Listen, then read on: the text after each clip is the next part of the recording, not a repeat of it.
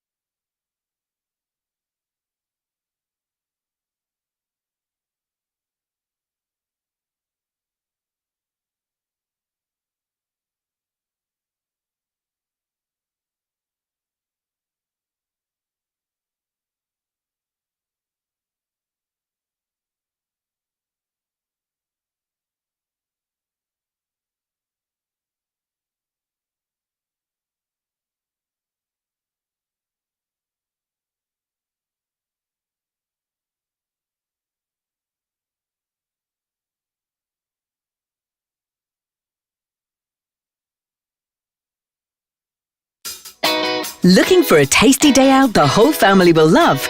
Chesterley Eats is back.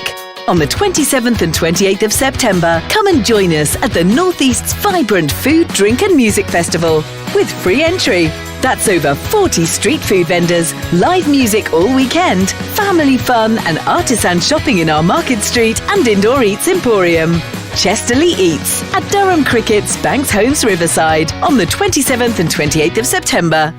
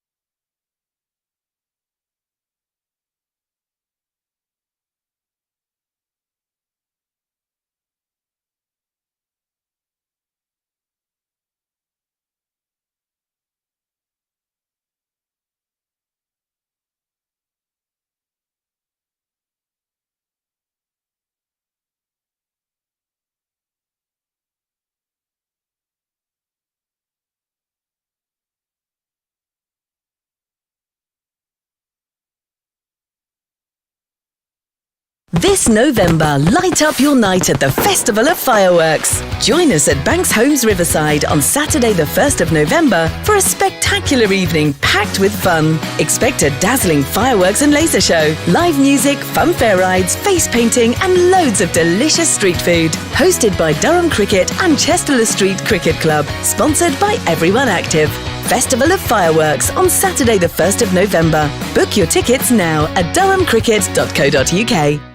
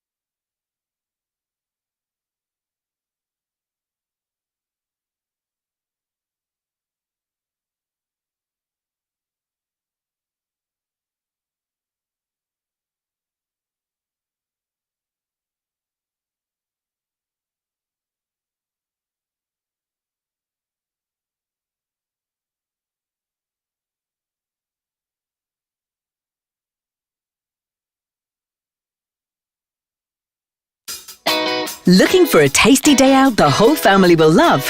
Chesterley Eats is back. On the 27th and 28th of September, come and join us at the Northeast's vibrant food, drink and music festival with free entry. That's over 40 street food vendors, live music all weekend, family fun and artisan shopping in our Market Street and Indoor Eats Emporium. Chesterley Eats at Durham Cricket's Banks Homes Riverside on the 27th and 28th of September.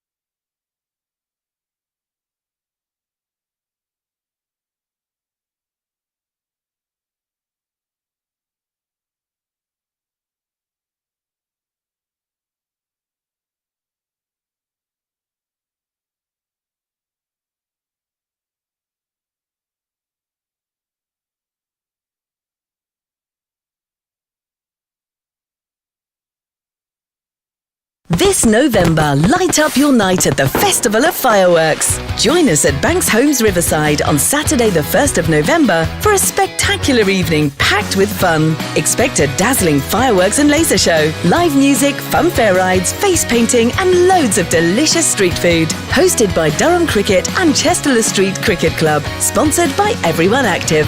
Festival of Fireworks on Saturday the 1st of November. Book your tickets now at durhamcricket.co.uk.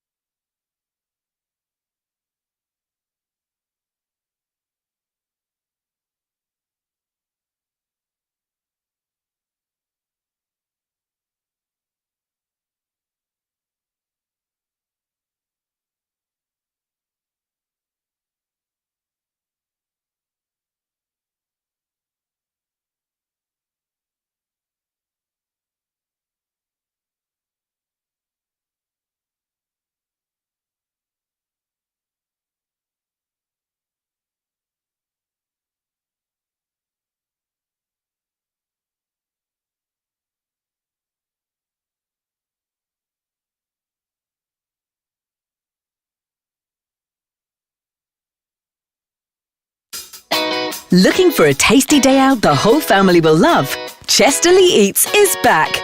On the 27th and 28th of September, come and join us at the Northeast's vibrant food, drink and music festival with free entry. That's over 40 street food vendors, live music all weekend, family fun and artisan shopping in our Market Street and Indoor Eats Emporium. Chesterley Eats at Durham Cricket's Banks Homes Riverside on the 27th and 28th of September.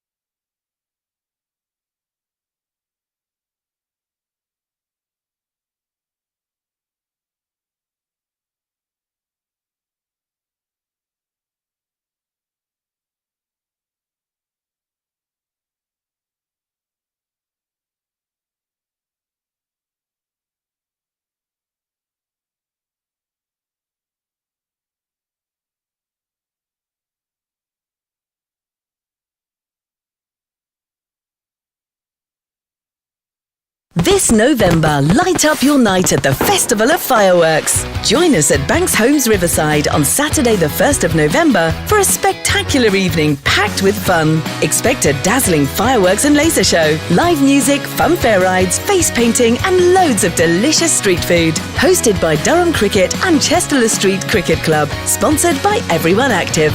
Festival of Fireworks on Saturday the 1st of November. Book your tickets now at durhamcricket.co.uk.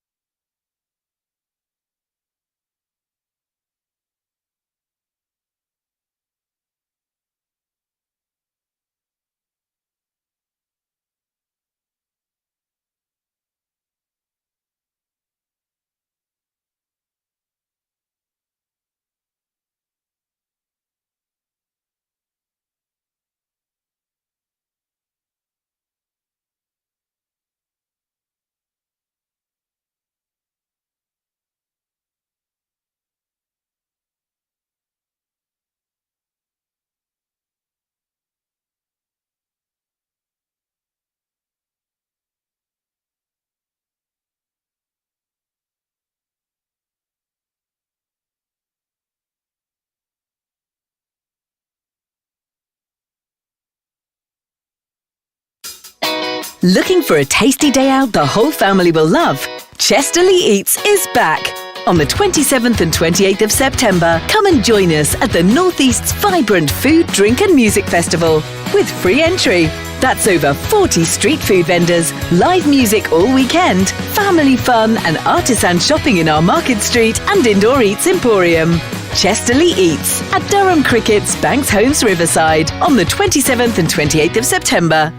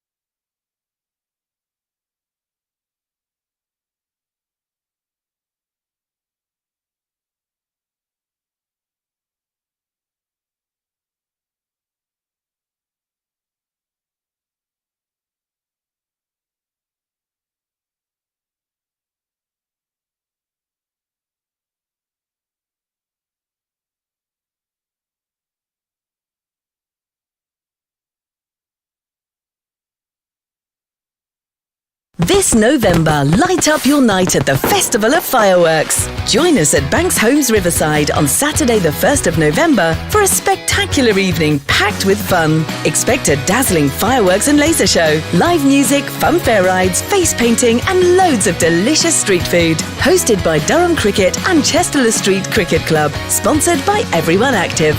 Festival of Fireworks on Saturday the 1st of November. Book your tickets now at durhamcricket.co.uk.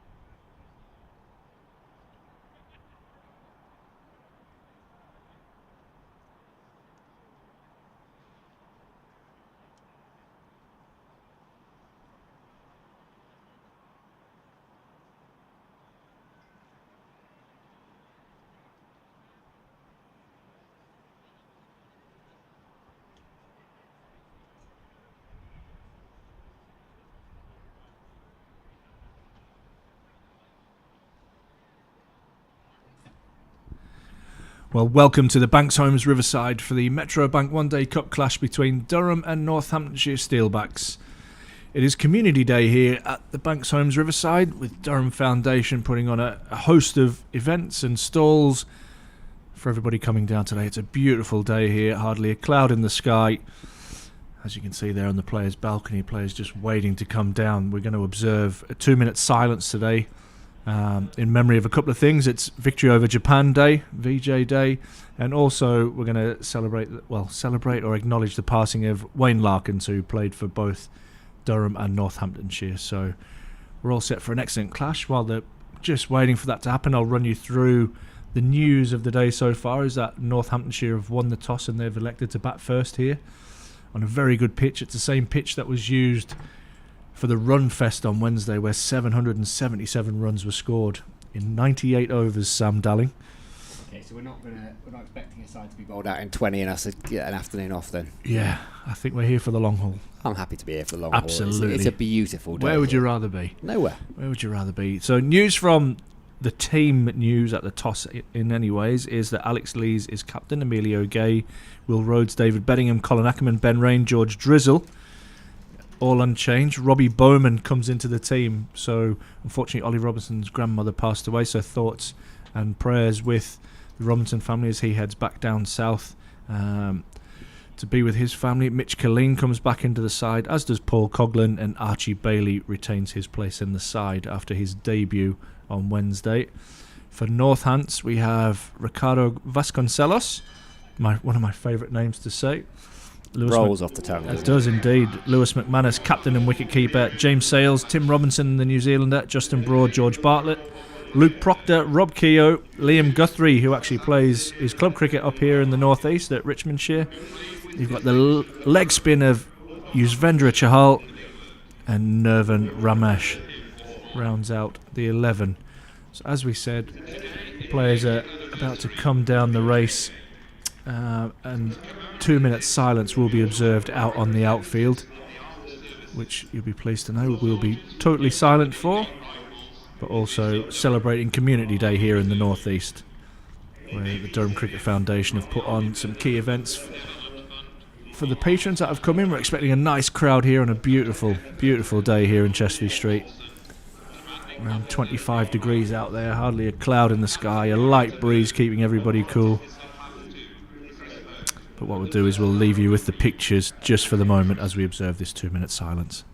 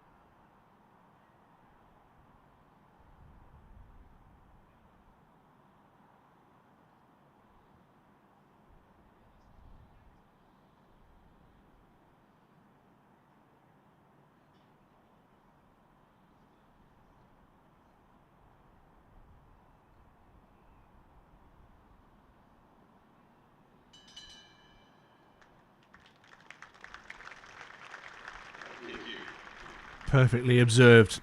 2 minutes silence there, as we said, remembering those from VJ Day. And for Wayne Larkins, you're with me, Ash Thorpe, and Sam Dalling with you throughout. We'll should have a number of special guests joining us today, as it is Ex-Players Day also here at the Banks Homes Riverside, and we've been promised a raft of guest speakers, hopefully early enough in the day that they make a lot of sense and they're not hydrated enough to talk as much nonsense as Sam and I. Are they trying to tell us something? We're being ousted. I love that. You can only dream. You can only dream. You see the Durham players there on the edge of the boundary. Umpires today, Bilal Shafiyat and Simon Widdop. Match referee, James Whittaker. You see the players there getting ready to come out into the middle now. Northants winning the toss and electing to bat first. Serious cricketer, Bilal Shafiyat, wasn't he? I think he was one of the. He might have even been the first Nottinghamshire Academy graduate in the early days of academies. Had an interesting career, didn't he? Because he went out and played in Pakistan for quite a long time. Played a lot of club cricket. I remember. Yeah, I was talking to him earlier. He says he's still playing a little bit of club cricket, and he got 100 the other week. He says. Who's he he's playing in the for, Birmingham League? He says. He? When he's not umpiring. Yeah.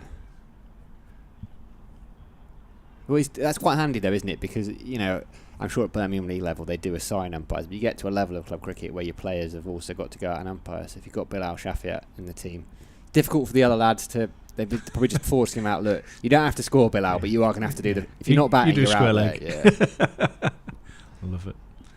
Right, Mitch Killeen back in the side, missed out on the game on Wednesday, and truth be told, he was probably disappointed in the morning, and by 7 p.m. he was quite happy to have been given a rest after starring down at Kent, picking up several wickets. Yeah, 3 for 15 off 10 straight for Mitch Killeen at Beckenham as well, which is normally a graveyard for bowlers. Yeah, batting paradise. It was a batting paradise here. Let's see what we've got today. So we have Ricardo Vasconcelos and Lewis McManus opening up. Left-hand, right-hand combination. McManus, the wicket-keeper as well. I found, flicking through the scorecards in this Metrobank One Day Cup, you look at the top 6 and 7 of every side and you think, oh, that's seriously strong. It's almost like they use the best batting attack or batting lineup they've got, and then it's the bowling, and it's a bit pot luck depending on when you play each side, because they're trying to rest and manage bowlers.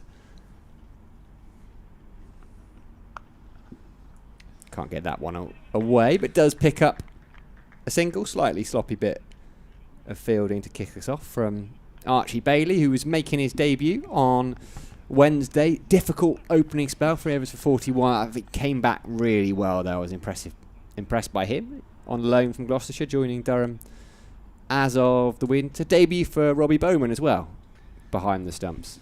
Yeah, really exciting day for him. He's known that this has been coming all week, so there's been a big build-up for him. Young fella from Newcastle School for Boys, who we play quite often.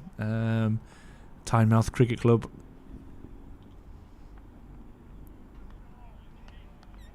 And another product of the academy here. So very exciting young wicket-keeper batsman.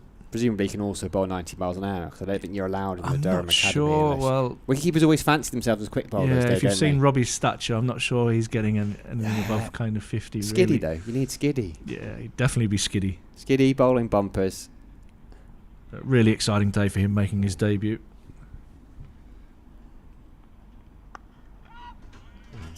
Exciting day for Mitch Killeen as well. It always is to play first team cricket. And I was saying that sides tend to be rotating their bowlers, and you've got a couple of things for head coaches to think about.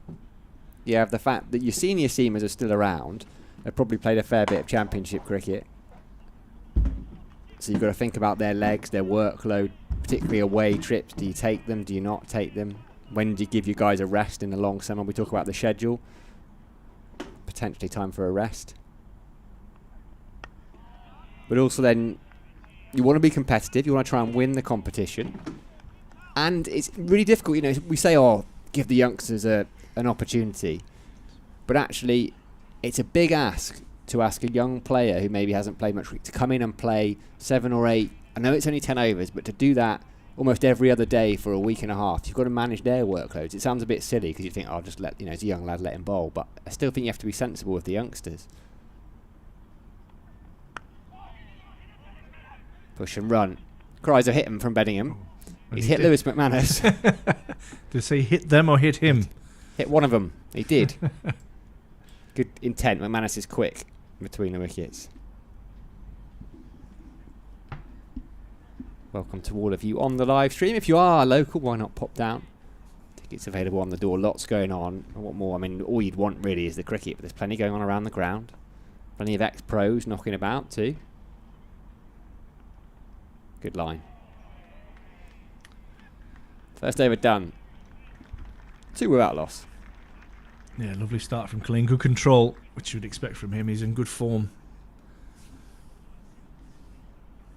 I'm sure Vic Domain and the likes will be popping in as well. I know Vic was quite keen to come and have a chat, and well, he can't even boast about this wicket because he's given all the credit to Barry Belstead, who's in charge of the one-day cup pitches. Barry. So yeah, he Bit of a promotion. Barry stood out there looking proud as punch this morning. He said he was a bit nervous after the ball to Emilio Gay when that swung in and nipped away and hit the top of off. He was like, what have I done? But 777 runs later, he was feeling a happy man. Paul Coughlin to open the bowling from the Lumley end. McManus on strike. Clipped away out into the deep. Well, Will Rhodes loves a graze out there, Will Rhodes. A pretty ordinary throw in and no backing up as Bowman unfortunately lets that one through. It's a bit of sloppy cricket to start from Durham. So everybody was looking to get set up for the left-hander. Being on strike.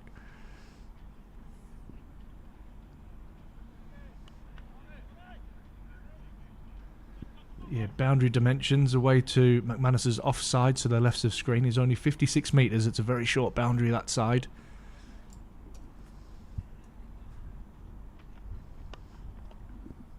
And away to where he's hit that out to square leg, and the members' side of the ground is the best part of 65 metres, as are the straight boundaries.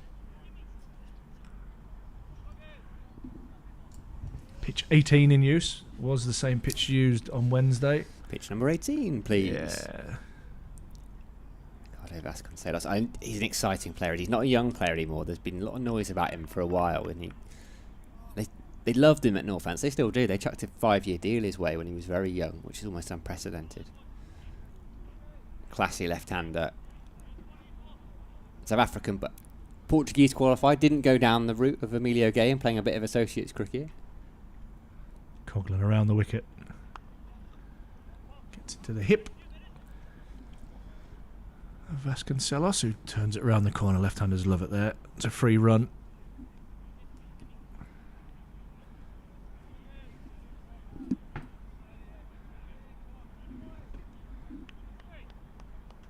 It's good to see Coughlin back in the side. Has battled injuries for a while now.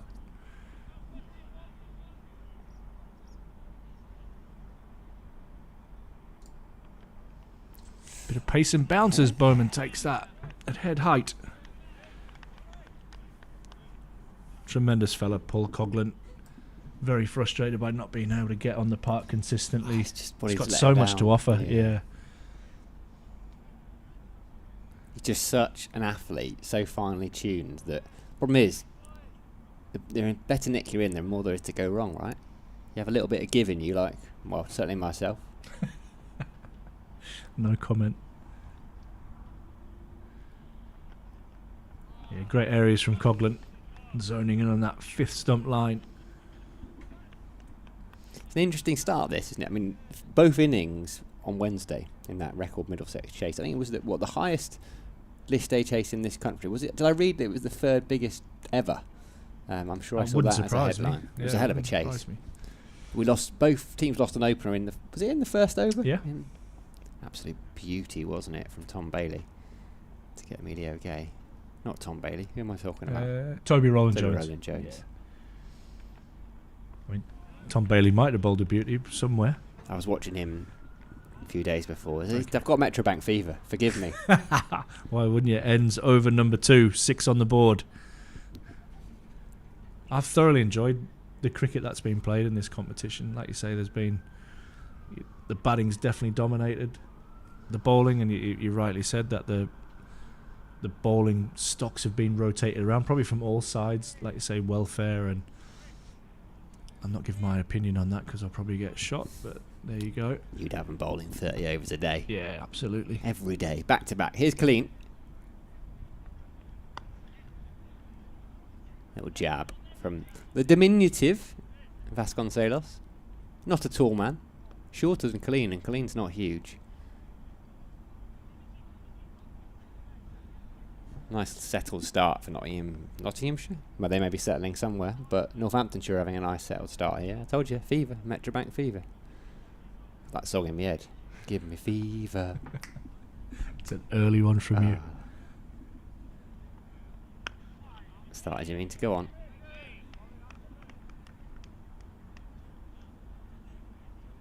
So where are the ex-players hiding? Well, not hiding. Where are they enjoying themselves? A little. They'll be upstairs in one of the sponsors' lounges. I think the Virtue Lounge they're in today. A little bit of food, a glass of something. I'm sure they'll keep hydrated throughout the day. That's important on days like this. Absolutely. Back to 50 in hydration.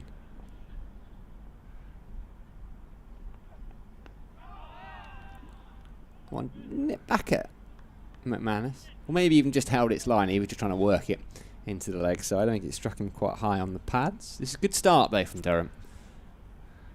Controlled start. One of the beauties of our ex-players' day is that we have a lot of the lads who were the trailblazers, who were the minor counties before Durham went first class, and they are all invited to join us as well, which is absolutely superb. So you get the two facets. Oh, that is a beauty from Khalid. Just enough movement with that brand new Kookaburra ball. You don't get many overs. I know we've got one at each end, but the sheen goes off very early. But if you can make it talk up top, touch of movement, find that outside edge. No slips in from the start almost here for Durham.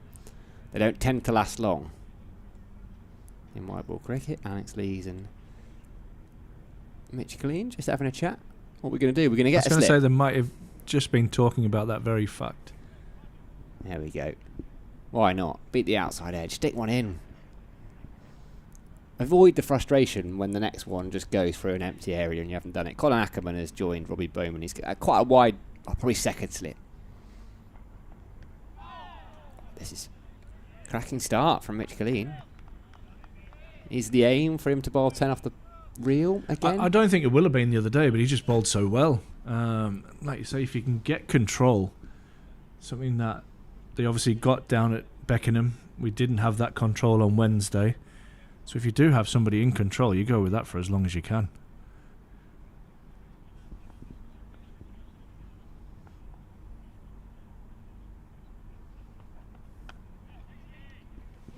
It's getting a bit of nip in off the seam on those last two. Oh, jeez. Ben Rain, rogue throat. Ends the over. A good one from Colleen. 8 without loss, Northants. Vasconcelos on 3, McManus on 5.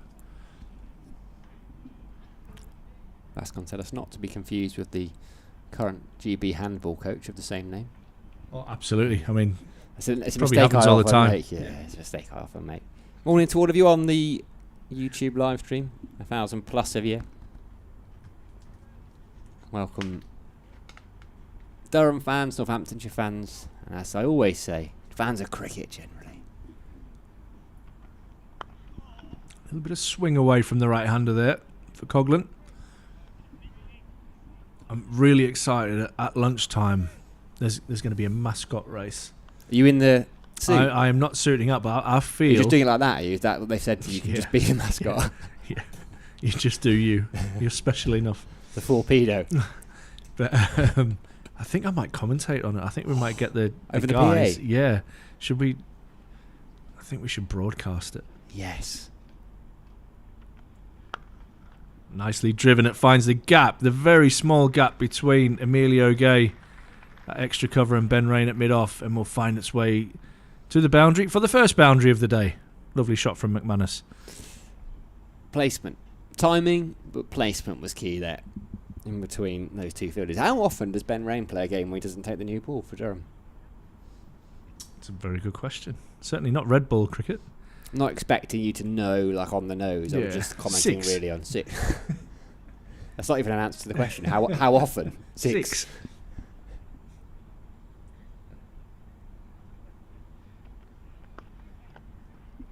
Nicely tucked away into the leg side. The skipper will try and prevent that for going for a second, and he does well. Alex Lees. Yeah, I find that in these games he can be crucial with that control in the middle. You've seen Mitch Killeen have that control at the very start. Paul Coughlin started off nicely as well. Most important question of the day, is it Fish Friday? It is Fish Friday. Oh, the onion bhaji burger and chips is tempting. Oh, that sounds like Heartburn City. Yeah, it does. You know what I'm going to do, my usual.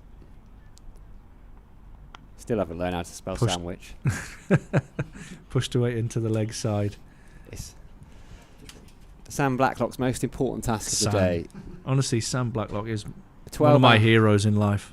12-hour working day. He's got a lot to do, but that moment when he wanders in with a clipboard and the options. He's got such neat handwriting as well. I feel bad for writing sandwich down, because compared to Sam Blacklock's handwriting, you can tell he's an international scorer, Sam Blacklock. Man of so many talents. Again, tucked away into the leg side, just for a single, but Durham have good control. Another pretty ordinary throw into the young wicket-keeper. They need to look after him today. Robbie Bowman on debut. Outstanding young talent through the academy system. Tell me more about him. Natural wicket-keeper? Lovely, lovely little wicket-keeper and a very powerful right-hand batter. Talented lad. Really, really genuinely nice kid. Absolutely thrilled for him to get his opportunity.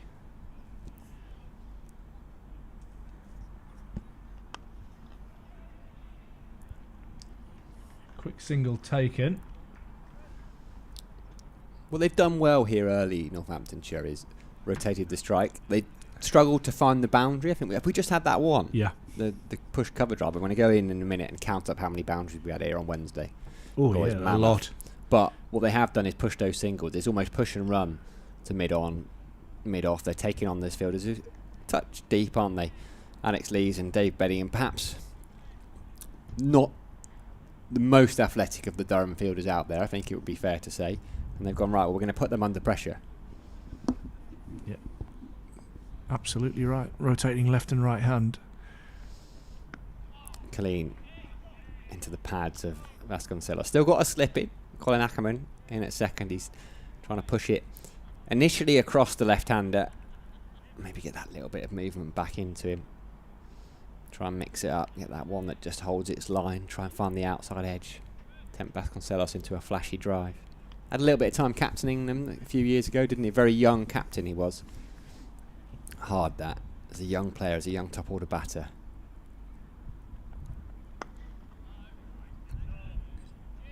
Hit too hard to take the single there. He's a stylish player, isn't he? Really one. Nice one to watch.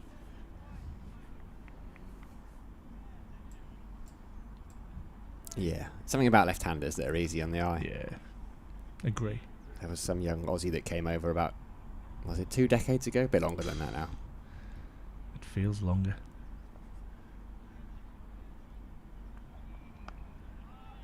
So when you came, Ash, what was the intention? Were you just coming over to play a bit of club cricket? Was a contract in your sights? Was that the main aim? Or? No, not at all. I thought I'd be here for 1 year. That went well. And then I'll have gone back home. In fact, I was in the process of, with my parents, building a house at the stage for me to live in. And then, yeah, had a couple of years of club cricket, and then met a young lady. She made me nervous. More nervous than being in the 90s? Yeah, absolutely. And we are still together and have a coming up 27-year-old, which kills me to say, who works here for the club as well. Michael runs the club shop and the welcome hub and whatever fancy titles that it's given.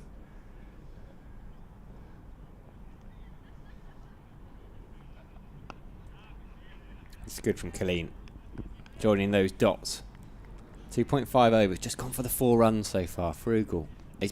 We saw on Wednesday the bowlers that had success were the ones that were able to just find that consistent line and length. As soon as you drop short on this pitch on Wednesday, it went away to the boundary. Too many of the bowlers were too wayward on both sides, but Toby Rowland-Jones showed it could be done. I was going to say, you know how much I love stats. Oh, could have gone anywhere. Maiden over. Brilliant from Mitch Killeen. 16 without loss, 5 gone. Outstanding from Mitch Killeen. Yeah, you know, I don't really look at stats at all, but I did go home and look at the economy rates of the bowlers. Not pleasant Toby reading. Rowland-Jones went at 4.3 from his 10, so went for 43. Everybody else was 7.5 or above. I suspect we won't embarrass them, but a few a tad higher than that. There was a couple, yeah, we don't need to go there. But just showed how his spell was so important in a day of absolute chaos. Well, I say chaos, actually Middlesex's chase was very, very controlled. Umpire Shafiyat might have had a little thought of extending his arms there. I'm just waiting to see if he was going to. He's obviously still getting them Yeah. loose. Can't be the fact he wants to keep them in the pocket because it's too warm for that today. But he is just saying to Paul Coughlin, that's maximum. That's your limit. That's your limit. And probably if you do that again, you might not get away with it. I like that from an umpire as well. In your favourite Cadbury's purple. Oh, the Wizards. Gets a bit straight. McManus whips it away onto the leg side, but straight out to Will Rhodes. Grazing on this beautiful square that we have here at the Riverside. Again, I do praise them a lot. Most of the time, not when they're listening, but the ground staff here have done a fantastic job. Main's never listening. He's asleep on the side. He's checked out. Particularly, I didn't realise He's he'd not in handed his over deck chair actually at the responsibility. moment, so I'm a bit nervous that he might be listening or on his way up. I told him to knock before he enters. Oh, that's a peach. Coughlin, bounce, good line, angling across the left hand. You've got to play at that. It's just the odd one from Coughlin when he bends that back. Fizzes through to the keeper. In 98 overs of cricket on Wednesday, how many boundaries do you reckon we had? Are we going 4s and 6s combined here? Okay, Yeah. yeah. So I reckon I'm going to go for 89.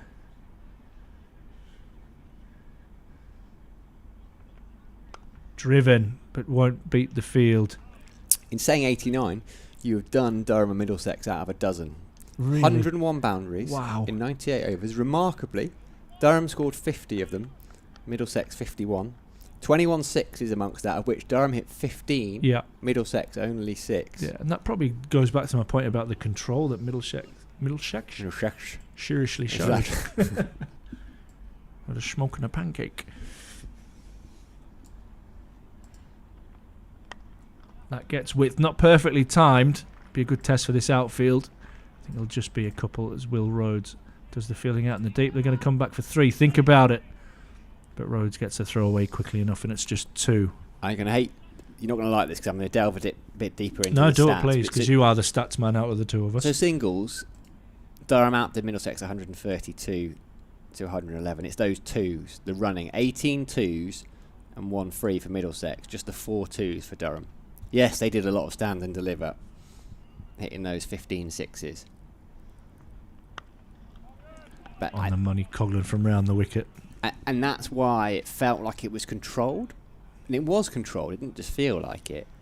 End of the over, 6 gone, 19 without loss. Because there wasn't a period where it wasn't because they didn't win the game because over 4 or 5 overs they added 75, 80 runs. They didn't need a blitz because they started quite quickly. Then they slowed down a little bit, but it was pretty constant, right? And Durham struggled to bowl overs that weren't going for 6. Even the good overs, they were going, okay, a 2, 4 singles, something like that. We gave them pretty much no hope, let's be honest, at the start. I agree.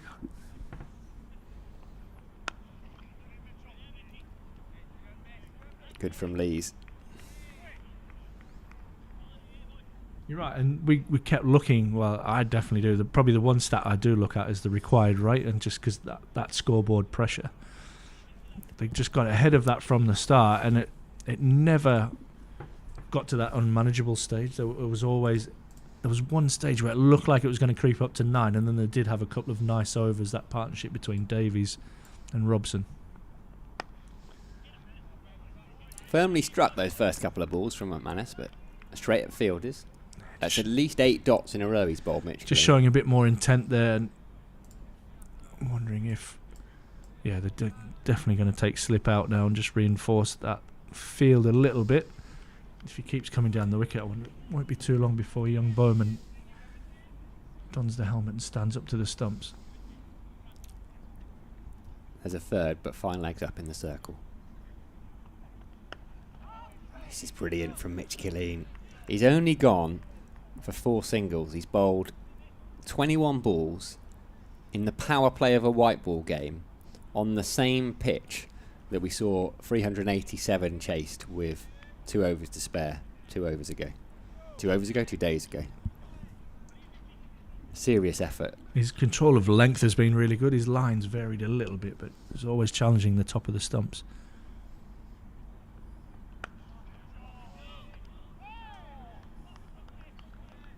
Same again. What have we got? 1,300 of you on the live stream. Durham, what's it streaming at Durham? I never know this. I should know it by now. Streaming at durhamcricket.co.uk. Oh, you started to just say it and then you went into professional voice, didn't you? Can you do it once more for us, Ash? Streaming at durhamcricket.co.uk. Your estimated wait time is approximately 4 minutes. I knew he was coming. Do you know what? I had the vibe. If he's not sleeping in the deck chair. I don't think he knocked there as he'd been asked to do, but he did make a slow entrance.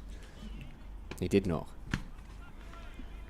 He looks stern this morning, doesn't he, in those sunnies, Ray-Bans. Who'd you nick them off?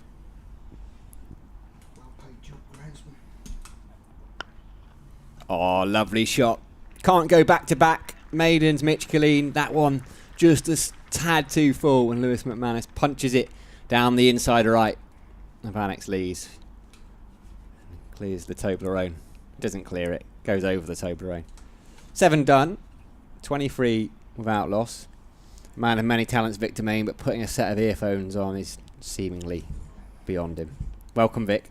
Good morning. Good morning, everyone. You still cross with me after Very. the Jack Brooks incident? Very. Never live that down. Are you happy, man? Am I ever happy?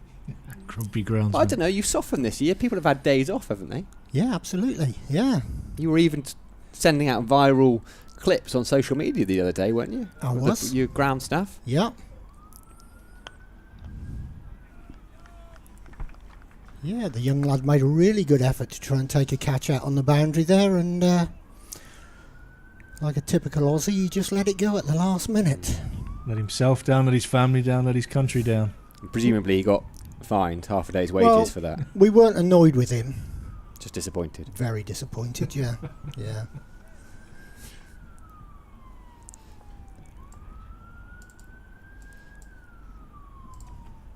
Oh, and again, a little bit of bounce and angle across the left-hander.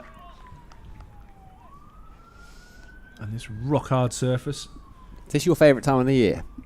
As a member of ground staff. Sun's out, mid-August, high summer. I'd prefer late September. Wake me up when September ends. I'll tell you what, you'll be praying for another winter like we had last winter. That's too true. Short, pulled away, and all the way, and over that, no, not quite over, but into the old scoreboard. First 6 of the day. Harry was out of his chair I know, looking for another did one notice there. Harry, bless him, looking for a chance at redemption. It's not the worst ball, that, because he hasn't really timed it and got hold of it. It's a short boundary. It's come off the top of the bat. It's gone up in the air. Other side of the pitch. I mean, he's taken on the red. Like Vasconcelos knows it's a short boundary, so he's taken that into account. But other side of the pitch with a deep square leg out, that's probably falling short of Barry out there. So Yeah, you've got the dimensions. I think Vic, you said this morning, 56 metres away to that boundary, and 65 the other side. So you're probably right, Sam. An interesting change of angle. Back in now from around the wicket. You just say that again so I can hear it. You say you're probably right, Sam. It's very rare to hear those words. At least nobody's listening. Am I correct in saying you had 4,000 people the other day? Nearly 5, yeah. Nearly 5. I think all the Middlesex fans jumped on, and I think Sam again mentioned it. God, this is going to kill me when there's a big run chase on and people kind of get wind of it. They jump on board. Tucked away around the corner. Be at least a couple. Good fielding by Bailey. I say what, I need this microphone off me. Like, my jukebox is going already. Like, the words "jump on board" are straight into music. You need to stop that. I tell you what, there was a very happy Middlesex fan at Jarrow Neil, Billingham Town Neil. He'd done the same as me. He had his Middlesex shirt on. I didn't have one on, but he was walking around. He'd gone to watch some Northern strutting League. Around. Yeah. Said, "You had a good day." He went, "Oh yeah, oh yeah." And he had to watch a 0-0, but you can't have it all, can you? Strutting around with his Middlesex shirt on. Did he get the £2.50 wine? No, I left that. I had a £2.50 burger and the over, 8 gone, 31 without loss, that tasted much better than it looked. Chips decent. Bovril, first Bovril of the season. Oh, excellent. But no, I left the £2.50 one. But it was 90p for a can of pop. Yeah.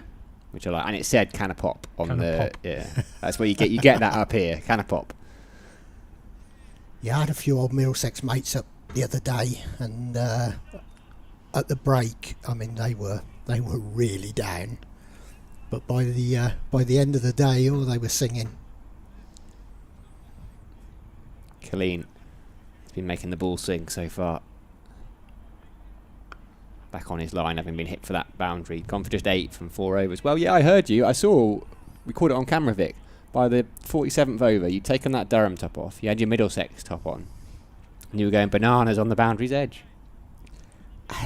Do you know, He's quite good, Sam Robson, isn't he? Yeah, I mean, much as I love Durham winning games of cricket, I was so pleased the other day for Middlesex because they've been through a tough time for the last couple of years. We at Durham know all about that. Can't get it past the fielder.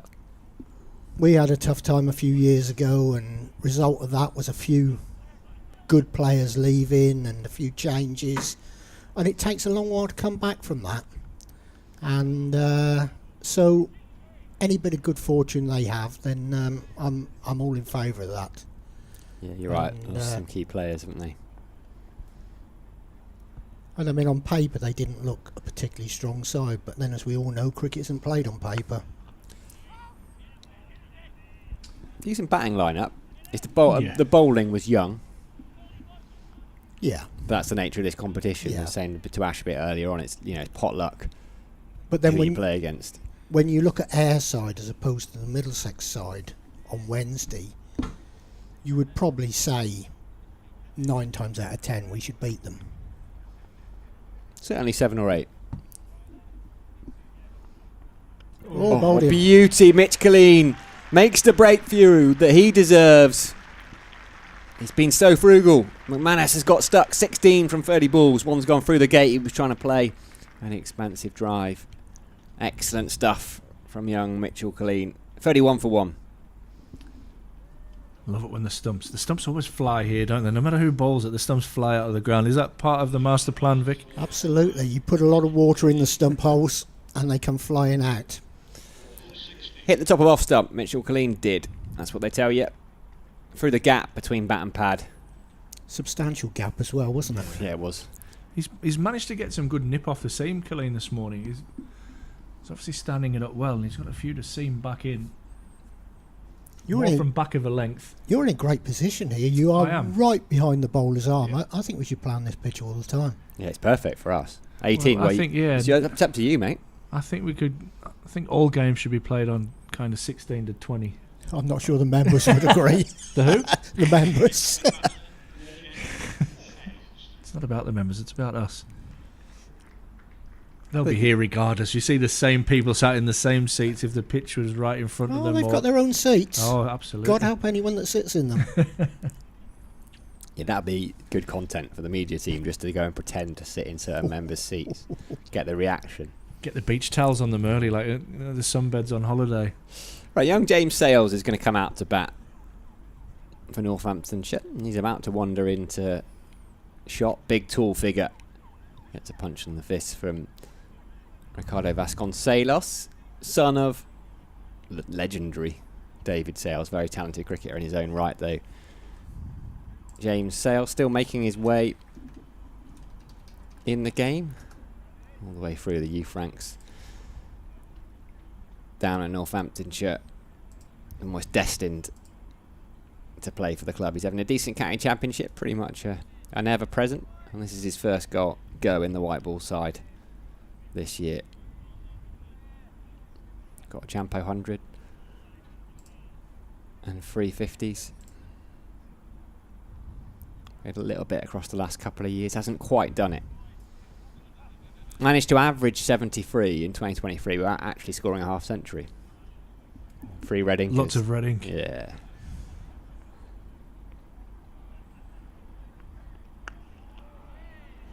As you'd expect from Mitch Killeen. 4.5 overs now, 1 for 8.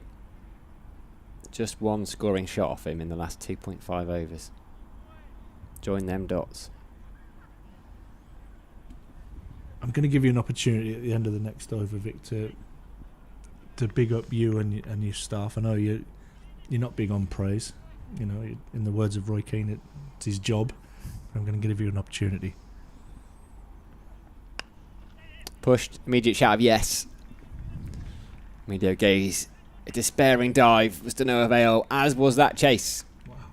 Boundary to finish the over, that's a fast outfield. It was just a push, it wasn't even properly timed. Races away. Sales up and running, 35 for 1. So I'm going to go back to this competition last year, and we had the whole Jack Leach day, when there was some average comments from me, I thought, made about the pitch. I don't think it was a bad pitch, it turned, and we had a very, very good spinner who turned the ball. If we turn that around to this year, there's records being broken with the amount of runs scored left, right and centre, in especially in the white ball competitions.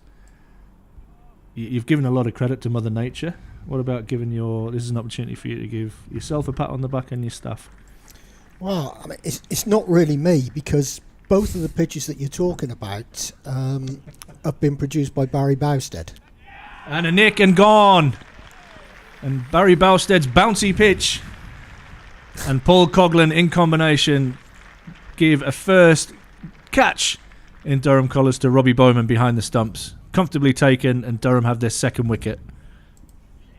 Yeah, straight into the gloves. You'd expect nothing less from any wicketkeeper, but still, he'll feel a little bit better about life. His first catch in pro cricket. Paul Coughlin enjoyed that one as well. That's face like thunder. First up, isn't it? Oh, yeah. Just literally do not move, straight into the gloves. Well done, young man. Yeah, go on back to... Yeah, go on. Big Barry up, come on. Yeah, he looked proud as punch this morning. Oh, absolutely, and so he should be. In this competition, I've recognised Barry for a few years now as being a potential head groundsman at a county ground, and I think he will be in time to come. And so the 50 over competition has been a great opportunity to give him his wings and allow him to learn to fly. And yes, he's done it at school, but school cricket is very different to professional cricket. I know he can make the pitches. There's no problem with making the pitches. The trouble at this level is the pressure that comes with it. Can people handle the stress? Can people thrive under that stress? And I think Barry will, but until he's put into that position, we don't actually know. Now, he had an incredibly tough time last year because, as you say, the pitch did spin a bit. Jack Leach is a test quality bowler, we all know that. And a number of our batters that day were second 11 batters. And Jack didn't turn it a great deal. He turned it a couple of inches, just enough, just what a spinner needs. and the pitch got marked below average. We had the pitch inspector come up the next day, and that will have hurt Barry. There's no doubt about that. That will have hurt. And so to come back on Wednesday with his first one since, I think, and see records flying in all directions is a great credit to him. It would have been easy for him to say this year, "Oh no, I've had a go at that, and thanks very much, but I don't want to do it again." Tim Robinson, the new batter, struck on the pads. Kiwi international. And yeah, he's not shied away from that. Well, it's an opportunity, isn't it? And let's be honest, he smashed it. It's an opportunity, but it's not for everyone. It's like every role. I speak to Ryan sometimes about the coach's job, and there are some people who can be head coaches. There are other people who are far better being number two. Mm-hmm. Great coaches, but they don't want the pressure that comes with the top job. So good, George Drizzle at backward point, isn't he? He's long. He's got a really good wingspan, like a basketballer's wingspan. He's tall, and yeah, long arms. Very good in there. And yeah, there's so much scrutiny, isn't it? And there's probably no harsher critics than yourselves when you're watching there and you see one that doesn't quite bounce as much as what you're thinking. You're like, how's this day going to pan out? And it's almost a 6 hours stressful of watching. We know when a pitch is played well. We know when a pitch is played badly. We don't really need other people to tell us, although they will. I was going to say they definitely will, including me. But that's part of the job. You've got to be able to take that. If you're going to take the credit when things go well, you've got to be able to take the other side as well. And that's the sort of pressure that I'm talking about. No one likes picking up a newspaper the next day, or sorry, nobody reads newspapers now. No one likes going on to ESPN or whatever on the internet and reading that it was a horrible pitch. And that, whatever anyone says, that hurts. Driven away, Drizzle unfortunately unable to stop this one from a Durham point of view. Robinson's off the mark with a boundary. Bit too much width there from Coghlan. Excited to see Tim Robinson. One of that, like New Zealand next gen. It felt like when they went out of that T20 World Cup, it was the end of the cycle. The team that everyone loved, that did so well, but they were all coming to the back end of their career, and they were missing actually the lads in the middle. Rachin Ravindra is one, sort of mid-20s coming into his best, but actually they've had to go for youth. Robinson's a young man who fills that mould.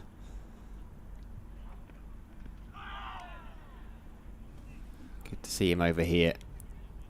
That ends a successful over from Paul Coghlan. It went for 4. Northants. Where are we? 39 for 2. Wicket apiece for Coghlan and Colleen.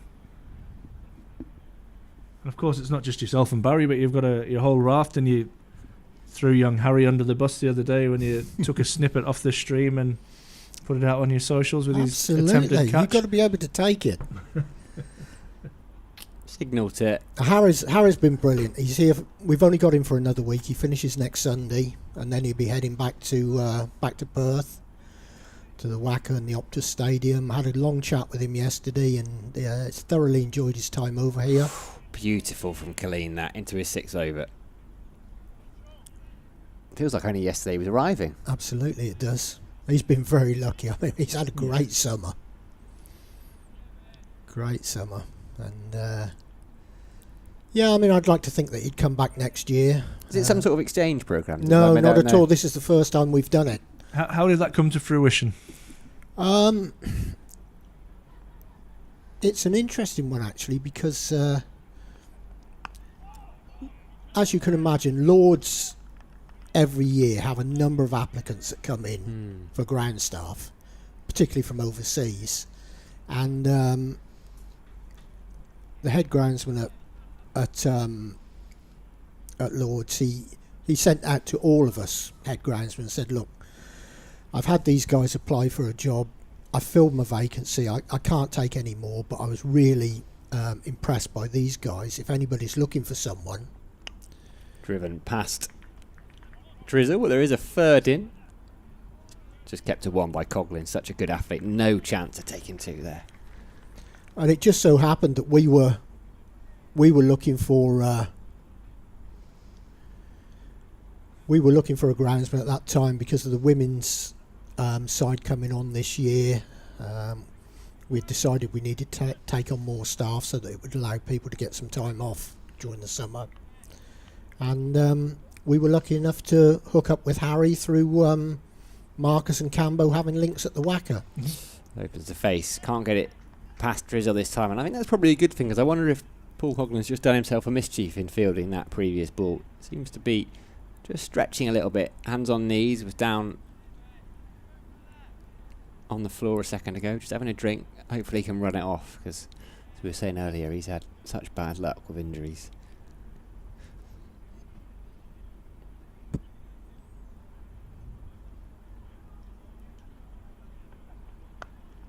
We'll see now. He looks to be getting after that one pretty quickly.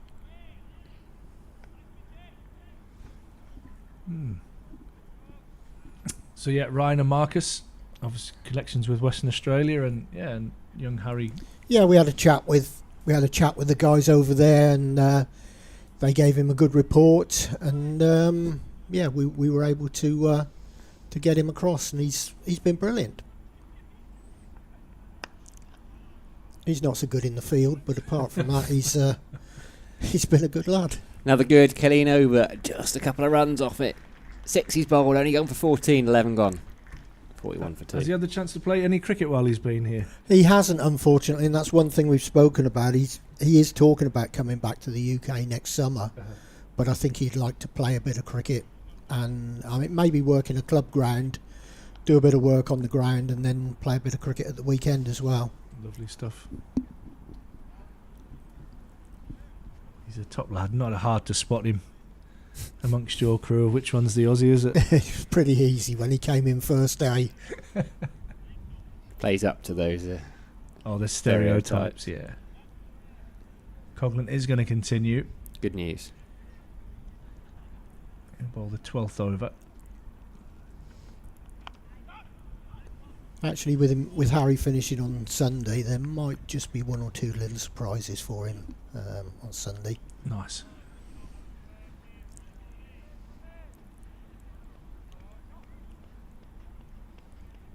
Beautiful day, isn't it? Oh, mate, the weather's been so good. When we started, there really wasn't a cloud in the sky, and I mean, let's be honest, we'd take this sky all day long as it is at the moment. Light breeze coming in.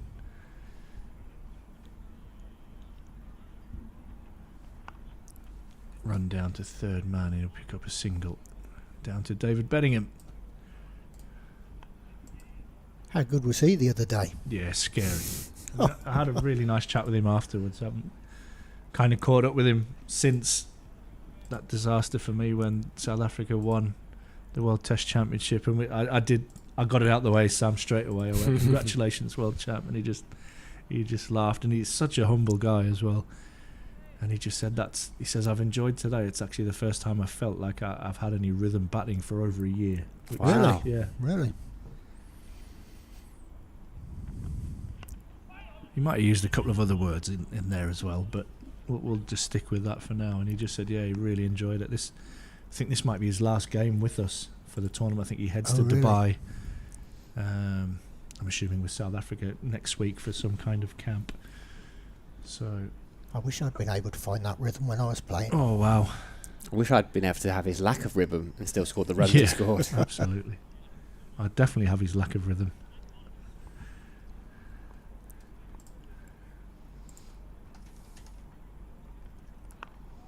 This is good from Coughlin. It's a nice start from Durham.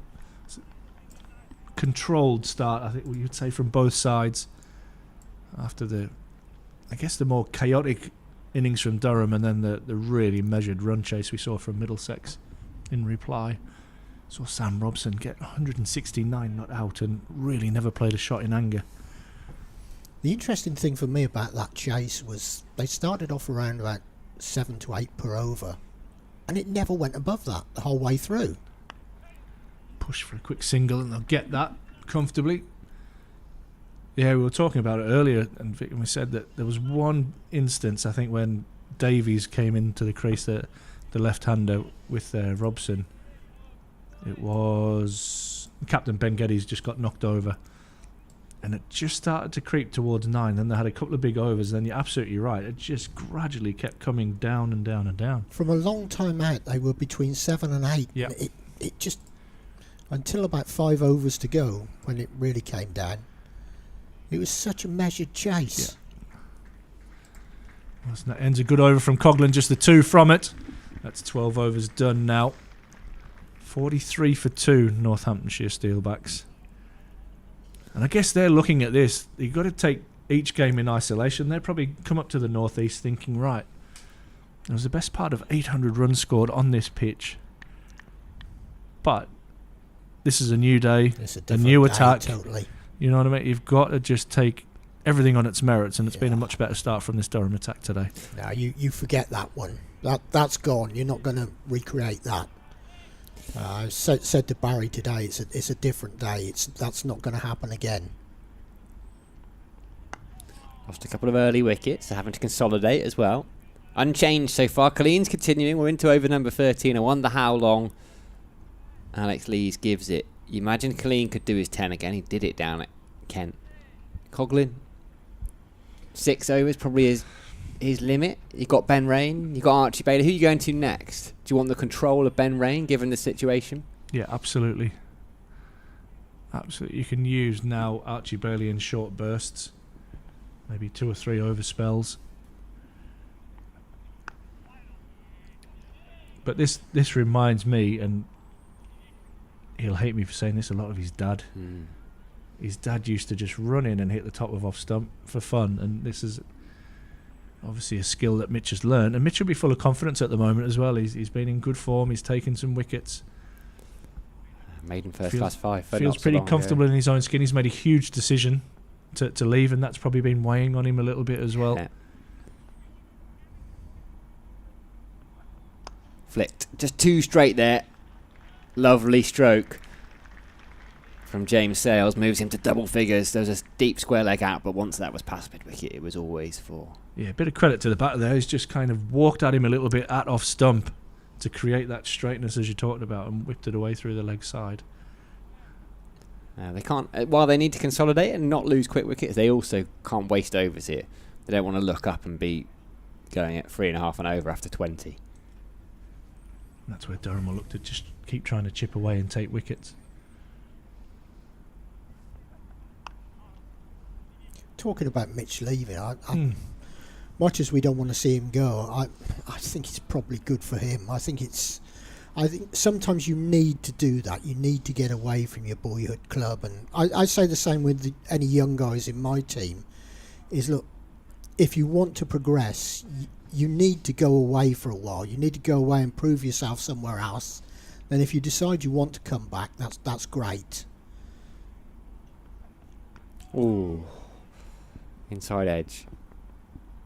It's about comfort zones, isn't it? And this is not a reflection on him and the way he's been. But if you're at the same place, you can live at home, your family are around, your friends are around, you're in an environment that you know and feel safe in. I mean, he's obviously flourishing still because he's playing first team cricket, right, and picking up first class fifers. But to go to that next level, to make sure it's not just a couple of year flirt with a professional career. Going down to Essex. New dressing room, but actually probably quite a similar dressing room in that I think there's some dressing rooms end of the over at 13 gone that are quite straight, quite private school, and actually there's some dressing rooms that are probably a little bit more fun and are full of characters. Durham is one of those. Essex is one of those as well. I think he's got the best of both worlds, Mitch. I think young Luke Benkenstein's down there, and he'll have grown up a lot with Luke playing cricket in the tunnels and the nooks and crannies of the Riverside growing up, so he'll be living with Luke down at Essex, okay. which is a really nice, almost like kind of a full circle kind of thing, but just different voices, different ideas. Well, and also Sam Cook's there, right? And that's presumably the bowlers he's going to model himself on, someone like a Sam Cook and a Jamie Porter. Yeah.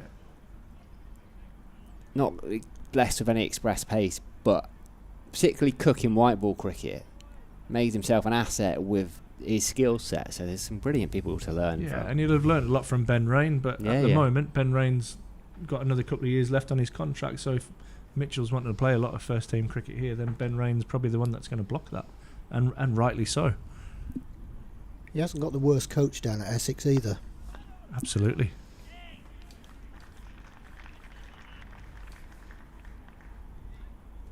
Who's their bowling coach now? Was Andre Nell for a bit. It was Nell for a little bit, wasn't it? I'm not sure he's there anymore.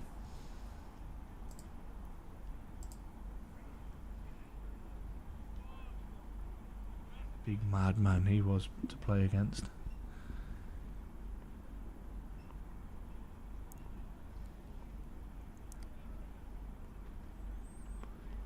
Bouncer. Bowman does well to get a hand on that. I think that's just going to be the one for the over.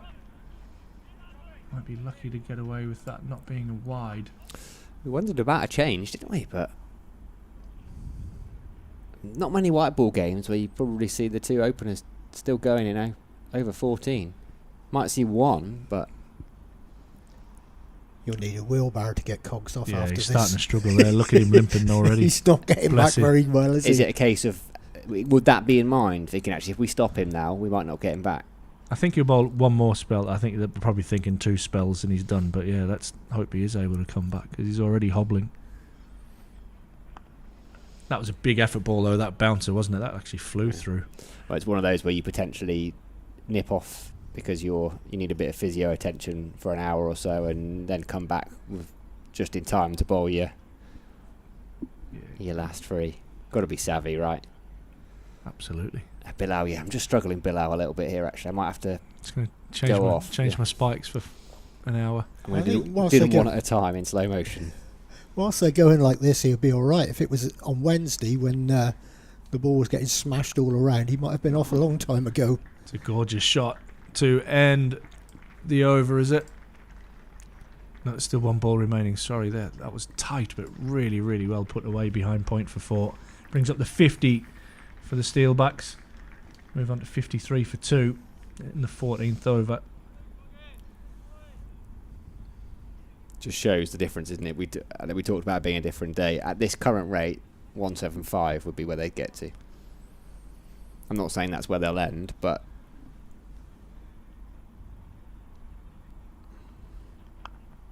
It's good areas again from Coghlan to finish his 7th. They've had to rebuild, haven't they, a little bit? Lost those couple of wickets. Yeah, 31 and 35. The wickets fell. We're going to see Ben Rain yeah, first into the attack. change. Mitch Clean, 7 overs, 1 for 19. Ben's head looking very white at the moment. Well, I think it's just the contrast with Mitch Clean, who's got a pretty full head of hair as well. Although based on family history, No comment from me. All me. enjoy it while it's there. Yeah. Follically challenged. Yeah, I'm similar. Still need to set up your chat with Stokesy, don't you? Yeah, I do need to chat to him about that. I could do with some kind of discount, actually. Or maybe I could have it as part of my contract here at Durham. I'd do it for free, but if I get that hair transplant. But I'm running out of stuff at the back to move forward, that's the problem. Push and run. Ben Rain. I gave up on mine real early. Just went with it. You've been accused of being a 100 commentator. Well, what do you think? 5 ball overs? Are we doing sets? Oh, wow. You can accuse me of anything you like. I think they get paid more. I'll take it. Do you mean you It's get that paid? kind of ruthless world out there, isn't it, Vic? Do you get paid? I don't. Oh, use of the feet, bang. Tries to go down the wicket. Doesn't get it away, though. Just Warren Robinson, who's played a fair bit of cricket for New Zealand now. Well, he's early days in it, but I remember they gave him his debut against Pakistan. He just scored a massive 100 in the Super Smash. Almost 140 off about 65 balls or something like that. Exciting. Sort of a Finn Allen style they were liken him to. And Finn Allen's still pretty young, I think, as well.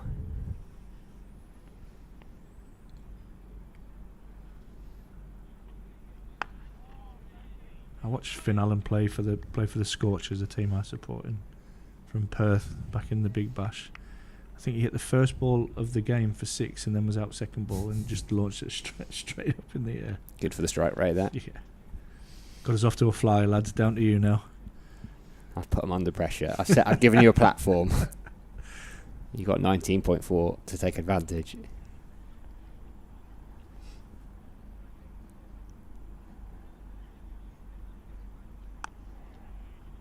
I think that's the length on this pitch. You need to be hitting the top of the stumps to maybe a couple of inches above the bails.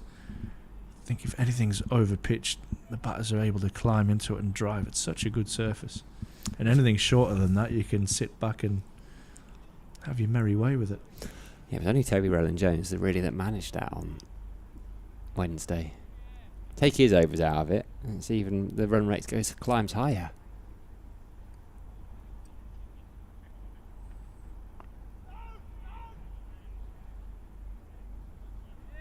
And his rhythm straight away, Ben Rain. Just the 2 singles off it so far. Will we see a double change here, Sam? I think we might. Archibald Bailey getting ready. Or will we see Drizzle, do you think? I think they'll go pace. That was one of the disappointing things for me on Wednesday, if I'm totally honest, that we didn't see more spin. I was surprised Colin Ackerman didn't get a ball. Yeah. Got Will Rhodes as well. I wouldn't be against seeing him now. Yeah, I think Will's probably going to be your 6th bowler, isn't he? And like if everybody bowls well, you probably might get a couple out of Will Rhodes just to give Alex Lee's options at the death. He's bowled superbly in this tournament so far. Wasn't at his best on Wednesday, as you could say that for probably everybody apart from Toby Rowland-Jones, to be honest. Toby's been around a little bit. He knows his work. He knows his job by now. Quality operator. I think he was unlucky not to play a lot more for his country. Yeah, I agree. Certainly hit the ground running with his England career, didn't he? And then injuries, wasn't it? Absolutely. Archie Bailey is going to come into the attack. The young man on loan from Gloucester signed a permanent 3-year deal from next season. Lots of promise. It was good to actually see him bounce back. It showed good resilience on Wednesday after his first few overs. Went the journey, came back and picked up a couple of wickets in his second and third spells.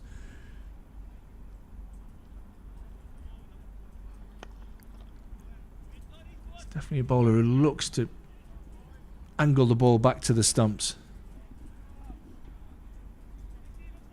Quite compact in his action. Saw a couple of useful bowlers walking around the ground this morning. Indeed. Mr. Carson, I think Mr. Wood were in the house, weren't they? They were. Might not be. I saw Bryden had a bowl this morning. Did Woody have a bowl? I just saw him walking round towards the net, so I don't know whether he bowled or not. Bryden definitely had a bowl out in the middle. Down the wicket, not timed, but timed well enough to get away to that boundary over in front of the Daffabet stand for 4. Robinson prepared to use his feet. Is this a plan not to let the young man settle? I think so. I think they'll look at what happened to him on Wednesday and probably just try and play a few mind games, but also they're probably realising that they're a little bit behind where they'd want to be on the scoreboard at the moment.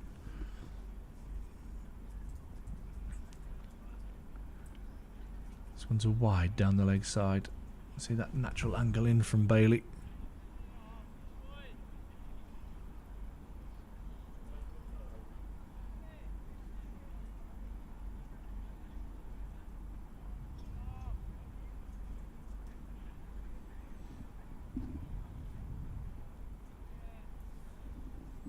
Expecting this to spin a little bit more than it did the other day, which it didn't really turn much at all.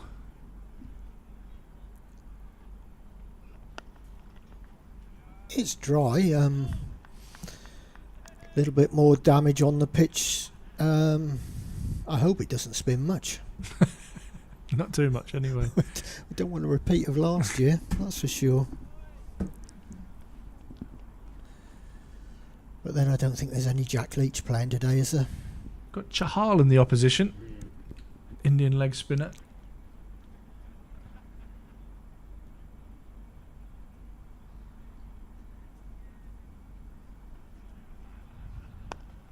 That's a lovely Beautifully shot. driven Vic down the ground, as you said there. Lovely shot. Just back past the stumps. Bailey not quite finding his length at the moment. That's what you're saying. If you give the batsman an opportunity to score, whether it's via width or whether it's via length, it's a good surface to take advantage of that. No better shot in the book for me.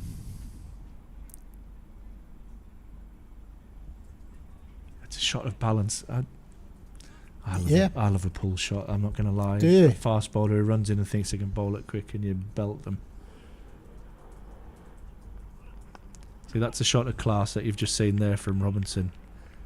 I think the pull shot's a bit of a shot of authority. That shot down the ground for me is a sign of a batsman who's staying up. His head's not going over to the offside, and he's presenting everything back to the ball from where it came from. That or a Mike Hussey cover drive. Used to love that. Saw a lot of them. Played for both these clubs as well, Mike Hussey. That's your length. That's your line, Archie Bailey. That's where you need to be. Ends his first over. A couple of boundaries off it. Got to be a left-hander to play a cover drive. Yeah, proper one.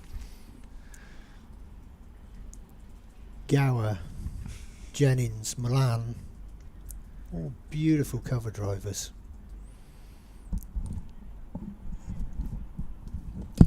Conversation. Looks so effortless as well. I agree. It's amazing how easy a game some people would make it look. It's not fair. Beddingham. Well, we're talking about that this morning, weren't we?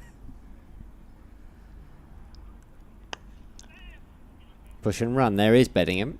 It was to his left, which is what gave Sales the encouragement. They did that well early on, the opening pair, McManus and Vasconcelos. They weren't finding the boundary, but they were keeping the scoreboard ticking over, and that'll be important here. Just gone midday here at the Banks Homes Riverside. Sam Dalling, Ash Thorpe. Chief of Ground Staff, Head of Ground Staff, Chief. I quite like Chief. Sounds like he's working in the White House. Vic Domain. Certainly no politician.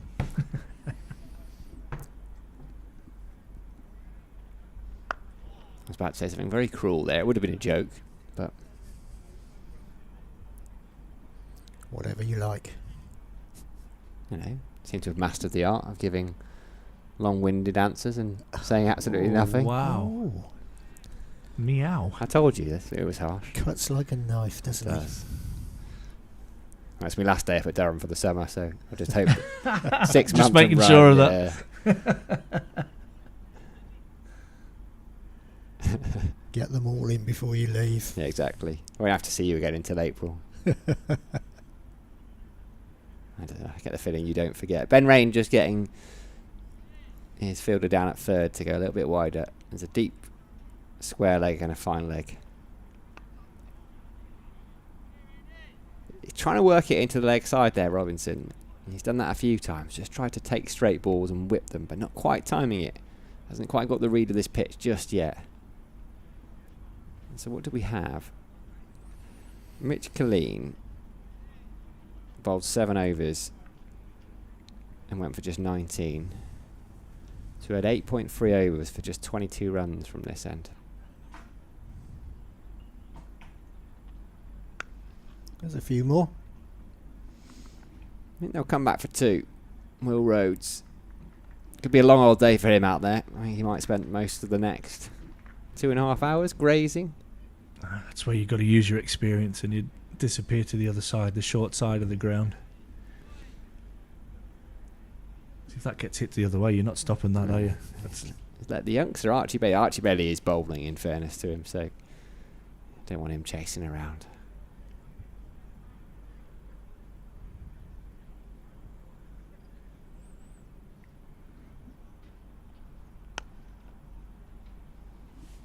Back on it, Rain. It's 3 off the over so far. Been watchful. Robinson 21 off 25. He'll be thinking, well, just get me eye in here. Get used to it. More than capable of scoring rapidly. Back end. Not even back end. Through the middle. Be interesting to see how they approach it against George Drizzle. We saw what Middlesex did and what Durham did to Josh De Cares. 3 off the over, 17 gone, 67 for 2. Yeah, it's good. Lots more control. Bowling at the stumps, not bowling both sides of the wicket, which we saw a little bit on Wednesday, and that was probably the pressure that was put onto them by Middlesex. At any time there was an opportunity to score, they took it. It's been a much more controlled start from both sides today. What's the thinking, Ash, between Rain bowling at this end? 'Cause it's not his preferred end, is he? He prefers to Lumley. I think he'll bowl anywhere he's asked, to be honest with you. It might be that he's bowling to that shorter boundary to protect the youngster a little bit.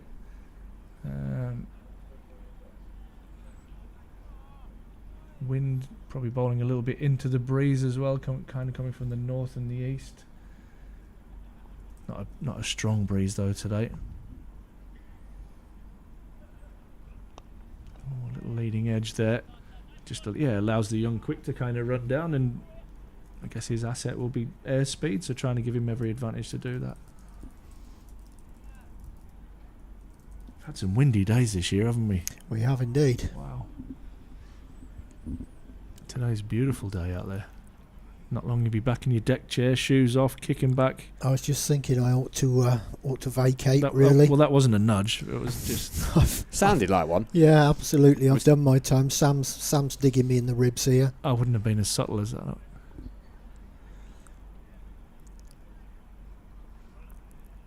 Again, just a little bit down the leg side and wide, called by umpire Bilal Shafiat.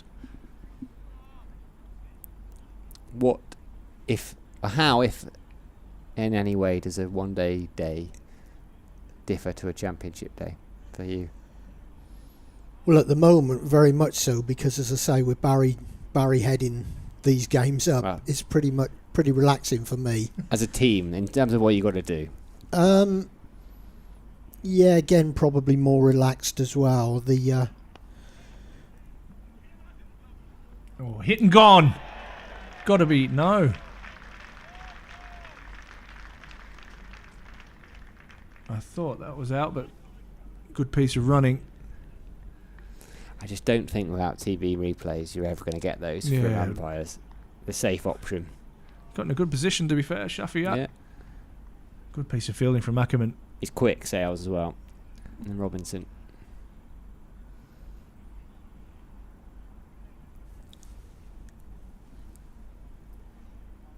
Yeah, normally for us a championship game would involve a more intense morning.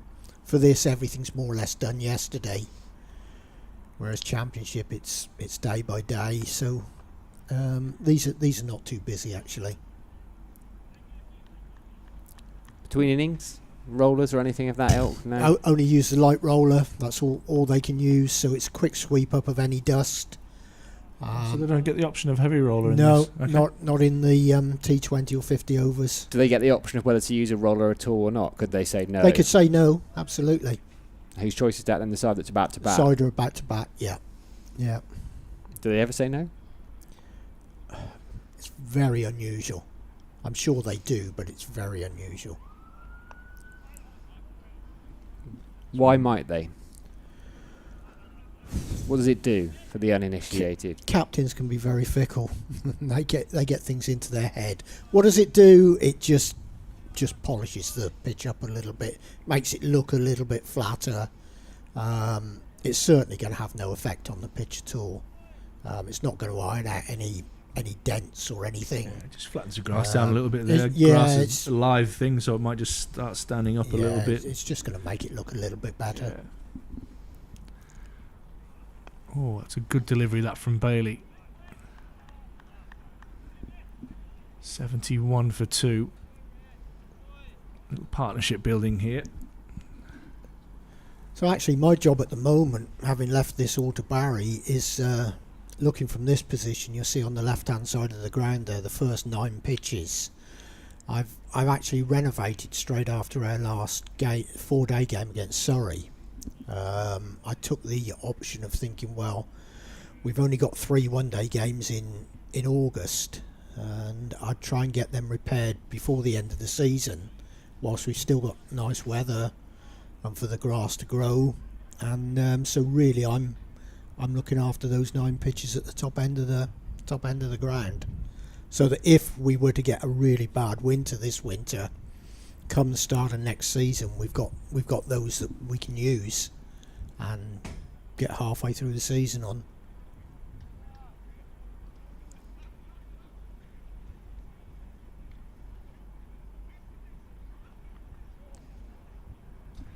Thuds into the thigh pad of Robinson and ends the over. 72 for 2 after 18. Robinson on 22 and Sales on 15. What does that renovation entail? By renovate? What we do is we shave the grass down as much as we possibly can, so it'll be as lower than this pitch that we're playing on today is. So take all the grass off. Then we do what we call a scarification, which is a machine which cuts into the surface and it drags any rubbish out of the pitch, dead matter, old fibre, that sort of thing. So we'll do that in about 3 directions. Then we punch holes all across it and put some new seed in and new soil over the top. It's not something that we would normally do during the season, because putting soil on top of the surface is dangerous, because if it then rains and it gets wet, it gets very claggy. But because we had so little cricket, I thought, well, I'm going to take a chance, and I can try and control it with covers if need be. But the weather's been superb. The new grass came through within 7 days, and we've been fairly lucky. We've come out of it fairly well. Yeah, they look lovely over there. They do. Visually from here, they look absolutely superb. I just want to go and sort of roll around starfish on them. Are you happy with that? I think you might get shot. You got a licence for that? I'll find one. Yeah, they do look lovely. Lush.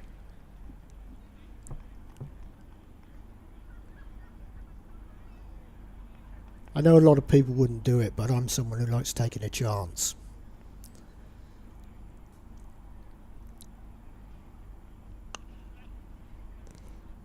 ABBA straight into my head. First single off the over. Sales on to 16. Be a calculated chance that, though, isn't it? Knowing that we've had such good weather, and you'd be looking ahead, kind of, as to what's coming. Yeah, I mean, sometimes in life, doing any sort of job, it's very easy just to be comfortable and do what you normally do.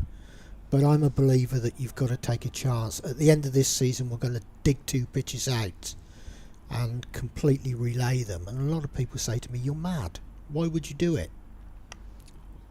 Flicked away, just one. And why would you? Why would I? Because I came here 11 years ago, and when I decide the time is right for me to go, I want to leave this ground in a better position than I think it was when I came here. And so, yeah, people have said to me, why would you do it? Why don't you just disappear into the sunset and don't worry about it? Because it's a major upheaval. It means for 2 years we're not going to be able to use those pitches, and you don't know what they're going to be like when you do use them. But we dug one out 5 years ago, I think it was now, and it's now the best pitch that we've got on the square. So why wouldn't we do it? Is that the most you'd risk doing in any one winter then too? Probably, yeah. I mean, I do know in the past that clubs have done half of the square one year and the other half the following year. Now, because we have so much cricket, we've got the Tier 1 women's cricket as well, doing any more than 2 would be taking a lot of the square out. Single to end the over. 19 gone. 31 left. 76 for 2. Yeah, Northants going along 4 and over as we're about to approach the 20 over mark. 76 for 2, as Sam has just said. You have to feel that they're going to need an opportunity to accelerate. Wickets in hand though, right? do have wickets in hand. They're only 2 down. And a partnership building here between these two.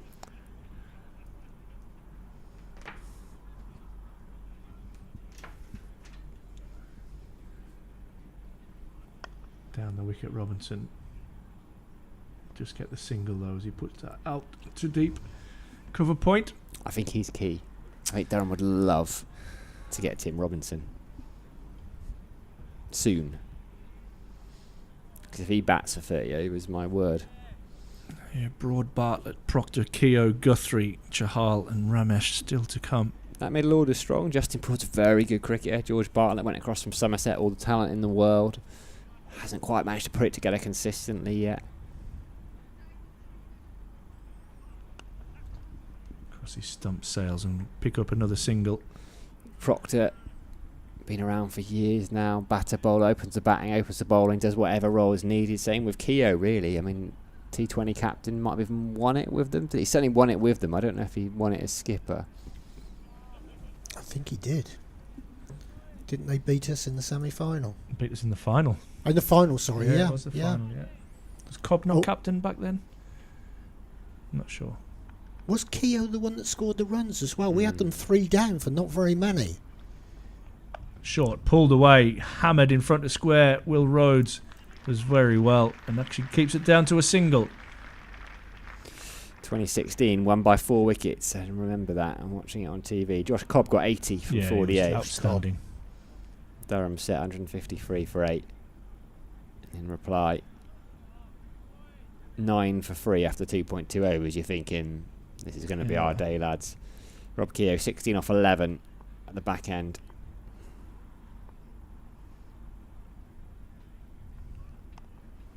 Nice from Bailey. Good control. Probably been his best over so far. Yeah, I remember it started drizzling on as well and the ball just kept sliding onto the bat. Cobb batted beautifully, to be fair. As a ruler, I remember him when he came in. He was so good that year. Did you see the viral video of him going around that he smashed his own car window? Was batting and launched one into the car park. Yeah. Just see him put his hands on his head as you hear the car windows smash. Driven nicely on the up. Coghlan does well. Keeps the ball in front of him. And then a direct hit, but well home. Brilliant bit of fielding, though. Yeah, what a Durham side that was. Stoneman, Jennings, Stokes, Richardson, Burnham, Collingwood, Pringle, Borthwick, Arshad, Wood, Rushworth. Some serious cricket. Yeah, Wood. There's a couple of things that I remember from that campaign. There was a catch that Michael Richardson took standing up to Rushworth away at Gloucestershire, which was an incredible catch. Don't think anyone was more surprised than Richo. And Mark Wood's spell against Yorkshire in the semi-finals where he blew them away. Bailey just losing his action there as that one drifts down the leg side for another wide. He's done that a few times already. Is this the head dip that you were thinking about? I think so. When it's just not quite right there, he just loses his left side a little bit, and his natural angle is to push it in. But every now and then it just goes a little bit too far. No doubt something for Graham Onions and his team to work on over the winter. Clipped away nice into the leg side. He'd probably pick up a couple. And they do come back for a comfortable second. So better over. Right, gents. Pleasure talking with you. Vic, and, love you to have you. Disappear. Thank you All very the much best. again for your input, mate. Always a pleasure. Pleasure. Welcome. This is the last time, sir, for the season. Yeah, we'll see Went you. well. I will see you. If not later today, then I will see you next April. I'll see you at some point. Yeah, you will. Thank you, Vic. Vic Domain, head groundsman. Always insightful to get Vic on. Always learning something. Not sure he learns much from us, but we definitely learn from him. 20 gone then. 84 for 2. Durham will be happy with this. They'd love another wicket or two. Rain. Flicked away. They look for 2. Won't get it. It's tough to run 2. Archie Bailey did well there to come around from deep square. Get his body right around it, but still, it's not a boundary you're going to run many 2s to. 50-run partnership up between these two now. It's been building nicely.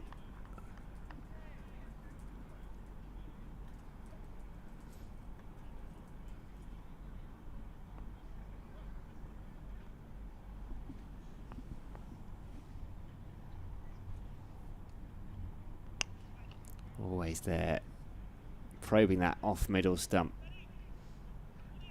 Northamptonshire batter's comfortable enough working into the leg side. Who's that warming up down at long leg? Is it Mitch Colleen down there? We've got Bedingham and Lee's mid on, mid off. Yeah, I think Gay it at is. cover, Ackerman mid wicket. I think it is Mitch. Might just be loosening off. Hit hard down the ground by Robinson. Just power. Almost top spin forehand. Straight as you like. Bedingham can only chase it to retrieve it. I don't know if his initial intent was to try and hit that over mid-off, and he's just maybe dragged it back past mid-on. I don't know if I'm being harsh or not, but that was my first thoughts on the way he's shaped up to hit that shot. But it's effective and goes for 4. It's the first one Ben Raines really floated up.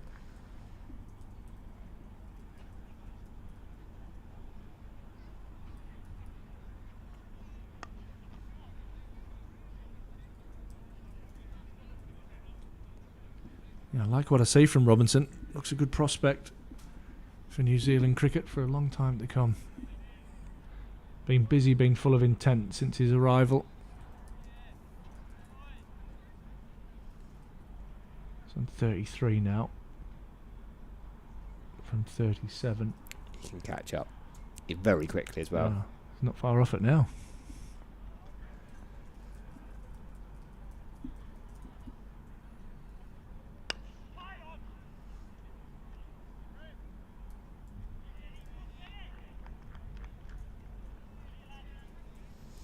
Good from Rain. Gone for that boundary, a rare boundary from this end. What are we now? 11 overs from the Finkel end. Just the 35 runs. Yeah, nearly 12. Yeah. No, 11. No, 11. Just coming up to 11, aren't we? Sorry. 7 of them off of this over as Yeah. well. Most expensive over by far from this end. Hit straight. He's annoyed with himself there, Sales. Wanted that either side of Bedingham. 21 gone. 29 remain.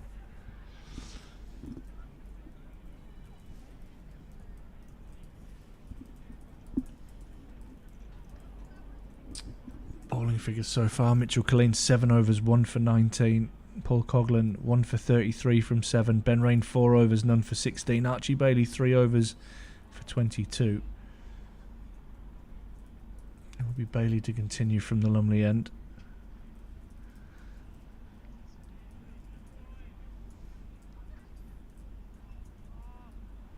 .56 now, this partnership.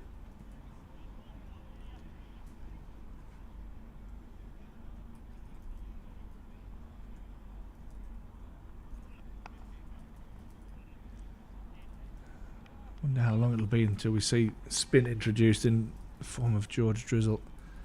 Might see one more from Bailey here at this end and then him come into the attack.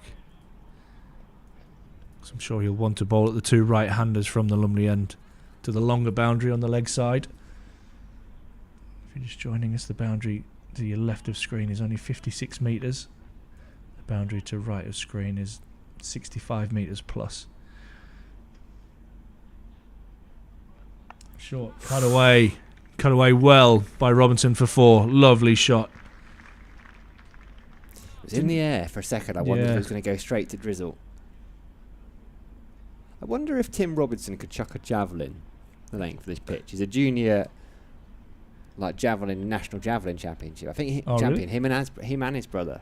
So I wonder what his sort of record throw is. I think you should challenge him with stumps. There's the ground staff. Not sure Vic would be too happy if he landed a drone. Oh, I'm not sure he'd be happy now. Harry's sat in his chair. Maybe he's He's not re-arrived yet. though, is he? strutting Oh, no, he's around with there. a week to go. No, he's there.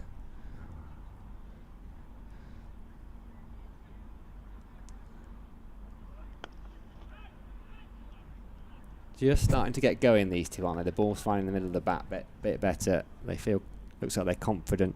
Yeah, Robinson especially looks dangerous. Sales a little bit more reserved, 22 from 36. Robinson 37 now from 40. I might take you around the grounds at the end of this over, Ash. Lovely. I'm going to do my research first, so I know Yeah. what the scores are.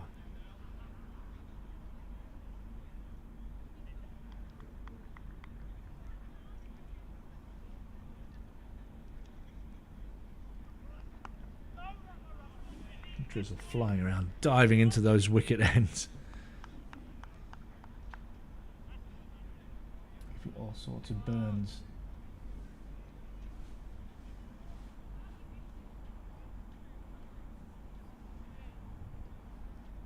Two balls remaining in the over. Can Bailey get out of it without any further damage? 26 so far from his bowling. Just over 7 and over.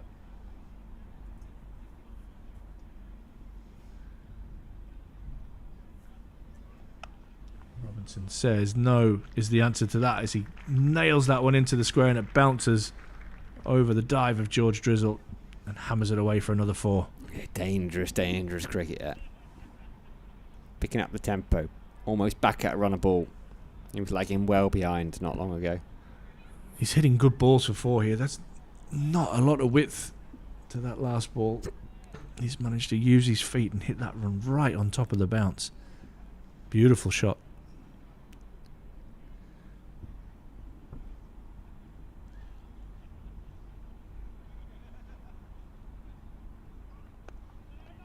Whips it away into the leg side. They think of a single. Ackerman is around quickly. And good work from the Durham fielders to end the over. 8 from that one from Bailey. He's gone for 30 now from his 4 overs. Yeah, and an apology as well, because I think it was Robinson that said yes. His first call was yes, and then it was, oh, no. So it would have been his fault. Fortunately for them, unfortunately for Durham, all ended well. Right, what else have we got there? Sam Robson's out. He's finally out. They're playing down at Rugby School, Middlesex. Ridiculous. 107 for free. He's made just 17. Out of touch, that lad. Ben Geddes, unbeaten on 28. There's a couple of day-night games going on, so they haven't started at Bristol or at Hove. Rain continues. Might get 2 there, yeah. It was just deft enough into the leg side by Sales, soft enough that meant Archie Bailey not only had to come round, but he also had to get about 10 yards in off the boundary. 100 up. 22.1 overs it's taken Northamptonshire Steelbacks. Leicestershire 108 for free, so Budden just beat and gone. A breezy 65. He never scores runs slowly. I love him as a cricketer. What else have we got? Got a couple more games. Derbyshire 118 for 1. Against Worcestershire. Caleb Jules unbeaten on 50. Yeah, and what a... there's an argument to say that he's been the best overseas signing of the summer. He's done well. Good player. Tasmanian.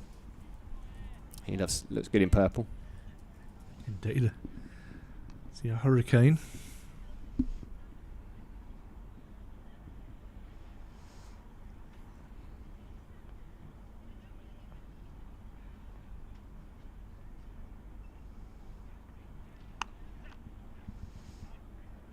Punch off the back foot by Sales. Moves him to 25, yeah. 940 Champo runs at a smidgen under 50. 107 50s. Ever present in the blast for a couple of half centuries. Those runs would have been scored pretty sharpish, you'd imagine. Very good acquisition for Derbyshire.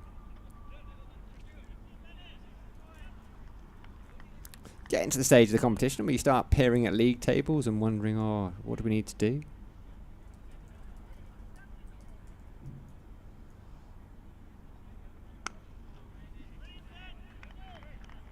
Yorkshire's loss yesterday congested it right up.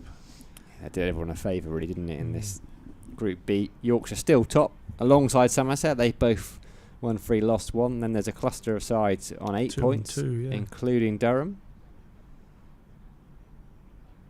Lancashire have got 6, Sussex 4, Northamptonshire just 2, Kent yet to register anything. I remember everyone plays 8.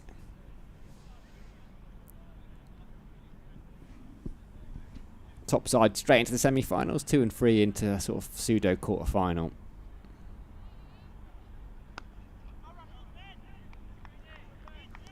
I moaned about it last year. I'm not sure why you don't just have quarter-finals. Yeah, I think that's a good option. Keeps everyone interested a bit longer as well. Trying to reward the top two, like the top of each group. I guess I understand that, but be rewarded with a home quarter, can't you? Against the side fourth Against in the the other fourth, group. yeah. Just keeps more teams interested throughout the tournament, doesn't it? And another playoff game, more revenue for clubs.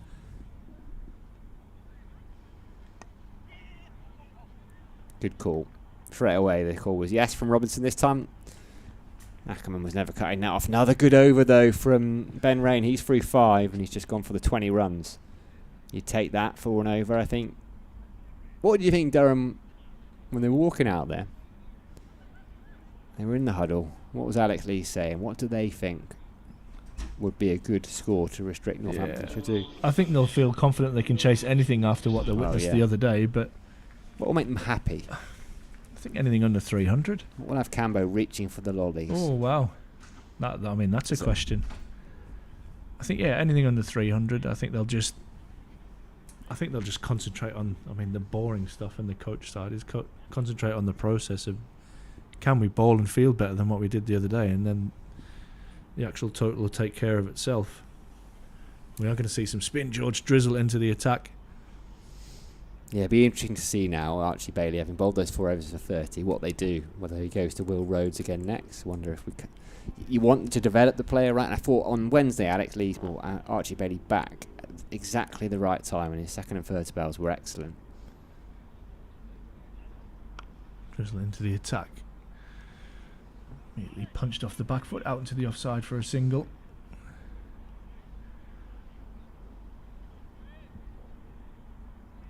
Will they let George Drizzle settle here, or will they attack the off spin?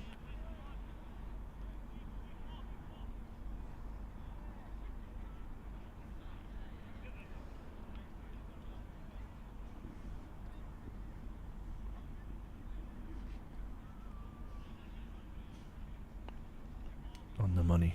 I love his start. It's almost like he's trying to creep up on the batsman. Is he ready? Is he ready?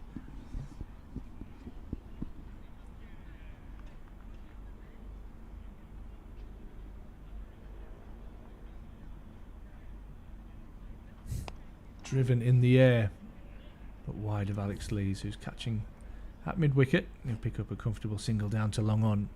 Sails. It's almost like he's waiting for the green light to bowl, doesn't he? Are you ready? Can I go? Yep. Yeah. Oh, there's your answer. Robinson is looking to go hard at the off-spinner. Gets that one right off the toe of the bat. So if you're down at long on, be ready. Paul Coghlan down there, no doubt.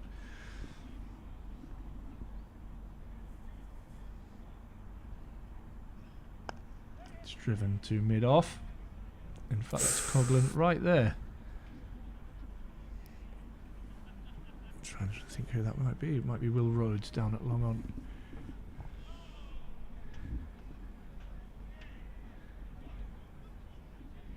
It's a long way from us here. Probably the best part of 150, 200 metres. Oh, and he gets through him, a thick inside edge. Half an appeal, but a good end to George Drizzle's first over goes for just 4. And the Steelbacks are 107 for 2. 24 overs in. Yeah, really good start that from George Drizzle, almost halfway. Good over 8 as well. I guess you got Colleen, Rain, and a spinner cracking through them. Rain's taken his cap off. He's going to go into number 6. If he can get away with it, well, it's not really getting away with it, but if it goes to plan here, does Rain bowl 10? I don't think so. I think they'll come back keep at the death. Yeah, I think as a captain you want to give yourself as many options as possible at the back end of the innings, so he might try and get through a few overs of Will Rhodes, see how his spell goes, and then that means you don't have to bowl, Bailey or Coghlan for their full quota of 10. So that's, you're always looking. You've also got Ackerman as an option, with the pitch being used for the second time. We know how good a surface it is, but is pace off another option that potentially Alex Lees will go to? Or he definitely has that option in Ackerman. Yeah, not used Wednesday. Not a very good option.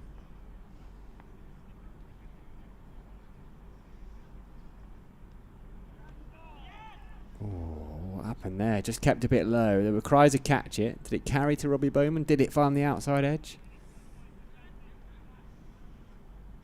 Just a little push.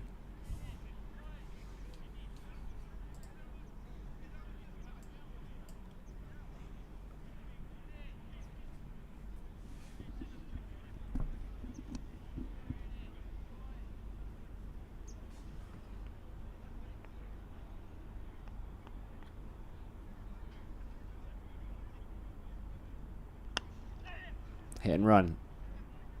Oh, direct hit was close. They've done a few of those, Durham, as well. They've been very good. In fairness, Northampton really pushed them at mid-on and mid-off, taking them on, and they've hit the stumps 2 or 3 times, Durham. Yeah, they have, but good running again from Sales. He's quick, isn't he? Very, very quick. He wants something, but it's non-standard. Is that a towel or some non-slip? Maybe some, you can get spray, can't you, or powder for your hands. Good signals though, I like it. Strong.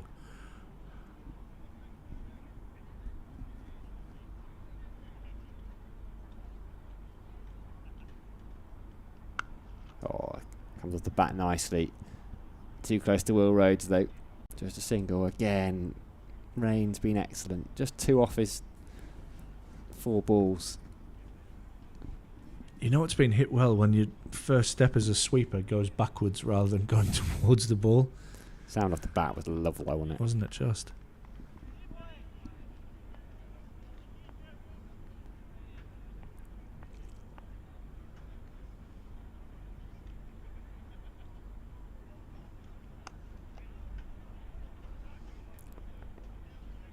Early shout for 2, but nah.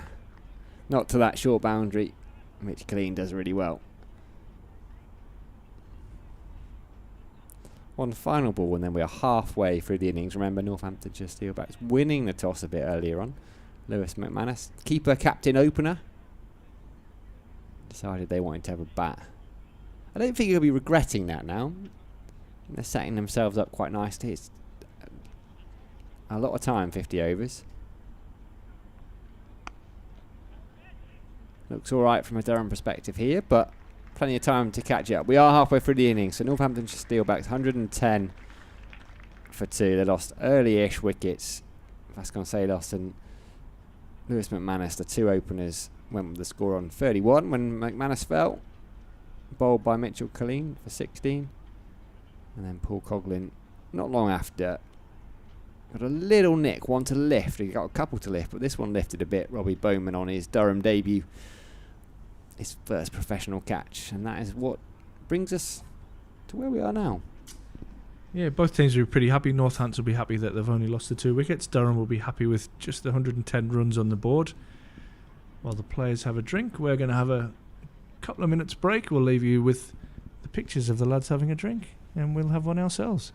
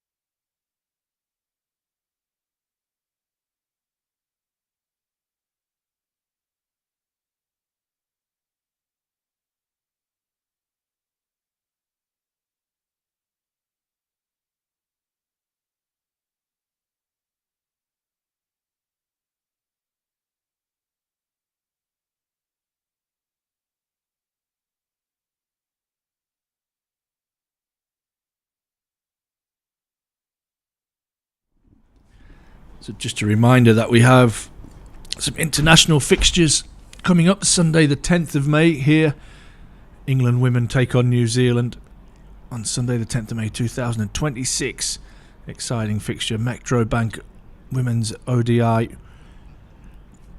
We've also got the men versus Sri Lanka on the 22nd of September. So international cricket back at the Riverside next year. Some exciting fixtures. We also take on India, as you'll have seen from the graphics on your screens.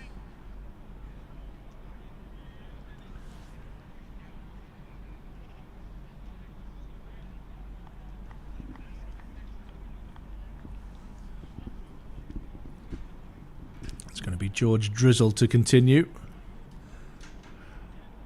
The umpire's having a look, just making sure all is well. I think Durham just sorting out they need another man in the circle.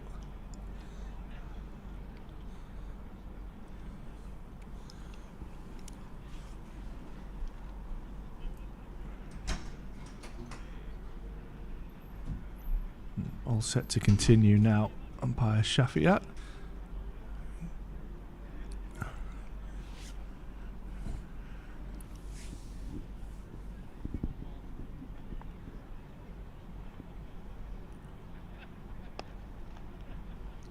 Good fielding off his own bowling from Drizzle.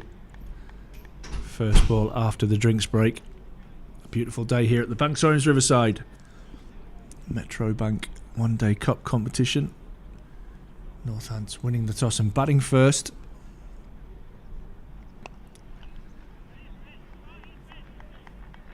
Lost 2 wickets in the 30s. McManus and Vasconcelos. But since then these two have batted nicely.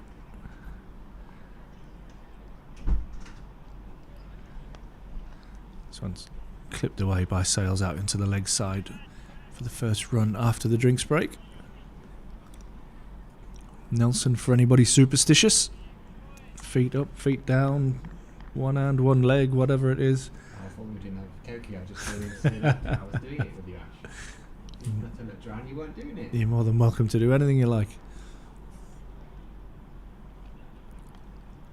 You a superstitious man? No, not at all.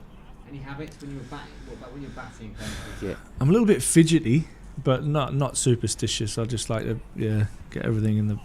Not quite Steve Smith like either.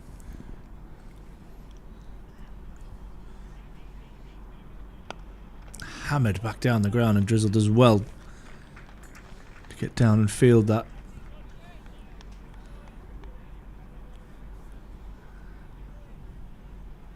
Was hit hard, wasn't it? That hurt the fingers.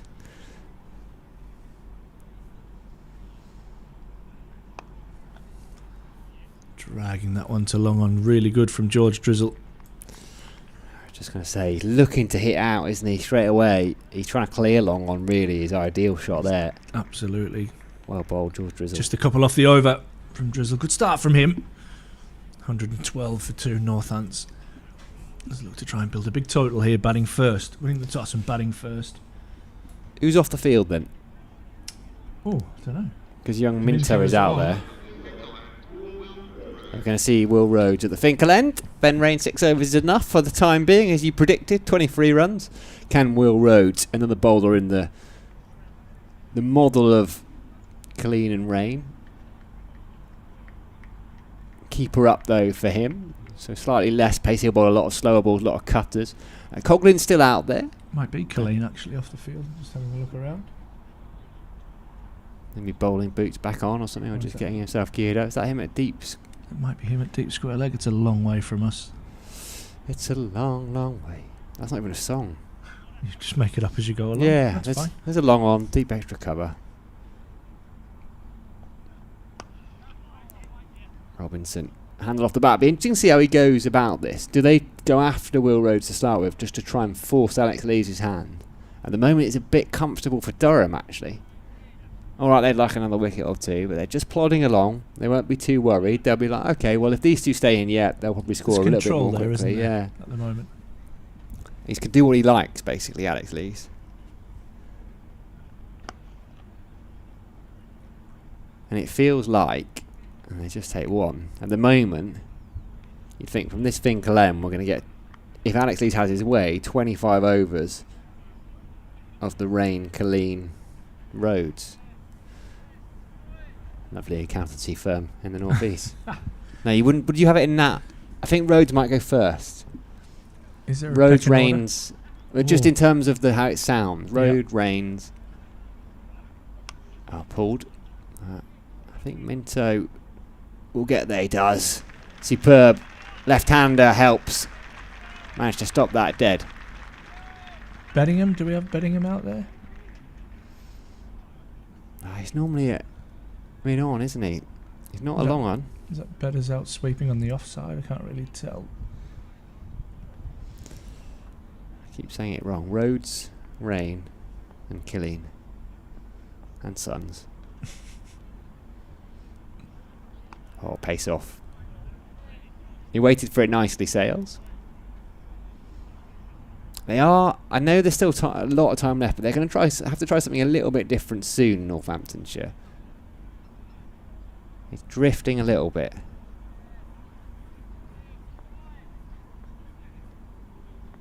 Partnership 78 from 103 balls.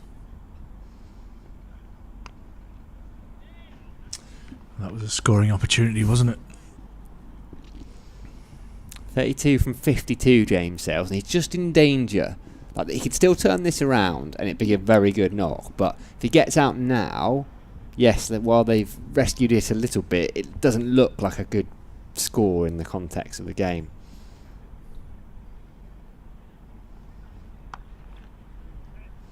Gets underneath. I mean, that's going to be a boundary. Yeah, Minto can't cut that one off. Needed that. 36 from 53. 19 for 2. But yeah, if it turns into 90 off 90, 90 off 80, then it's a very good knock. But he's just in that little corridor where it could go either way. End of the over, 27 gone. Yeah, still plenty of time left. Said there, 23 overs remaining. Sometimes you can look up at that scoreboard and you think, oh, I'm just chewing them a little bit here. Especially when Robinson's going nicely, 47 from 56. But the main point is, at the moment, there is a partnership building.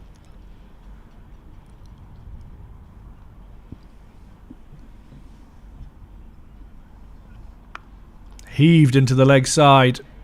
One bounce. All the way for 4. And that will be 50 for Tim Robinson. 8th boundary.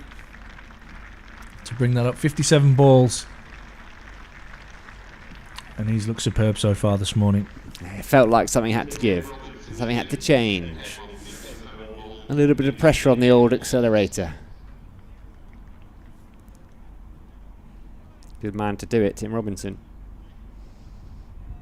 And then he called him Tony there. Why not? He's not. Does not present Time Team. Has never appeared in an episode of Blackadder.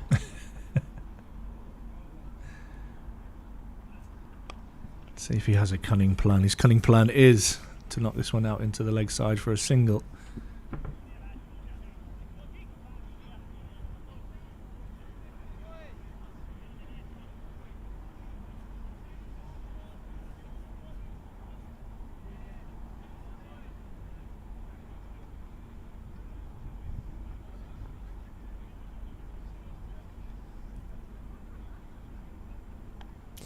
Attempted slog sweep this time from Sales. Gets a bottom edge out to Bailey at deep square leg. Scoreboard just starting to tick over a little bit more now. A bit more intent being showed from the Northants batters. Probably discussed that at drinks.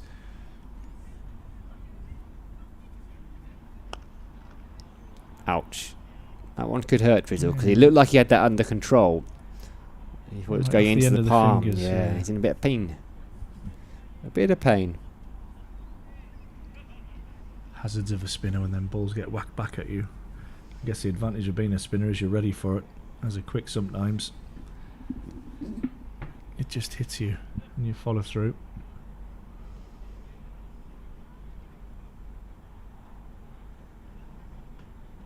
Nicely taken by Bowman. Be a wide.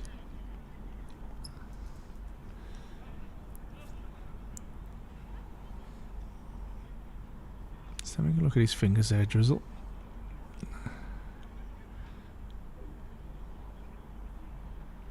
Driven wide of mid-off for 4. Lots of intent now being shown from Robinson. Moves on to 56.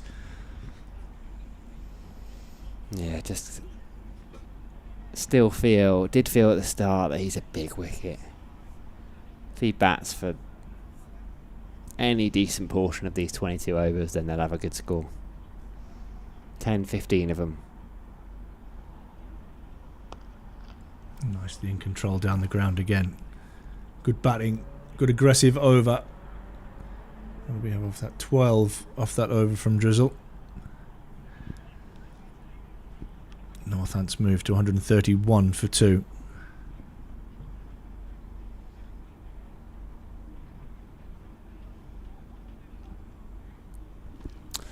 Unsurprisingly, Will Rhodes is going to continue. Decent first over. They did go for 7 runs. I think we can start to expect more overs like that in the middle here with these 2 set batters.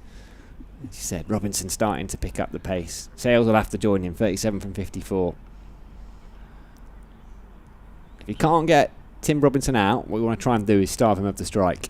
Alex Lees will have to start to think about that. Well, I'm sure he's been thinking about that all along.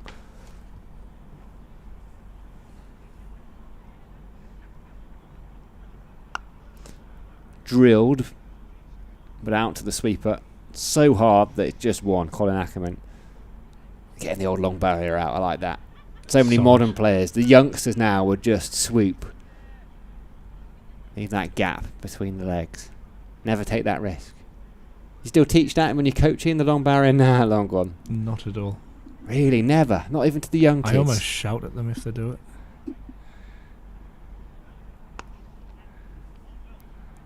Why? You'd be annoyed if it went through the legs. Just use your hands, pick it up. Oh, life's changed. The coaching manual's changed. Better rip that page out. Just pick it up. That's what your hands are for. What point do you reckon you stopped coaching? You must have, and you've been around for a while. You must have been coaching it at one point.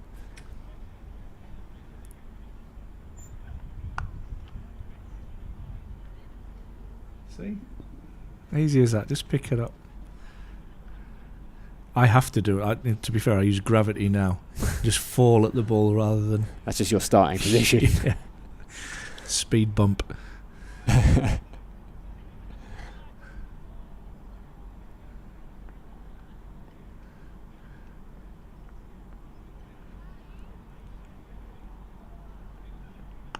Oh, lovely. From Sales, back foot punch. Between cover and mid-off 4 runs. 100 partnership up, 103 off 117 balls. Sales has 38 of those. Tim Robinson, 59. That's a gorgeous shot. Yeah, it really was, wasn't it? Not a bad ball at all by Will Rhodes, but just hit on the up and ease through extra cover.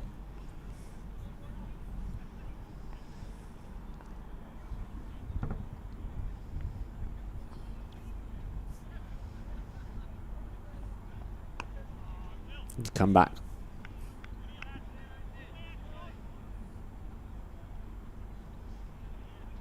Is he loud, vocal behind the stumps, Robbie Bowman? Not massively. Not massively. I don't think he will be today. It looks like he's trying to encourage his bowlers. He's not a typical chirpy wicket keeper.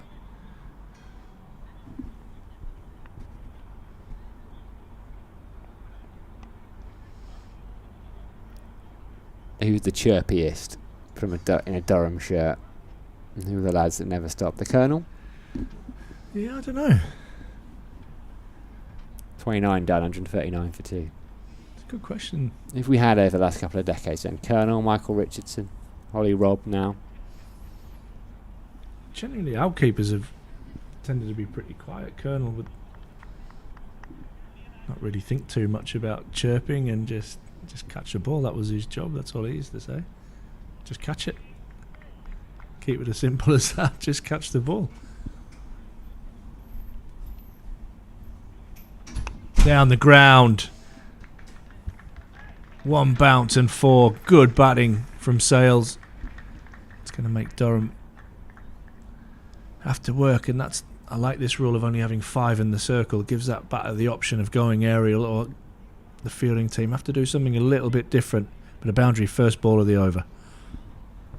Yeah, start the over well, puts the pressure on Drizzle, so he's immediately forced him to go around the wicket, looking to contain.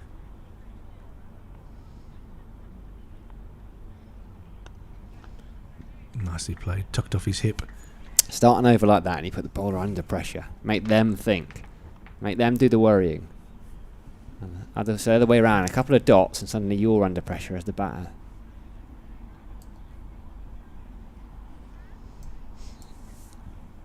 Not seen any sign of reverse sweeping or sweeping yet. Yet.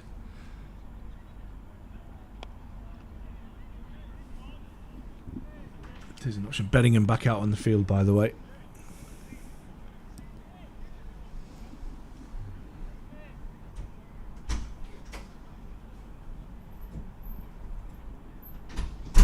Sam Blacklock busy as ever.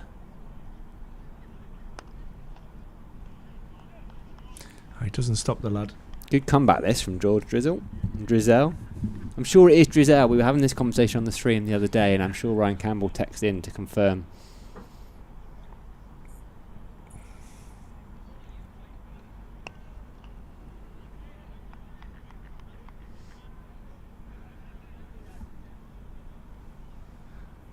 I'll ask him today. George? Yeah. Might as well go straight to the source. Yeah, I think that's probably the... If anyone's going to know, right? Well.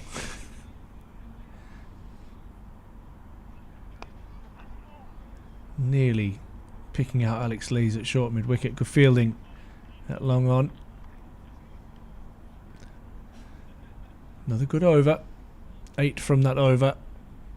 147 for 2. Now Robinson 61 from 65. Sales 49, just one away from a half century off 62. Really good partnership. 112 now between this pair. What's that conversation between them? Is it just simply keep going? Whack it. Whack it. Short boundary this side. Haven't really targeted it as of yet. Given their side of platform, you know, you say double it. With 20 overs left, that would take him to nearly 300. Yeah.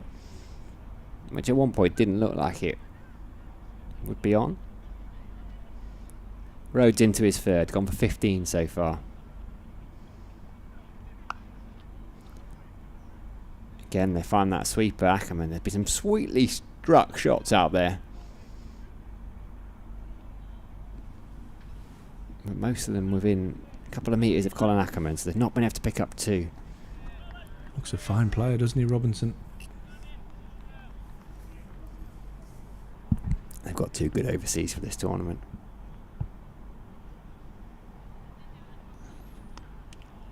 Oh, inside edge, just looking for that 50. Trying to push it wide of Alex Lees there. Didn't really move his feet. It's a good line, that, just around 5th stump. Again, the length crucial.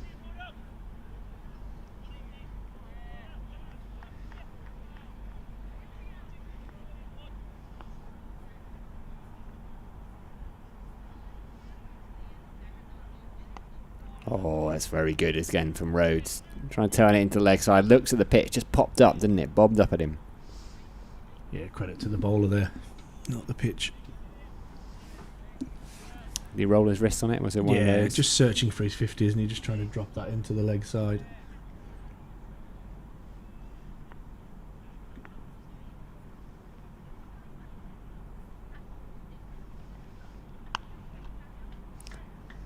$50 up for James Sales.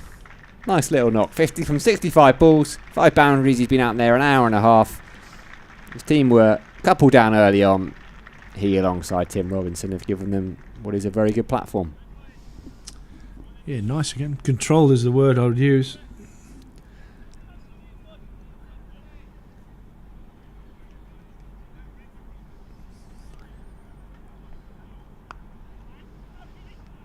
Robinson finds that gap on the offside and will pick up another single. 150 up now for the Steelbacks. A ripple of applause at most, you would have to say, from this Banks Homes Riverside crowd. Wouldn't call it generous. No. Goes in. Yeah, Archie Bailey diving away to his left. Can't get there. James Sales has reached 50. Maybe he's going to start to hit out too. Finishes the over with a boundary. It was a very good over until then. It's got him for 7. 154 for 2. 31. Just interesting art.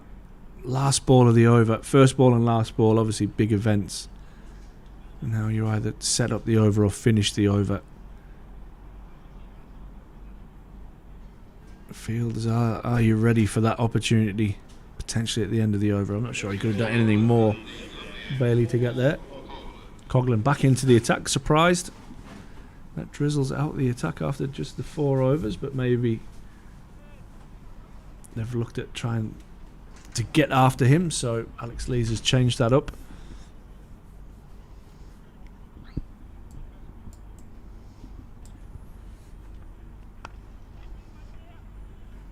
Good start from Coghlan. Yeah. What, a bit of extra pace maybe to stop Robinson using his feet. They sensed something big happening. Probably weren't expecting it either. They probably thought, they're going to continue with this. We'll milk that at 7 or 8 and over. So I like this from Lees. Risk. There's a reward factor to it, but it's not without risk.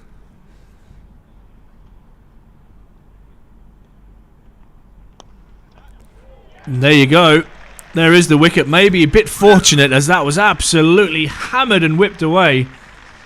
With a fantastic catch taken by Will Rhodes at mid-wicket. That was hit like a rocket. Will Rhodes does brilliantly. There's your reward. And it's a bit of a bonus, really. Tim Robinson would have heard that, felt it right out the screws. And his immediate thought would have been 4 more lovely runs using a little bit of pace. And we said they needed the wicket of Robinson. They've got the wicket of Robinson. It's a good catch from Rhodes. Almost looked like it was at one point starting to fall out of his hand. Managed to hold on to it. I think we've taken by surprise by the pace of it. Yeah, they just stick in your hand, those ones that are hit that hard. That is a big wicket. Big moment in the game. 154 for 3. Robinson goes for 63 from 69. Caught by Will Rhodes at mid-wicket off the bowling of Paul Coghlan, who picks up his 2nd of the day. Good change from the skipper, Alex Lees. Yeah, they really needed that. I've said it before, I'll say it again. Robinson is dangerous and was starting to look so. It's a good knot. Partnership 119 between these two, but someone else's turn. Justin Broad. Tall right-hander, all-rounder. Talented young cricketer. Pretty sure they did their time trials at this. They were doing some. They get a friend of mine, Dan Jadzovic. He's out of the Caribbean Premier League, actually, content creator, but he also does the commentary at Northampton. He does a fair bit of work with their lads. And I think Justin Broad was running like, did he do like a 3.5 minute kilometre or something, maybe even more than that. He was rapid, the quickest in the team. Fit lad.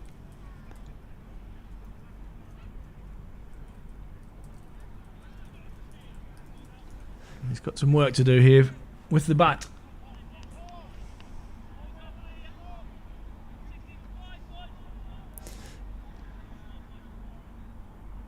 $160 for 5 is the call out there. Wouldn't Durham love that?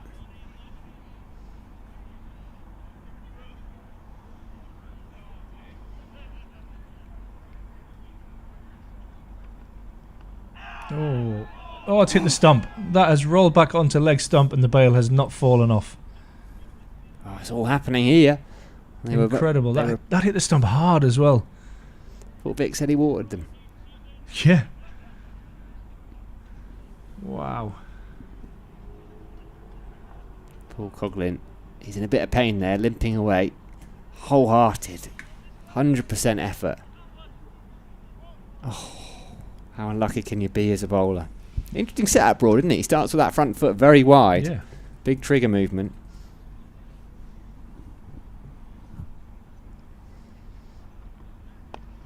He's looking for that Yorker, isn't he? Looking for that LBW early doors.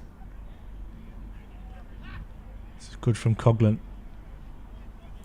I think it's a good way of getting a batter like that, because it's very difficult when you start that far outside. If you let your front foot to the left, you're moving, and so actually getting your balance. You're not starting from a static position, so you do have the opportunity as a bowler to find a batter slightly off balance.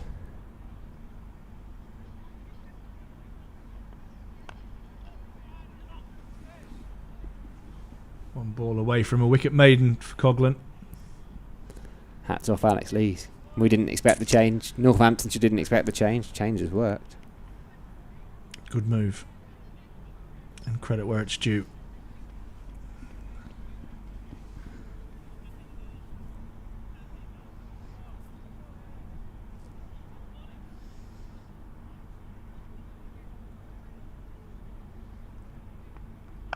Oh, nearly picks up Broad twice in the over. The first one he faced, rolls onto the stumps. Last ball of the over, clothed, but just in front of Rhodes at mid-wicket. Wicket maiden for Paul Coghlan. Good comeback for him. 2 for 33 from 8. Northampton 154 for 3. Living dangerously, Justin Broad. Yeah, a bit of pressure on Sales now, who's just started to get his innings flowing. Along with Robinson, who was also flowing, he's now got a new batter to kind of nurse into another partnership. Yeah, so what does he do? Because it looked like he'd just opened up. Started to. Playing catch up. Interesting. Still Keogh to come. Rhodes continues. That will just be one. Still Bartlett to come. That's where I love the 50 over game. It just ebbs and flows. It's not just literally almost one pace as a T20 game. You can almost lay out the 20 game, can't you? The 6 overs, then you go probably up until over 14, and then to the death.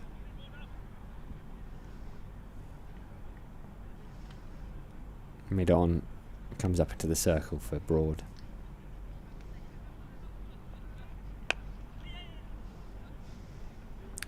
They've done that well, Northampton, haven't they? They've hit mid off and run pretty much all day. Yeah, I don't know if that's a Darren Lehmannism or if it's what they did previously, but yeah, that is consistent theme throughout the batters we've seen from them. You spent any time around him? Done any work with Darren Lehmann? I haven't. I used to get called Buff.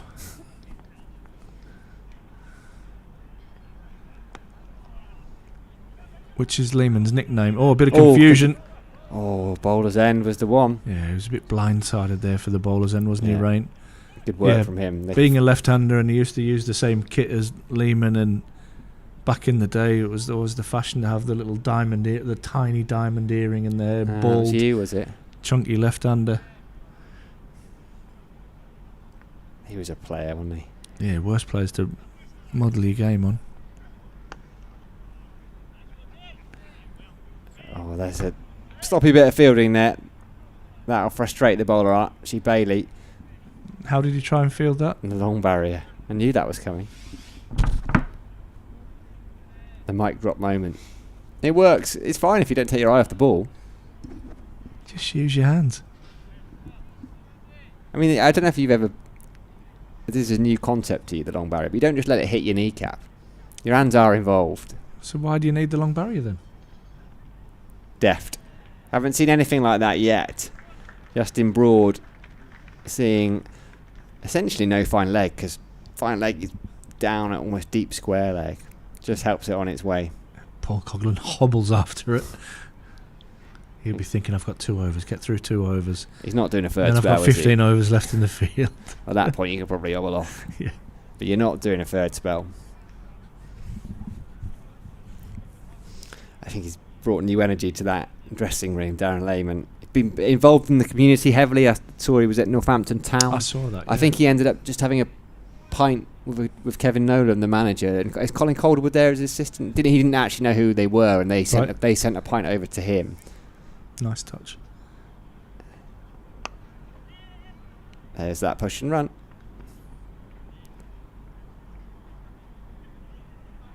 And I think the story was he tried to buy a pint, and they said, "Oh, those gents over there have got it," and he just assumed they were cricket fans. I didn't know who they were. But he went over to say thank you. Yeah, he didn't know who they were. And he spent an hour or so. I think he was out with his wife, and said, I'm just going to nip over for 2 minutes or something and chat, and ended up just chatting to Kevin Nolan and Colin Calderwood for an hour or so. Nice. But I think that's important, particularly when you're in a town where it's not a massive football club, and like for the sports to all try and work together. I mean, rugby's the big sport, right? In Northamptonshire, they've been so successful. In Northampton, they've been so successful.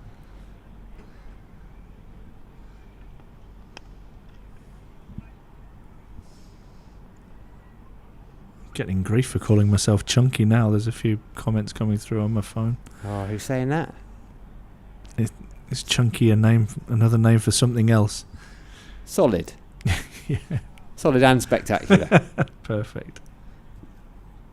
Didn't you have a run over about a week where you scored about 400 in the twos or something? I had a bit of a giddy period, yeah. Is that when you got your contract?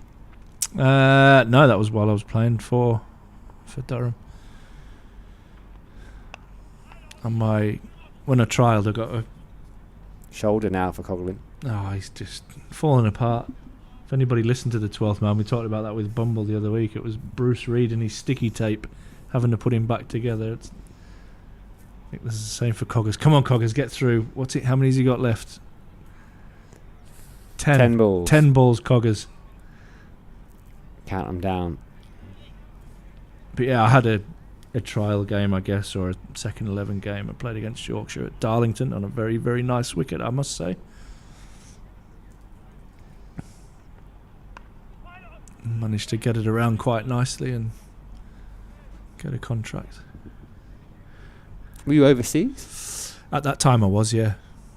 The year after, so I had to go through the whole rigmarole of British passport. My mother's English. It's not her fault, she was born here. But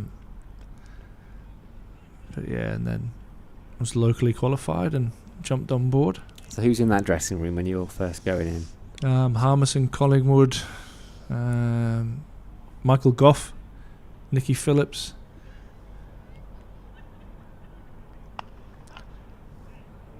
Gets a hand on that Will Rose, but I'm not sure it's going to be enough to stop it from going for 4, and it does race away. This outfield is lightning. That is another boundary for Sales. Yeah, Neil Colleen. Lots of some great overseas players at the time. I think Srinath was one of the first ones around. Shoaib Akhtar, Martin Love, Brad Hodge. Good fun. Yeah, it's a decent way to make a living, to be fair.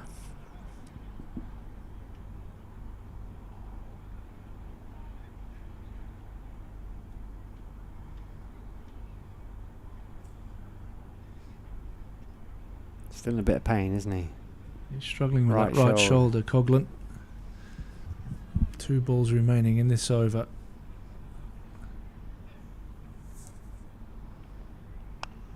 Nicely punched off the back foot by Sales, up tall. Yeah, he's really in some discomfort out there, Coughlin. Fair play to him, 'cause he's bowled really nicely as well. Yeah, isn't it such a shame that every time this man gets on the park, it doesn't quite seem to go right for him.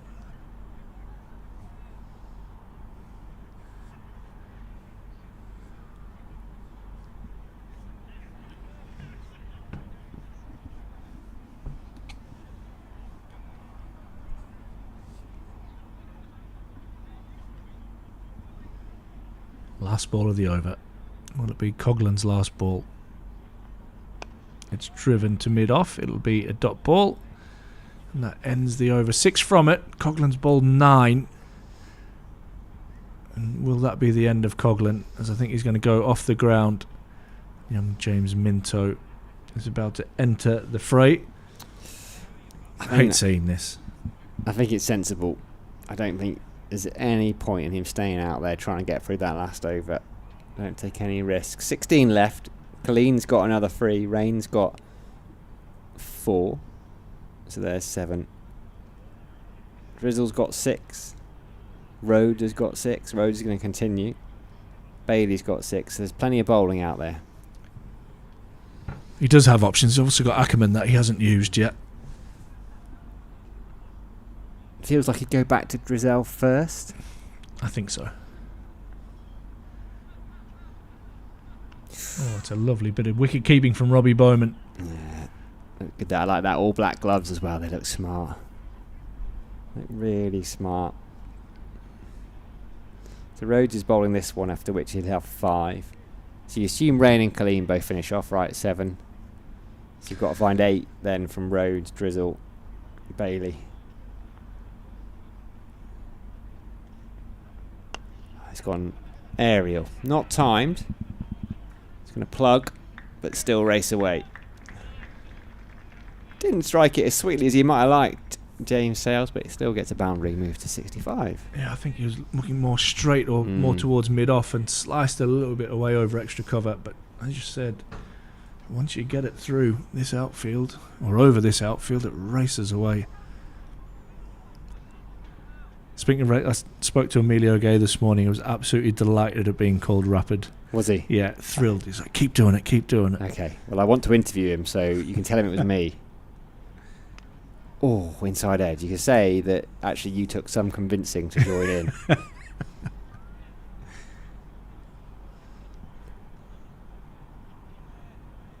We had Emilio did one of the T20 games with us. He was absolutely superb, actually. Spoke really well.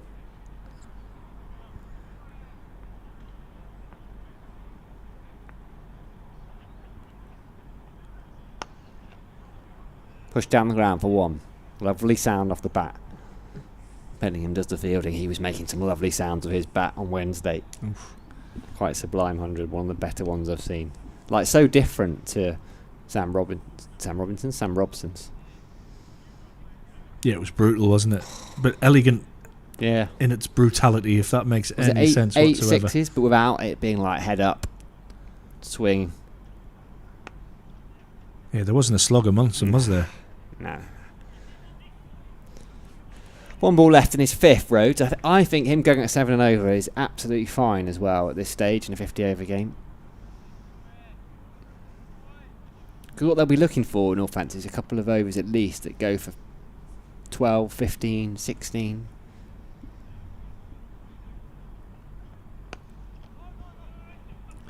Just creeping that scoreboard up quite nicely, aren't they? 173 for 3 now after 35. But only 5s they're going at. 4.9. Still well on track for 300 plus.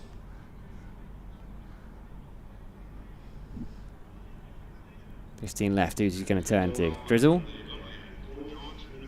Drizzle. There we go. The announcer said Drizzle. I've heard him called Drizzle off the last announcer as well. So, well, let's go with it. You call him Drizzle, I'll call him Drizzle. Oh, Is there that they the are. balcony there? A few of the ex-players up there. Who have we got? I don't know. I can't really see. Everybody's inside. Lunchtime, is it? We talked about it the other day, isn't it? It's the downside. Me belly's rumbling here. 1. Got to keep hydrated. Could do with 15 overs of spin here.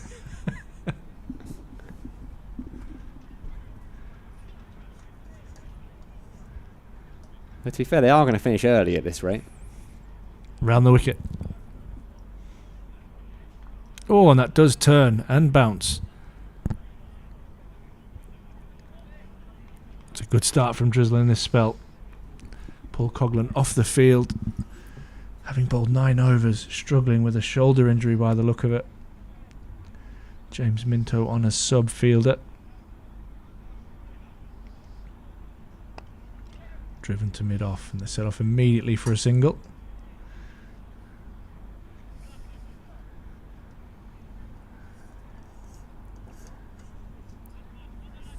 $175 now for 3. Sorry, we're on 174 for 3, apologies.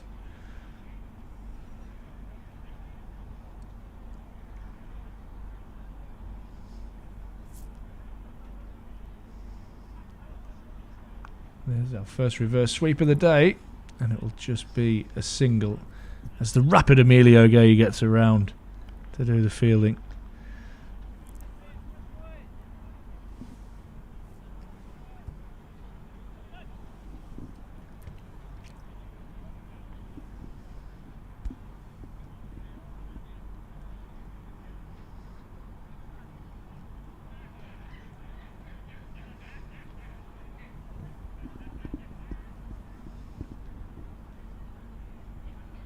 Down the wicket and downtown it'll be all the way for 6.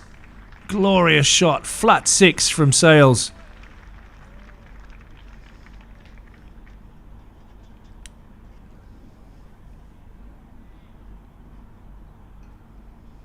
Talk about catching up. That's lovely, wasn't He's it? getting there now, 73 from 80. We talked about, we said, plenty of time to turn it around into a very good knock. He just couldn't afford to get out. Just over the rope.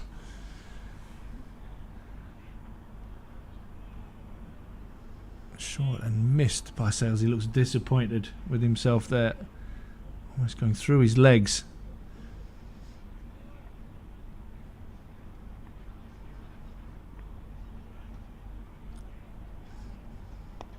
Nicely driven down the ground. Excellent fielding off his own bowling Good comeback from that. Drizzle.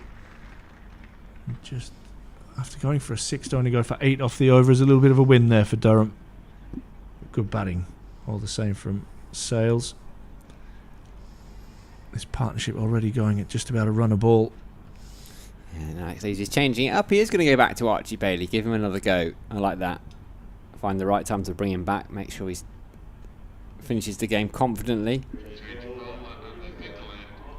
A new batter in. And we saw how good his second spell was on Wednesday.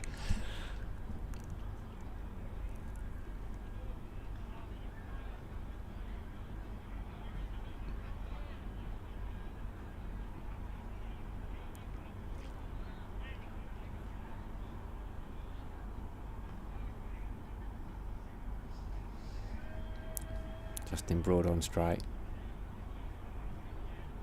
8 from 12.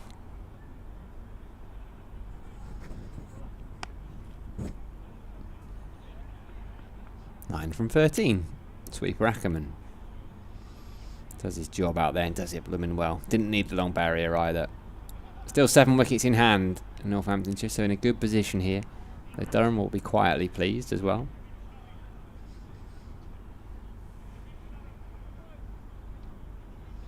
Lees and young Bailey just trying to work out what they want the field to be.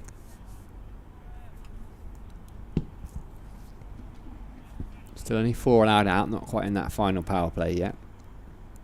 What do you call it? The front to back field, or what was he before? Back 4. Back 4. Back that's 4 it. when you square the wicket sweepers are out and your mid on and mid off are up in the circle. Which seems sensible for a bowler whose natural length appears to be back of a length. Goes Fuller this time. Good shape.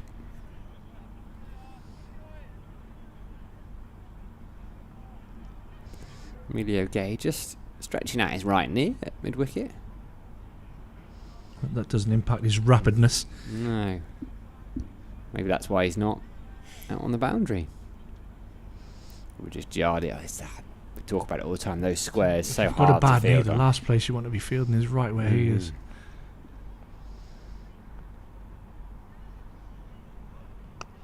Oh, leading edge, full safe. Right in between Lees at mid off. Bending him at mid on. It's a good start to this spell from Bailey. Touch expensive in his first spell. It's similar to Wednesday where he came back really well and picked up a wicket for his captain.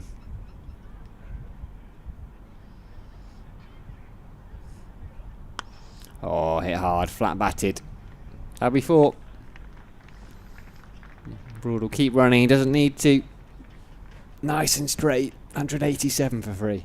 I'm not sure that was Broad's intention of hitting the ball of that length back past the bowler and to mid-off's right, but it's effective.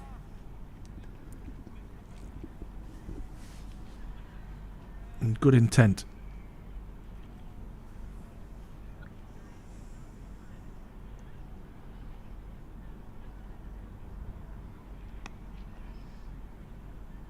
Think about 2 here. Not sure they'll get it. And they won't. Ben Rain's good there. Fires that into Robbie Bowman's gloves. He's kept idly, Robbie Bowman, on debut, hasn't he? Yeah, got a couple of horror throws early doors, Yeah. but has been genuinely unnoticed, which is a good sign. about to say exactly that. Nice little catch. It's a bit like on Wednesday. We didn't have an LBW appeal in the whole game on Wednesday. Barely anything tickled behind. Slips redundant. Oh, good hand from Emilio Gay. I think he saved the boundary there. They'll come back for two. I think Emilio Gay, the rapid Emilio Gay, has taken pace off there with that. He gets 2 bonus runs because I'm not sure Dave Bellingham is getting around. No. In fact, I'm certain he isn't. End of the over. 190 for free. Yeah, nobody's stopping that. How many off that one then? What do we get? 9? 8, I think. 9, was it 9, 2, wasn't it, yep, at the 9, end? Yep, you're right. Partnership's up to 34 from 33.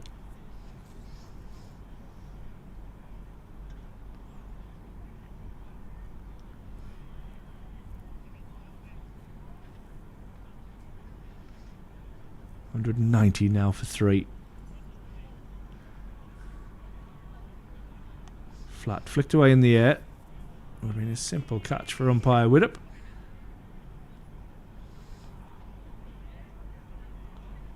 Who now just has a word with Archie Bailey about throwing that one back on the second bounce.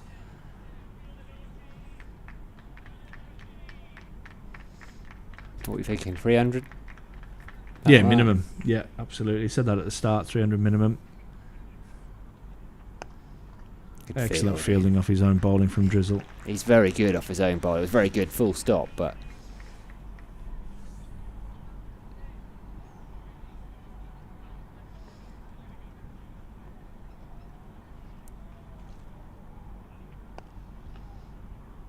Oh, wow. That's on you, that one. It's normally me, to be fair. yeah, Be disappointed with allowing a single off that one, Drizzle. the exception that proves the rule, we'll call it. Agree.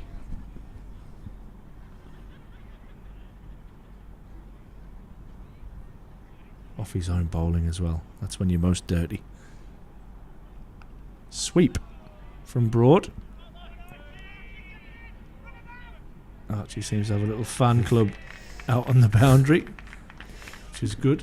He's getting lots of encouragement out there, isn't he?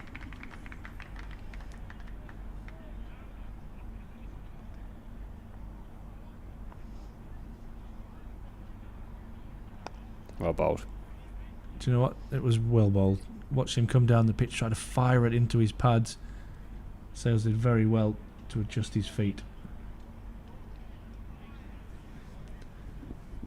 Pick up another single. 4 off the over so far. I've no doubt that Broad's thinking, can I finish this over with a boundary?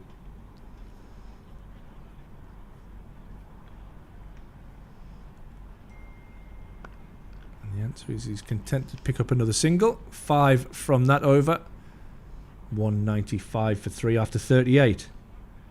Sales 78, Broad 17.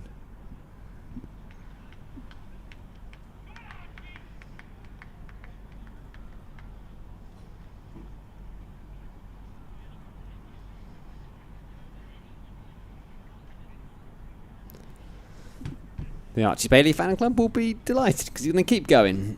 6 overs left from each end. Rain's got 3. Rain's got 4, in fact. Mitch Colleen's got 3. Which means if he's going to use them to the full extent permitted, he's got to find another 5 overs.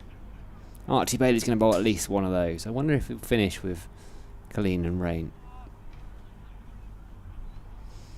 Won't be long till we find out.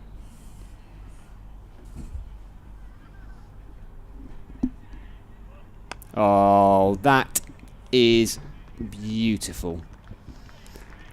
Justin Broad, just a little shimmy. Picked it up nicely. Hits it straight. It's in the air for a long time.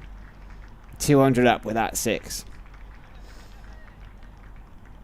It's a beautiful shot. Lovely straight bat. Good control. That's the word, actually, yeah. It's a bit of a buzzword of mine, that, to my players, is that just be in control. Yeah. See, wasn't sure about going back to Bailey with pace on when Rhodes was doing okay. I know they want to get the young man into the game.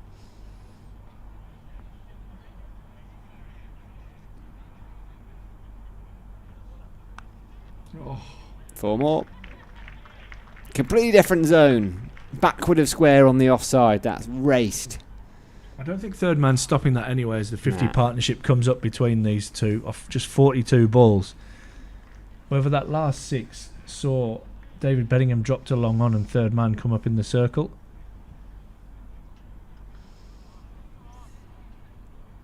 And really good batting that from Broad.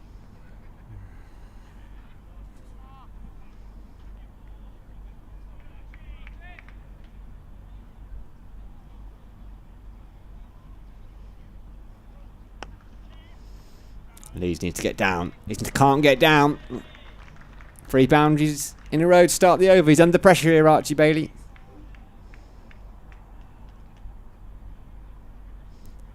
Justin Board's flying.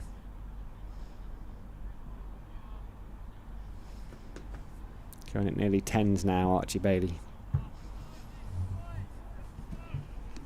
Tough for the youngster.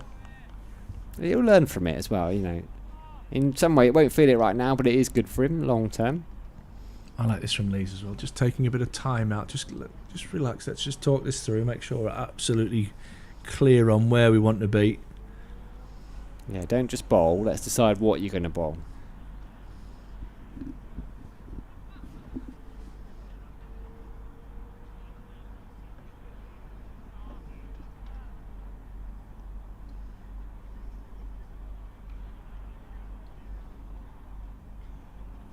Will he just get something in his eye? Fly in the eye?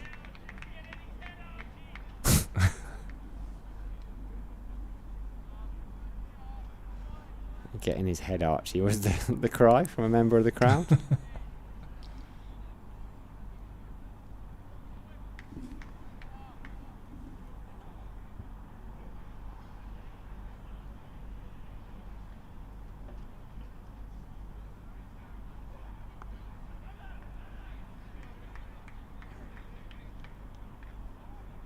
Dot ball. Can't get it past third. He's still up in the circle. Young Minto still on as subfielder. Wouldn't imagine Paul Coughlin will return. No need. He wouldn't bat above 6 anyway, would he?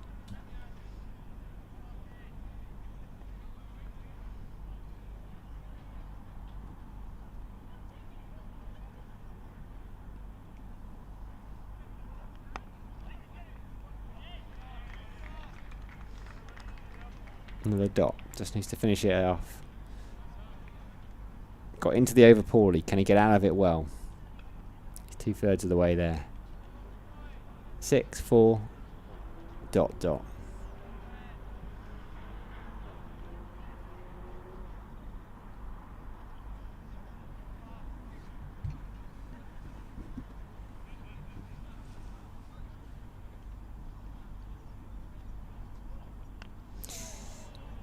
Yeah, I'd say gets out of that pretty well.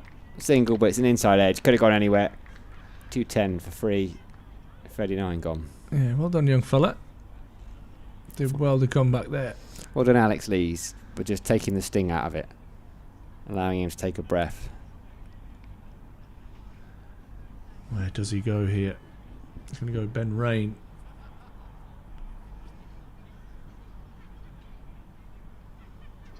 Yeah, good questions around how he uses his bowlers. Ben Rain has 4 remaining. Killeen 3. Bailey 4. Drizzle 4. Rhodes 5. As the Northamptonshire batters just take a drink and a change of gloves.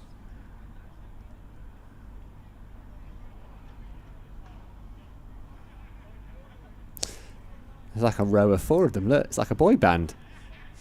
Give them microphones and give us a power ballad, lads. Surprised by this because Rain's only got 4 left? Or is this a reaction? Do you get your best bowler back on when Justin I think Broad ideally Coughlin bowls at 10th and you bring him in another over later. He might bowl him in 2 over spells here to finish off.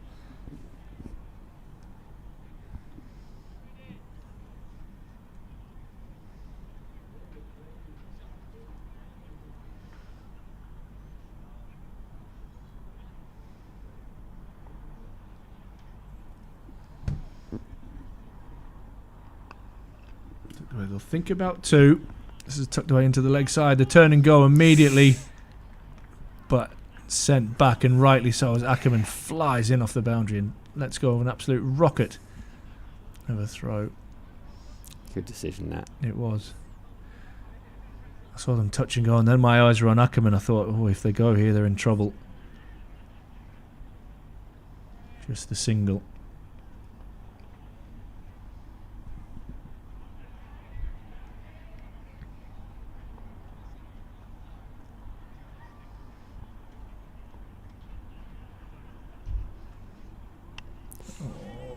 Doesn't beat third man. And a throw from Bellingham. A little bit of a tangle between Ben Rain and Sales, but all ends well for the batter. Showed your true colours there. Your initial reaction with the outside edge. You could just hear that. You're like, is he going to get 4 there? I have a window frame right in front of where David Bellingham is, and I was just nervous how it went fine of couldn't see him. Bellingham was, yeah. Quick. It's caused you some issues in the past, hasn't it, that window frame? Yeah, just lots of things cause me issues. Just life. Am I amongst them? Not at all. Oh, good. Bouncer from Ben Rain. It's just the single. First of the day for him. We might see a few more, I reckon. No need first up with that newish ball. He bowled beautifully.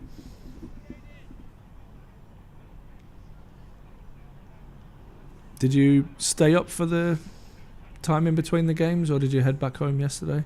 I thought you was just it. Did I go to sleep? Well, no, I didn't sleep much anyway. I stayed up. No, I stayed up. Yeah, I've got a good friend who you've met actually. He's here today as well. Oh, nice. He gives me a bit of board. Brought a couple of screens up with me and set up my legal office in his spare bedroom. It was pretty productive. We decided against going to Durham University Newcastle University versus Durham United. It did take me as a guest to David Lloyd in Newcastle. Oh, that's a nice gym. Outstanding.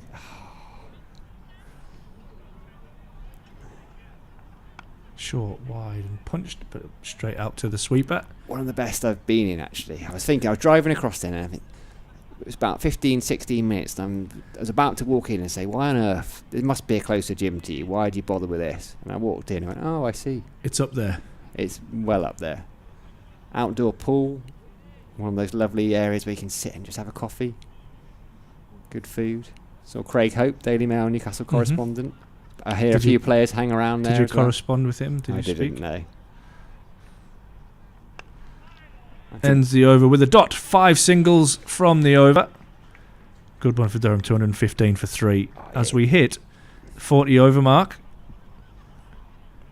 You take it at this stage. I think Northamptonshire would take this. I think everyone would take this, right?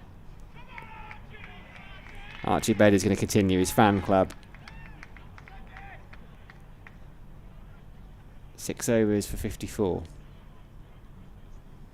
5 left from this end. So I guess with Colleen having 3 left, ideally Leeds would like to get a couple more out of Archie Bailey here. Take him up to 8. Ben Rain's got 3. So as you say, whether it's 2 rain, 2 roads, 2 rain. 2 rain, 2 drizzle, 2 rain. I just don't know. Coaches are on the wonder. Scott Borthwick and Graham Onions.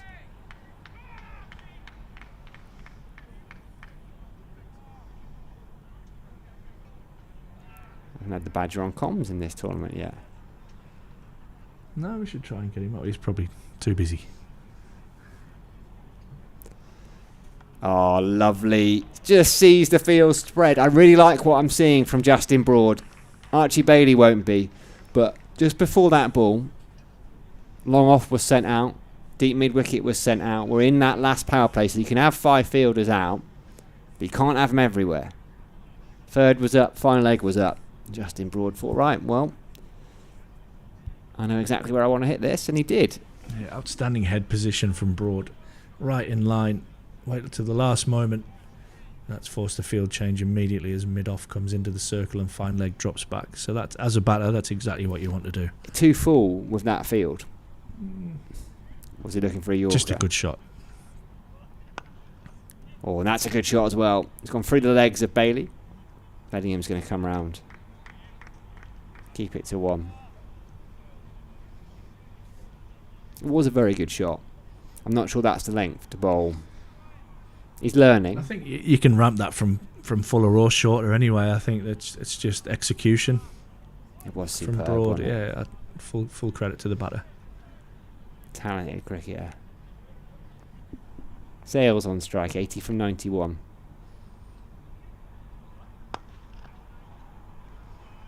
(81 from 92). I think the ideal for Sales here, if he can bat through and have scored more runs than his face balls, he'd have more than done his job. I mean, you'd argue he's done it anyway. Yeah, especially when you got Broad going at the other end. He's 40 off 29, so that's all about being in a good partnership, right? Do we get lulled? Am I being guilty of thinking that you have to score at least run a ball for it to be a good innings in 50 over cricket? Is that a modern thing? No, it's about par, isn't it? So 300 is a run of ball. So it's about what you're looking at. Tries to go again, Broad. That's decent from Bailey though. He saw him going. He thought, I'm going to try and hit stumps, and he wasn't far away. So the interesting one there is he's tried to go offside because third man's up in the circle. So that's a little bit of a tougher shot there. He's a bit more leg side of the ball that time. But to be fair, it's probably the ball that you want on that occasion.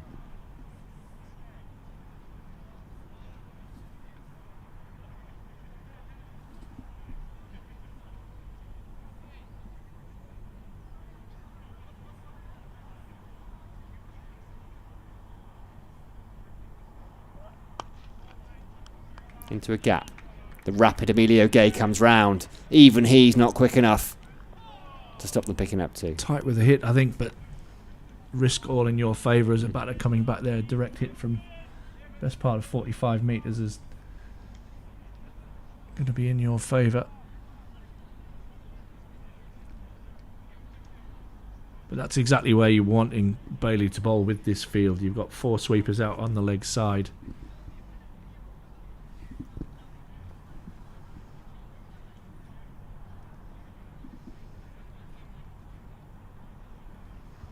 Slower ball. Hit in the air. Cries of catch it.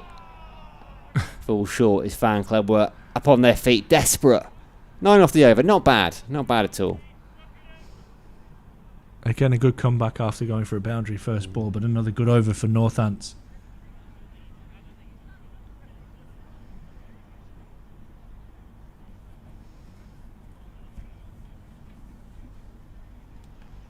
Scott Borthwick and Graham Onions just down in front of us. Susan Dale also on the wonder, which makes me a little bit nervous when we see Susan because she is the medical guru here at Durham.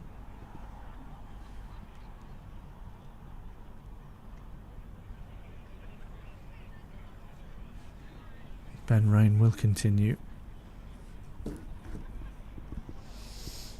Purple, as they call him.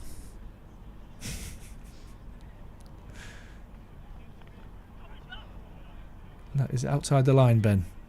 A lone appeal. It was a token, wasn't it? Yeah. It was like, how is that? How is Very that? How is that? polite. I would love it if Bilal Shafet said, "How is that what, Ben? What are you asking there? You never played this game before?"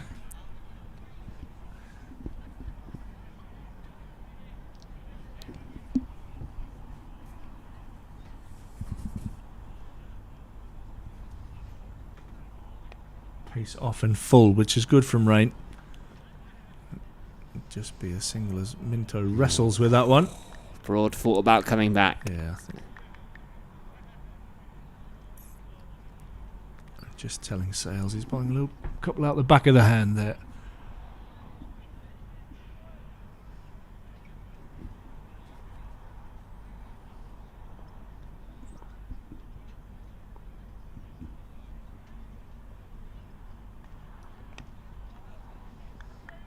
Good from Rain. He's exceptional, isn't he? What he does. Yeah, very good. Just gone for 29. We'll forgive him the odd dubious LBW shout. At least we can say we've had one now.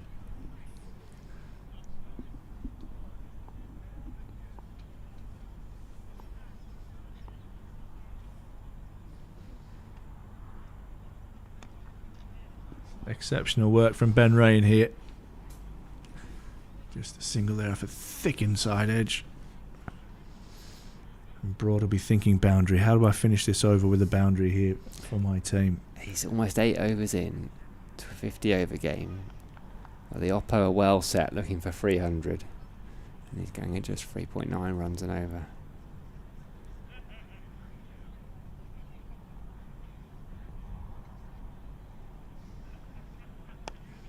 Brilliant from Rain. Phrase we often use is on the money. With him just 2 off the over now. Does Broad just see the over out, or is he looking to go big here off the last ball? Biggest gaps are behind the wicket keeper. So does he try and use Ben Rain's pace, or does he go over cow corner? There's a huge gap there. And he hits it out to deep mid wicket. Couple of skips.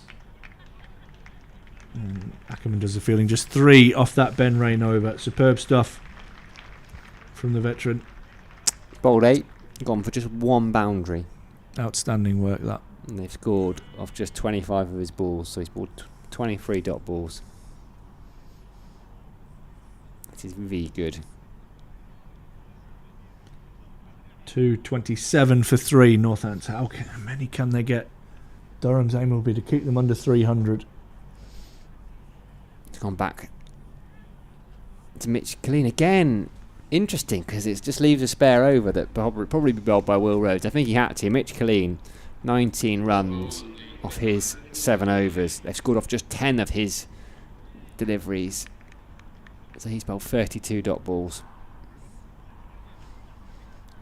He's gone for 3 fours in his 19 runs. I need to get on BBC. I mean, I've been doing this. I've been working it out myself. Oh. BBC tells you, does it, how many dot balls? Dots, 4s, 6s. Oh. Economy rate. I've been looking at the number of balls they've scored off. So at least it proves my maths is alright. I flick between them, I'm not going to lie. I do. Bunted down the ground. A good decision not to come back for 2. Yeah, do a bit of website hopping depending on what information I'm looking for at the time. Switch between a bit of NV Play and a bit of BBC.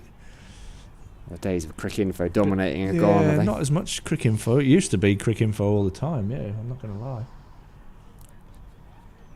Not sure Disney's priority is ESPN Cricinfo. No, I think they do find it weird. I sometimes chat to the editor there. Good ball. Not sure quite why he left it. It wasn't wide enough to... So that would definitely be a fine in my day, that if you're leaving a ball in the last 10 overs. Will Rhodes just warming up again. I expect he might have to bowl the odd over. Yeah, they might just have to fiddle this here. It might be that Mitch bowls 2 from this end and then 1 from the other while he's still going. Yeah, it's just going to a little bit of tricky. Yeah, that would...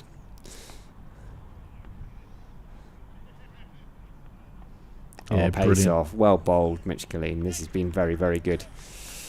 Yeah, I think he goes along to editorial meeting, like Disney editorial meeting. He's like, everyone else, what's this? Cricket? What? Do we even do cricket? What is cricket? Is it a character? Broad on strike, 46 from 37. They'll look for 2 here because he's dropped it. Yeah, and they're going to run. Even the rapid Emilio Gay can't cut 2 off. Lovely batting. Can't hit a boundary.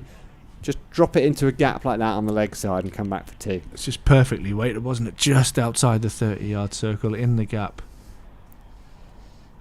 Let's touch that.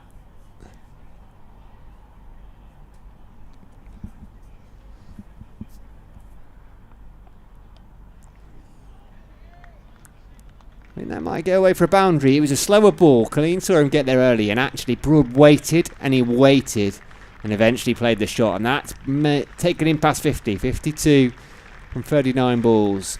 6 fours, 1 6. I've really enjoyed watching Justin Broad so far, Ash.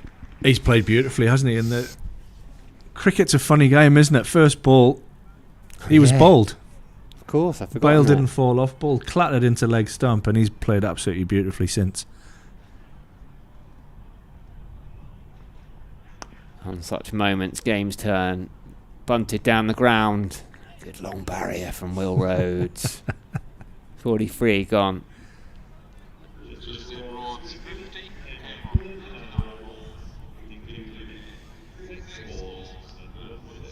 Yeah, lovely knock from Broad. Lovely neutrality from our announcer there. I would love him to have said, but he was bowled first ball, Yeah, so yeah. doesn't really count. Yeah, he should be out, really. Ridiculous. But it is a bizarre game, cricket. That literally, like I say, clattered into the stumps. We talked about the fiddling of overs. Will Rhodes is going to come on here. Still leaves 2 for Ben Rain. But that doesn't solve your issue down this end. He might bowl 1 from each. Yeah. Or will he Well, now, bowls 2 there and will then he now one bring down Ben there. Rain on at this end? But then I guess you've still got the No, I think same. so. I reckon Rhodes bowls 2 at that end and then comes and bowls 1 down this end. Will he be able to do that? Yes, because Colleen's got 2 more. Oh, I wouldn't want to be a captain. You have to think about these it's that, things. that juggle, isn't it, now? He's probably would have hoped to maybe get 1 more out of Bailey or...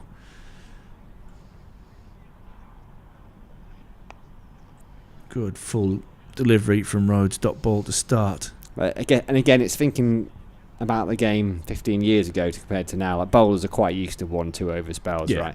Before, you might have gone, what? You're going to ask someone to bowl 1 over? 2 overs? Well, you see some at the end of T20s just bowl literally Yeah. the last over of an innings.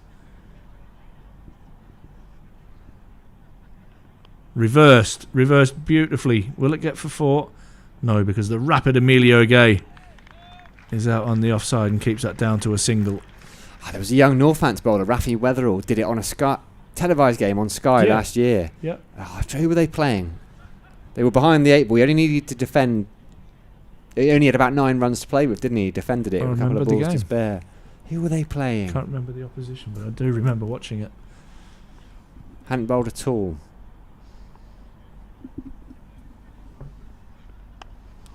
Hammered but straight to Emilio Gay, who gets Sam Dalling's long barrier out. Yeah, see. I haven't actually seen Darren Lehman here. Have you seen him here Yes, today? I have. You as have, I have you? I parked my car up, and he walked past me on the phone. Perfect. So your doppelganger is here. Excellent. Try and catch up with him after play. Did you get much work out of that? Darren Lehman look-alike? Oh, yeah. Sort of, yeah. Yeah. Absolutely. It's under deal for a couple of years, It was hasn't brilliant. it? I was actually down at watching Northampton Town the other week, and I got a couple of free beers out of it. Yeah, you could probably do that. Get into the pubs of Northampton, see how much free alcohol you can get. You should post a picture on social media and say, like, I'm in Wetherspoons, table 43, Yeah. and see how I much you love get that. out of that. Hit I hard. love that as well from Sales. Back over the head of Rhodes and all the way for 6. Glorious shot. He's closing in on a century. And Sam Dalling is now searching to see if he has one to his name and his career best, etc., etc. Moves on to 90. His career list day best is 35 unbeaten, so he's Oh, doubled that and then some. flying. He's a better player than 35 not out, mind you. Absolutely. He tries to repeat the dose and succeeds. Back-to-back 6s. Moves Sales on to 96. Good striking. Strong down the ground. 250 up for the Steelbacks at the end of 44. 251 for 3. Yeah, and they just needed a bit of a boost at the back end. They were in danger of coming a little bit short of that 300. They still need 50 off 6 overs. But it was looking like being 62 off 6 overs. What was that announcement that's just got I a don't know, load? got a chuckle, didn't it? Right, Archie Bailey back.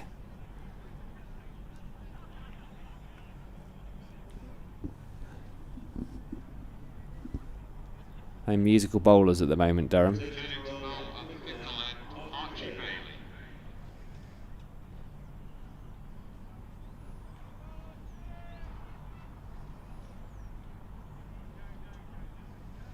Some lovely ball striking, both from Sales and Broad out here.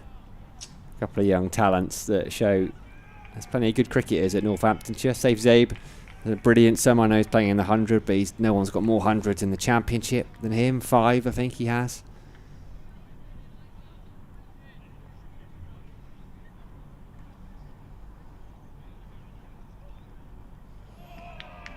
It's going to be a wide. He's a bit unlucky there because I can see what he's trying to do. He's just trying to spear it into the pads. I think Justin Broad put everything into that one, didn't he? Yeah, took all the pace off. It was trying to get that away over short fine leg. Probably be disappointed he's missed it, to be fair. Come on, Archie.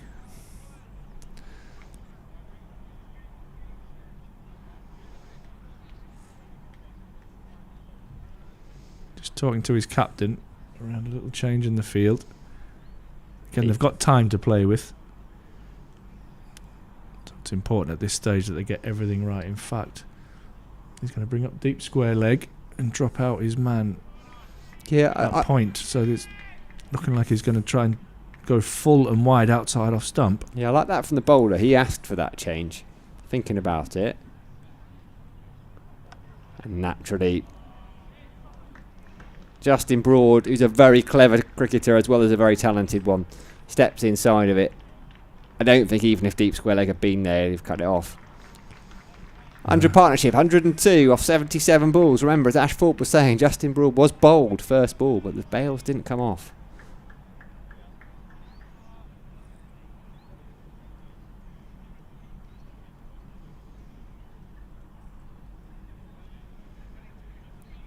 Just turned 2 o'clock here at the Banks Homes Riverside.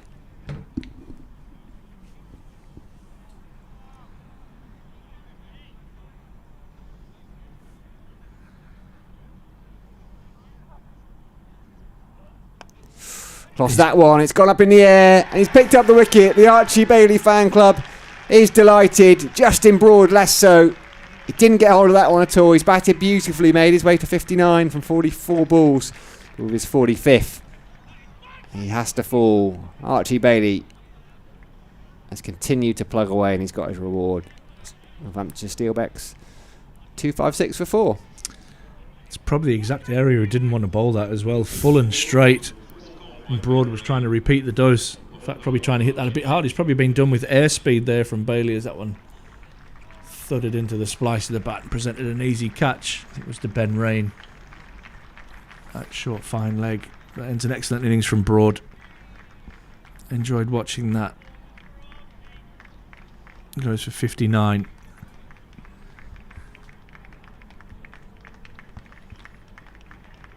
And what a time to come into bat now. Great platform set. 256 on the board. Yeah. 5.5 overs left. George Bartlett capable of scoring runs quickly. Another one that came through at Somerset. Consistency. Struggled for consistency. Was not getting any white ball cricket. Wanted to play regularly.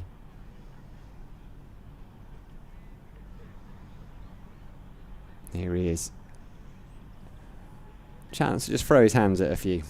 Yeah, absolutely. Well, Durham reaping the benefits of that also, and Leicestershire with 2 more leaving Somerset this year, and Casey Aldridge coming here, and Green going to Leicestershire. 2 talented young players.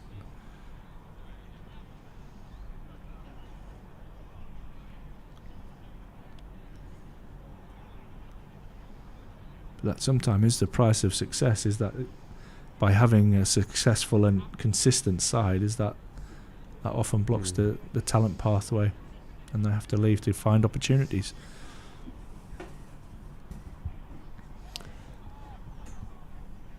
Yeah, it's not necessarily a bad thing, is it? It reflects. It's frustrating for supporters at times of various clubs, but it also reflects well on how well they're doing. You see Ben Geddes, Middlesex captain, very talented cricketer, but just couldn't get regular game time at Surrey.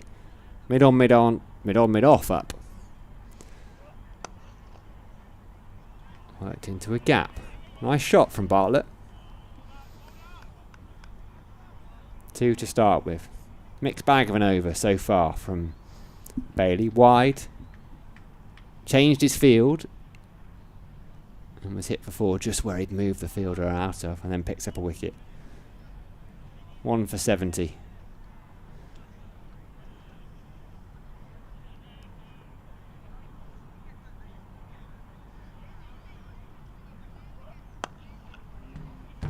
Get down. Great work from Will Rhodes. In stereo from us. Get down. Needed to get down, did. Get down on it. Get down on it. Good right hand. Fine fielder. Sales on 96. 2 balls left. Over 45.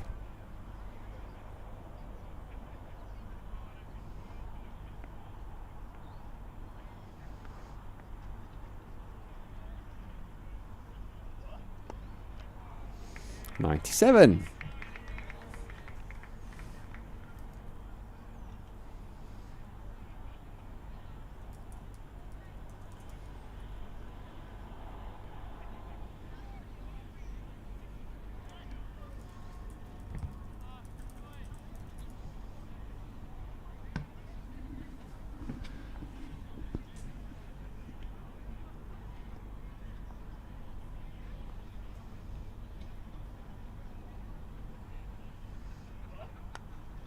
Inside edge to come through for 1. Chance at the non-striker's end, but got to be a bit careful at this stage. Ben Rain, whenever he gets a ball, just shies at the stumps. I don't know if that's been a directive or what, but every time he just picks it up and launches it. So where do we go here? 5 overs left. Anyone's guess.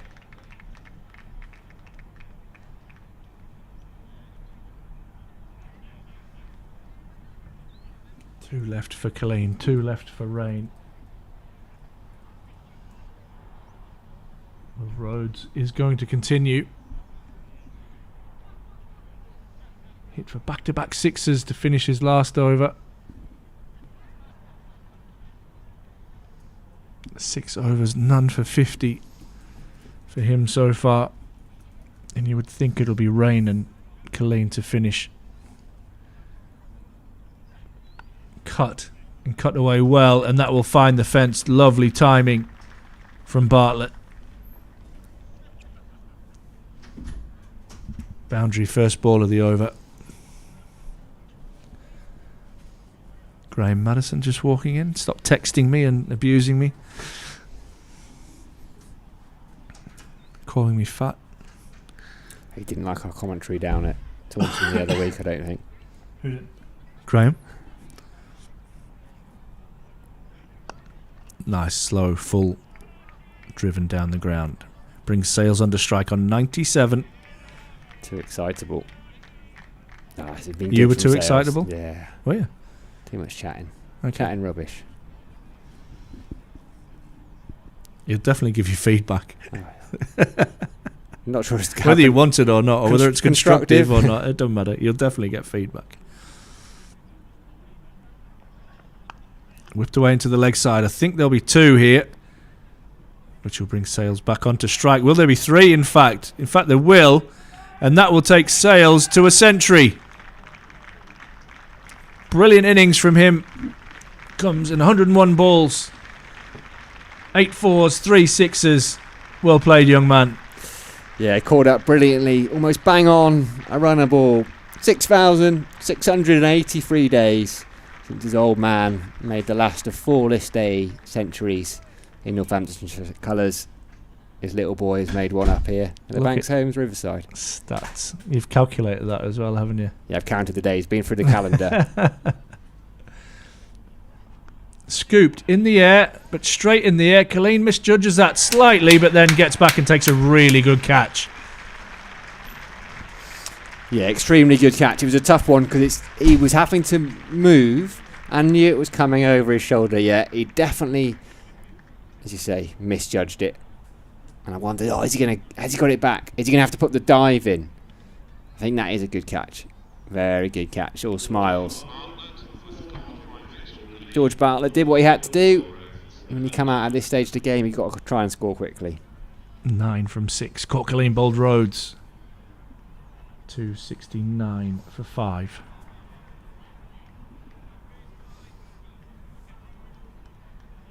Who have we got coming in here? Who have we got left? Guthrie? Is it Proctor? Chill out. Yeah, it must be Proctor. Just thinking that. I was just sussing out. He looks like a left-hander coming to the crease. with just the long sleeves and the helmet not giving us the best of guidance. That is Luke Proctor.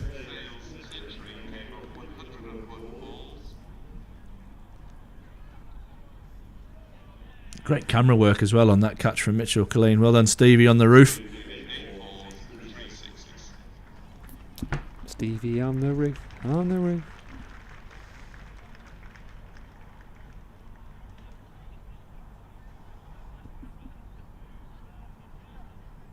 Proctor made a nice home for himself at Northampton. All-rounder leaving Lancashire some time ago now.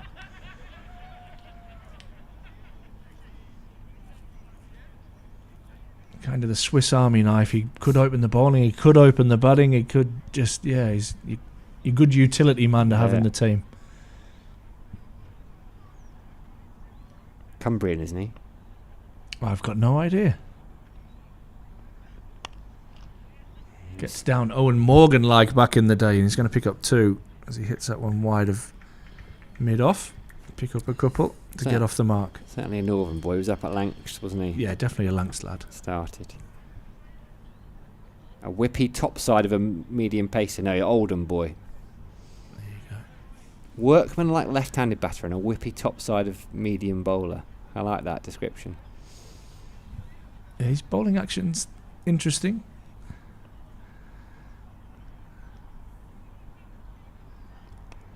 Whips that away down the leg side. He'll pick up another couple.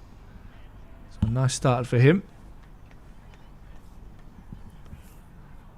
Ends the over from Will Rhodes, and might be the end of Will Rhodes with the ball. Wicket taking over. 273 for 5, 4 to come.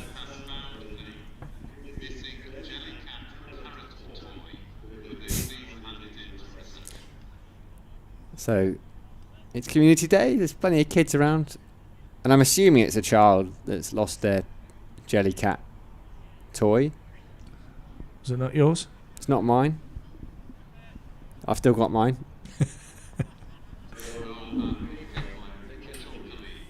Mitchell Colleen back into the attack from the Finkel end. 2 overs left, which fits nicely with the fact there's 2 overs left from the Finkel end. Yeah, like you say, a little bit of working for Alex Lees.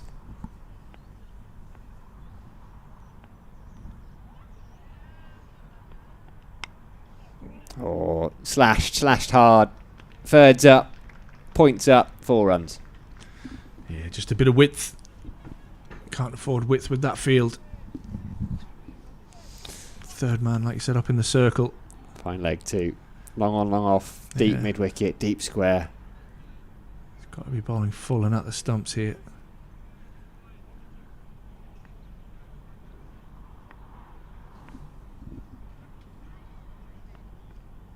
Like that.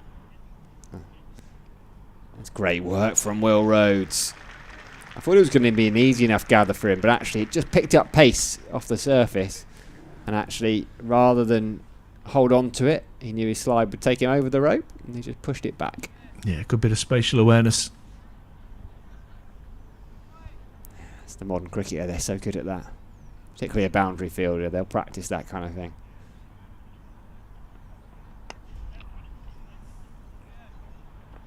Should just be one. It's because he's rapid, you know. Oh, yeah. Must be talking about Emilio Gay there, Ash. Absolutely.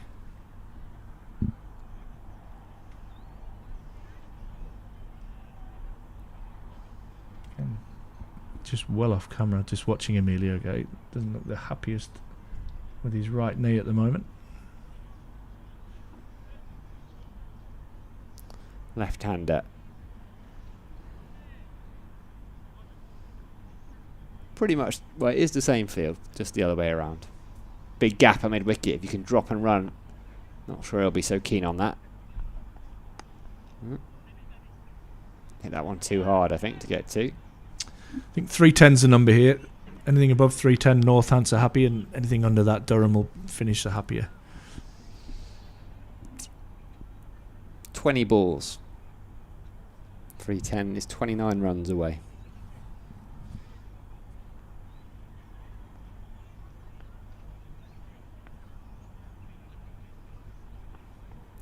Oh, that's that isn't going to help it. That's a no ball. Comes out wrong. Emilio Gay does brilliantly. He doesn't realise it's a no ball. Needs to chuck that in. He's gutted. You can see the athleticism. Not only is he rapid, he's athletic too. He didn't see the call. He was just putting his finger up there to say that was out as well. I mean, it would have been out, but for the no ball. The crowd didn't know. He did well to not take out the photographer there as well. Yeah, Fletch, the cameraman. Oh, what a shame for Emilio Gay. That was his moment. He's gutted. He's down on his knees there, not because the knee's giving him any pain, but from disappointment. Look at him. He is gutted. Oh, lovely. Full whipped away by Proctor. No, it's not Sales. Because he's right-handed and Proctor's left-handed, Sam. That's about placement. Got Stevie, the cameraman, who was absolutely thrilled with his work there, thinking he was going to go viral. I could just hear him through the intercoms with Ross in the studio going, "What was that, a no ball?" He's devastated. Emilio Gay's thinking, Metrobank Twitter account tonight, I'm there, I'm the mainstay. Might still be. We'll stick it, we'll clip it up. Nah, it'll never happen. We'll clip it up and say out or not out, and then the people can decide, but actually what they might not know is it's going to be not out. Bunted. Good over this from a Northamptonshire perspective. Brings 310 very much into the reckoning. 310 plus. Yeah. Agree, and I think Northampton will be thinking 320, which is why I was thinking if Durham can try and keep them under the 310, that's going to take some doing now. 3 overs left.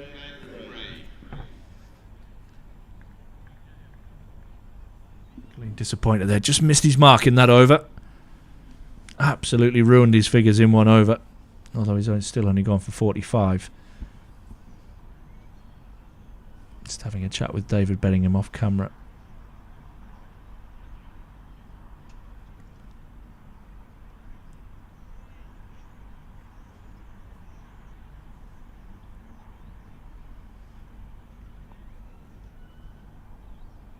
Ben Rain back into the attack from the Lumley end. He'll finish with his 2 remaining from that end. Well bowled. All the pace off it. They'll think about a second. Proctor turns and comes back. Ackerman fires at the stumps. And they're thinking of a third, but there's no chance of that.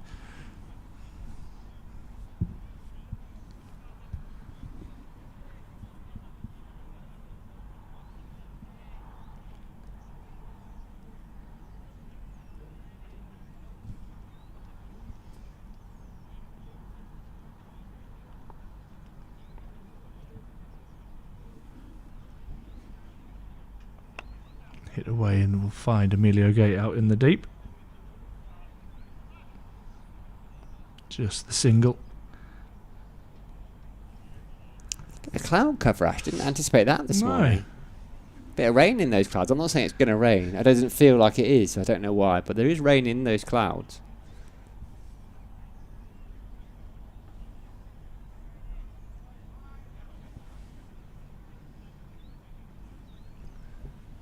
Left-hander on strike. Rain comes round the wicket. No doubt Proctor will be thinking of that short boundary away to his leg side.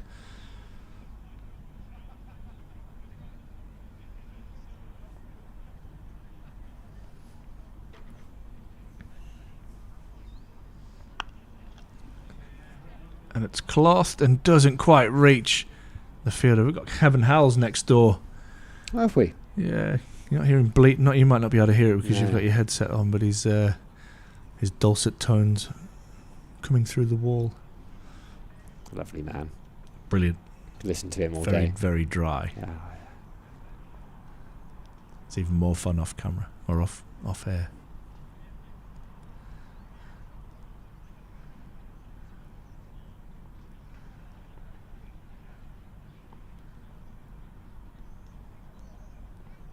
Hit. Will this reach mid-on? It will reach mid-on. And the catch is taken. Down there, George Drizzle, the man, taking the catch. And that ends an absolutely superb innings from young Sales. 117 from 110 balls. It's been the mainstay of this innings for Northamptonshire Steelbacks. superb century. His previous best list A score, 35 not out, as pointed out by Sam Dalling earlier, so he's absolutely smashed that. Super innings. Paced it perfectly, didn't he? Slow start, helped Northamptonshire recover at the point. 2 down in the 30s. You lose another couple of quick wickets and you're really facing an uphill battle in the game. He and Tim Robinson took their time. They didn't panic. They knew that there were runs out there. They just had to stay there. And he stayed there almost right till the end, James Sales. Really enjoyable, lovely for him to become the second generation of his family to make a list A century for Northamptonshire as well. Superb stuff. Oh. Really enjoyed watching that. Didn't panic. Like I say, he was a little bit behind throughout that early passage. I think he was at one stage 30 or 50 something balls. He gets a lovely round of applause from the members as he goes up the stairs.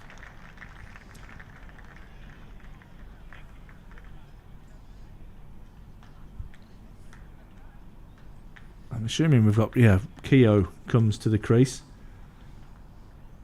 Not a bad man at this stage. 14 balls remaining in the innings.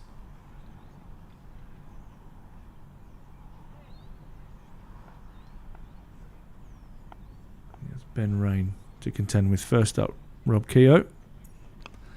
Clips this away into the leg side. Times it well. Proctor's thinking too. But it'll just be the one as Ackerman does the fieldings. That ball shoots into Robbie Bowman.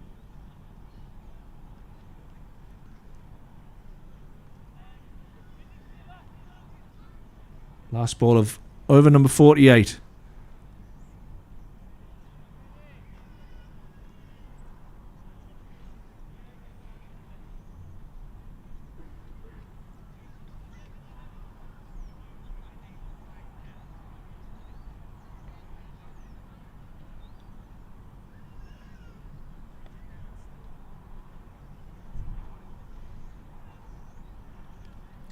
Oh, and that will be 5 wides down the leg side.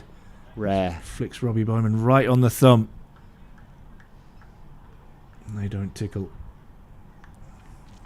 It's disappointing that for Durham.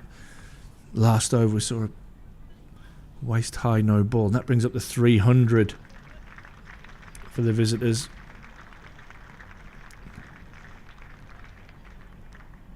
It's a couple of freebies in the last couple of overs.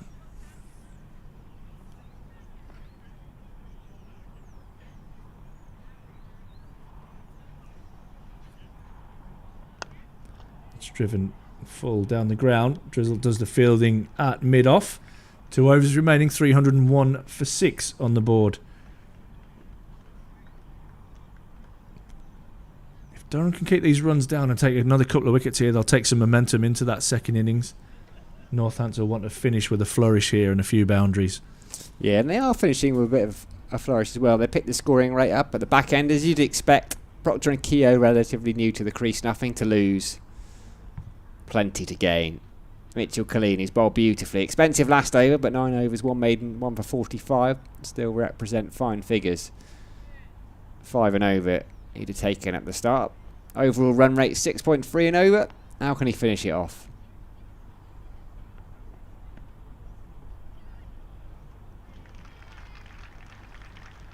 The dot ball we started.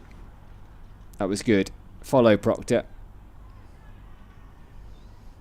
A few in the crowd were just waiting, ready to celebrate, and then they realised no one else was.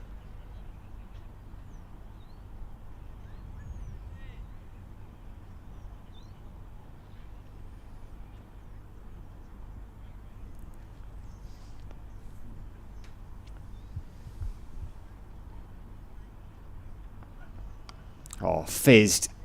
Wow. So hard. It's only a yard to the left of George Drizzle, who didn't pick it up initially. And by the time he did, there was naught he could do about that. I'm not quite sure how Proctor's managed to hit that ball that hard in that area, but he has, and it's scored him 4.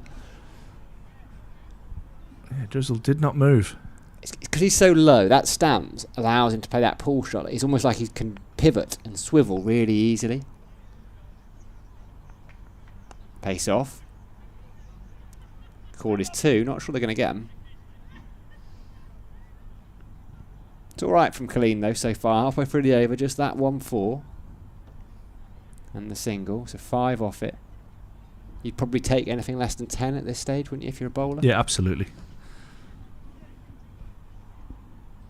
Ideally just a 1 boundary. What can they do? Yeah, same field. Just mirrored for the right-hander. Just looking at Will Rhodes. Similar bowler. Rhodes all his captaincy experience as well. What they're going to do. That deep backward point is going out. And deep square leg is coming out. Now, last time he tried this, James Sale just got down on one knee and flicked one through square leg. Keogh shimmied to do the same. In fact, he's bunted it to the left of Rhodes, who does really well. Just 2, 308 for 6. 8 balls left. Just keep an eye on Proctor's backing up. He's absolutely rapid between the wickets.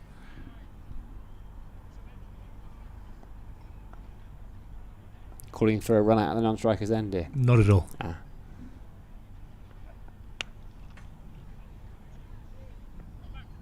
Yeah, he was reaching for that one. It would have been a wide. He could have left it alone. He didn't. He flashed that blade at it.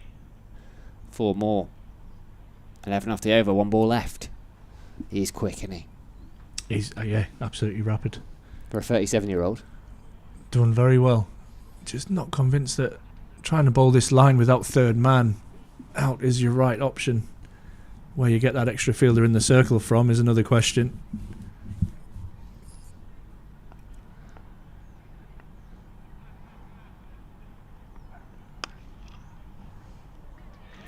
Doesn't matter. Picks up a wicket with the last ball of his spell. Rob Keogh goes.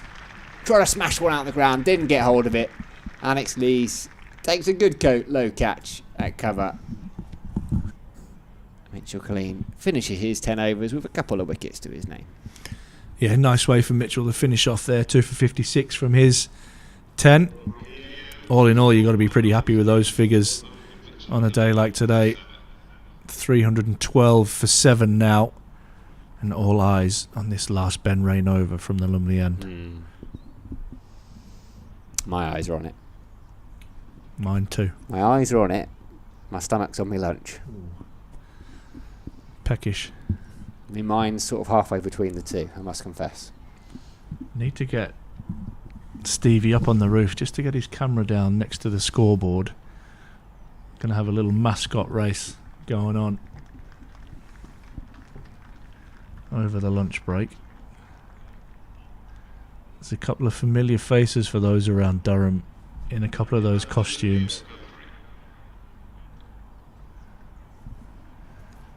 I'm not going to reveal all, and maybe to the end. I've been discussing tactics with one of the athletes. I'm expecting to see dirty tricks. I want mascots tripped up. I want heads to fall off. I want to see my guy win it and then be disqualified at the end. That was our instructions. That was our plan. Ben Rain is going to finish off.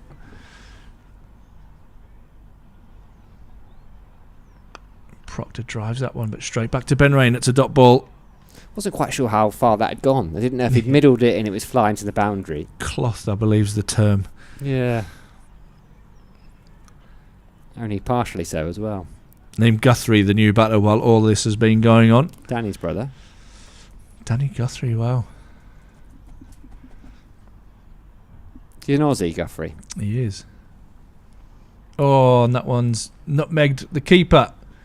Attempted scoop from Proctor, but it's 4 byes. Unlucky there for young Robbie Bowman behind the stumps. Yeah, he's been Just really came up a touch early if you're going to be massively critical. But so much going on there that's difficult to deal with.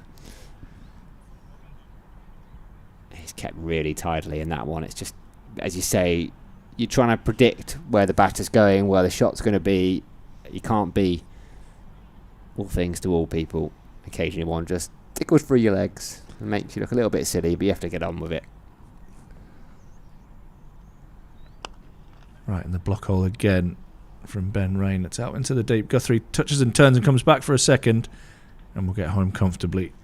And he starts, doesn't he, from a resting position. The gloves aren't right on the floor. He's almost bouncing them, giving a bit of spring in them. I must confess, I don't know enough about the art of wicketkeeping to say whether that's something that's changed. Is that more I think common? It'd be what's natural to him as well. Yeah. And he's young and flexible at the moment.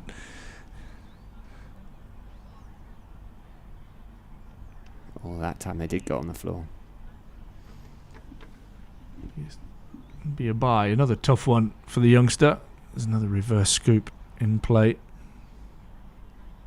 How cool must that have been, though, to be given that shirt, name and number on the back of a Durham first team shirt? It's been coming all week as well. That's the thing. There's been a bit of a build-up for him. So it wasn't just today that he knew it was happening. It's kind of, with the unfortunate circumstances surrounding Ollie Robinson's family, he knew that this moment was coming, and the injury to Hayden Mustard.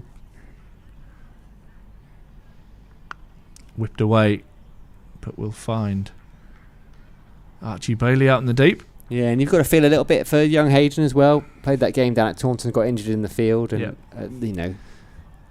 awful circumstances. Brilliant for Robbie Bowman, but he'll be sat there probably thinking, "Oh, me blooming hammy has stopped me keeping in a first team." Started off okay game with the bat as well. A couple of performances where he contributed to the team. Last ball, 320 on the board.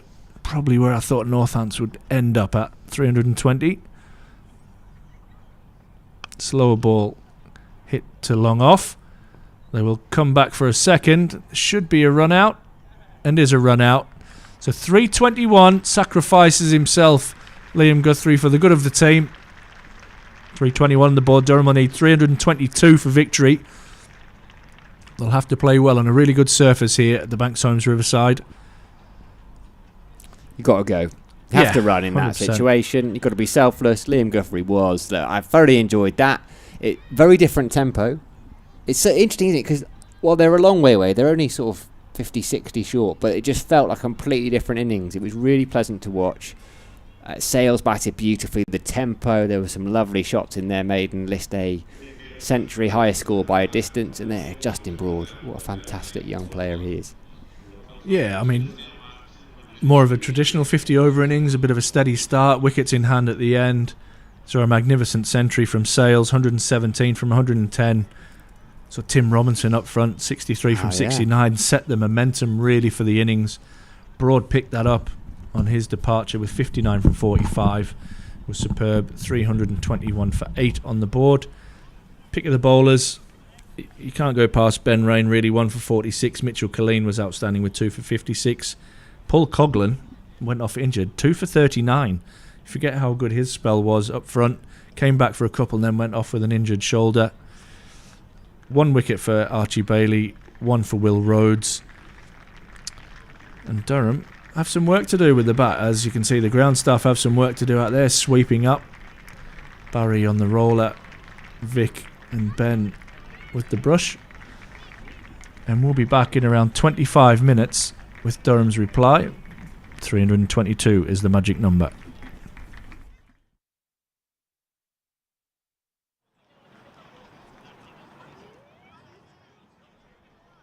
In the Northamptonshire Steelbacks innings, there were 19 extras, comprising 6 boys, 11 wides, and 2 nils. Here are the Durham bowling figures. Mitchell Colleen, 10 overs, 1 maiden, 56 runs, 2 wickets. Paul Coughlin, 9 overs, 1 maiden, 39 runs, 2 wickets. Ben Rain, 10 overs, no maidens, 46 runs, and 1 wicket. Archie Bailey, 8 overs, no maidens, 73 runs, 1 wicket. George Giselle, 6 overs, 39 runs.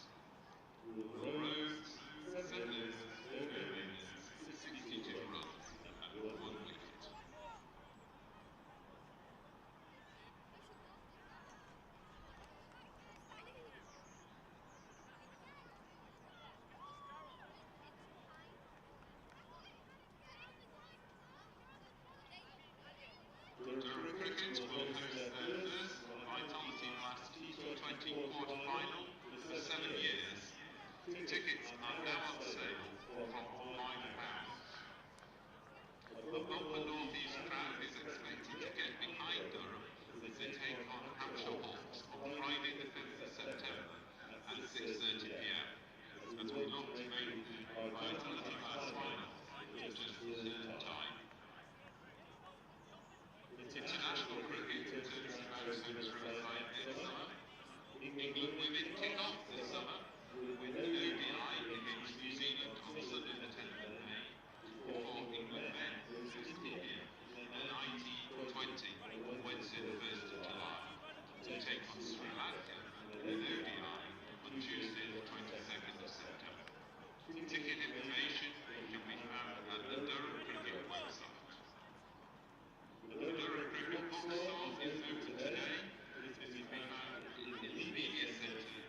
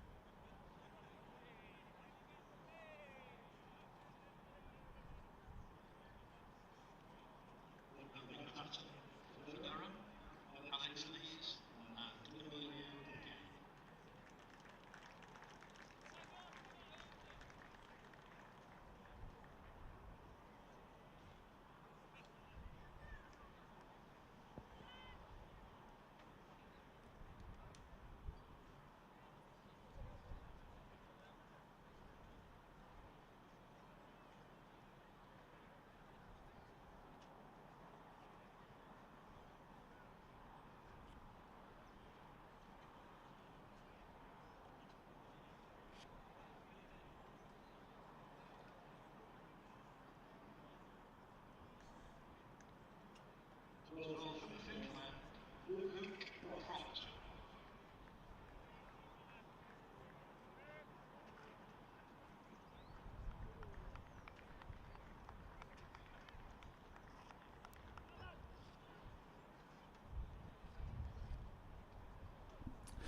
Well, welcome back to the Banks Homes Riverside. As you see, the two Durham batters out in the middle, Emilio Gay and Alex Lees, as they set off in pursuit of 322 for victory. Luke Proctor, new ball in hand. Called him the Swiss Army knife. He's going to take the new ball off and opens the batting as well. Start off over the wicket to Alex Lees, and we'll start off with a wide.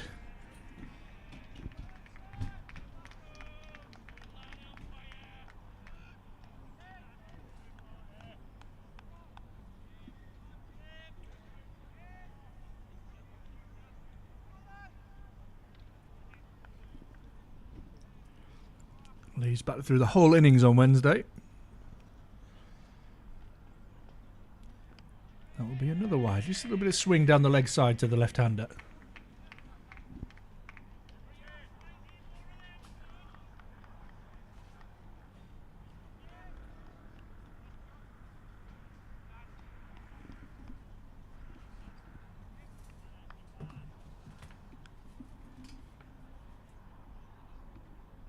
Sorry. That's okay. This one angles across Lees.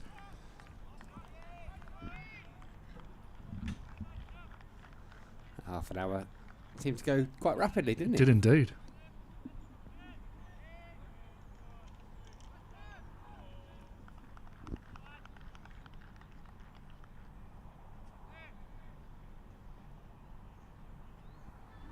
Got overcast and a little bit cooler since the start of play this morning. Thick inside edge from Lees. You'll get at least two. This one runs along the square. Vic's beautifully reseeded square. Get a couple of runs. What are you feeling, Ash? Who was happier during that half an hour? That's a good question. I don't know if Northampton will be disappointed that they've left. I don't know, I guess it'll, in 3 hours' time, we'll find out who's the happier of the two sides. That's but the cop-out answer, though, isn't it? I think Durham, if I'm honest. Yeah? Yeah, I reckon so. Think they might feel they could have taken a risk or two a little bit earlier? I think so. I think so. I mean, 320 is still a good score. But Durham will be looking back 2 days ago and thinking, well, we got 380 and that wasn't enough. So, a couple of good spells in there from Colleen and from Ben Rain. Paul Coughlin as well. Driven but not timed.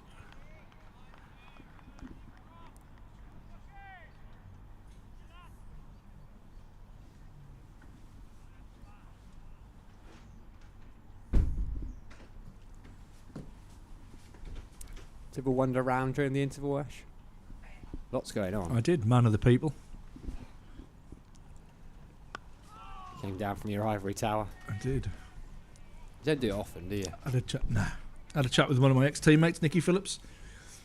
Entice him on? We're going to get a few guest comms? No, I don't think so. I think he's now with his family. Anyone else, though, over there we could tease over? I'm sure we could try. Feels like it's a you job rather than me. I don't have many numbers. Yeah, I think we'll have to get Sam on it, to be honest.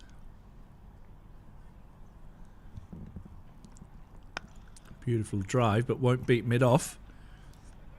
4 off over number 1. A couple of wides and a couple off the bat. 2 to Lees. Like an army of Durham support staff and batters going across to the nets. Who we got? Alan Walker, Scott Borthwick. Yep. George Drizzle. I think that's Sam Connors. I want to see. I'm not going to get to see Sam Connors in a Durham shirt. I don't think he's played in a game that I've been up here for. James Minto.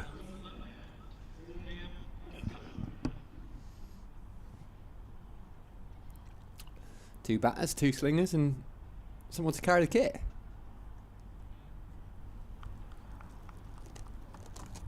Right, Danny's brother's going to open us up. Liam Guthrie, left arm seamer, Western Australian, on a 3-year deal. And bolted on left-handed Emilio Gay. Remember, got an absolute beauty in the Middlesex game. And it's got a beauty there as well. Trapped LBW. First ball by Liam Guthrie. It looked good. He just clipped the back of the pad. Everything from behind the stumps looked decent. It lined up. Bilal Shafayat certainly felt so. Up goes the finger. Back-to-back ducks for Emilio Gay. Durham 4 for 1. Looked straight, didn't it? Just Looked straight. did, yeah. Trapped on the crease, Emilio Gay. Back pad. Front of probably middle and off. Going on to hit the stumps. It's a good start for the Steelbacks. Early wicket. He's got a couple of absolute beauties. I mean, it looks like 2 noughts, and he will get the odd nought, right? He got 5 in the Champo despite scoring so many runs. There's not much. What did Ryan Campbell say? He had a chat with him after the one. Toby Rowland-Jones got said, look, out of 100 times, you might nick 4 of them. That maybe wasn't quite at that level, but that was a beauty from Guthrie. It was a good one first up. Just a little bit of swing away from the left-hander. Speaking of good ones, Will Rhodes is making his way out into the middle, and he is having an excellent tournament so far. He came up, we thought he was going to play as predominantly a red ball cricketer. Started the season in the championship side, didn't do so well. Became the finisher in the T20 side. Average of 72 in T20 cricket so far this summer, and an average of 72 in this competition as well. 100, the first one up at... Was it? No, it was down at Taunton, in fact. I saw it. Exactly 100 there. Had 95 at South North. He's got 2 half-centuries and 100 from his 4 previous innings. Need to get him early, I think, would be the shout from Northamptonshire. Yeah, indeed. He's been very, very consistent in this competition. In all white ball cricket, actually, this year.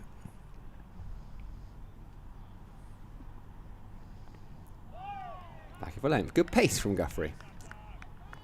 First left armour we've seen in the game today as well. That change of angle.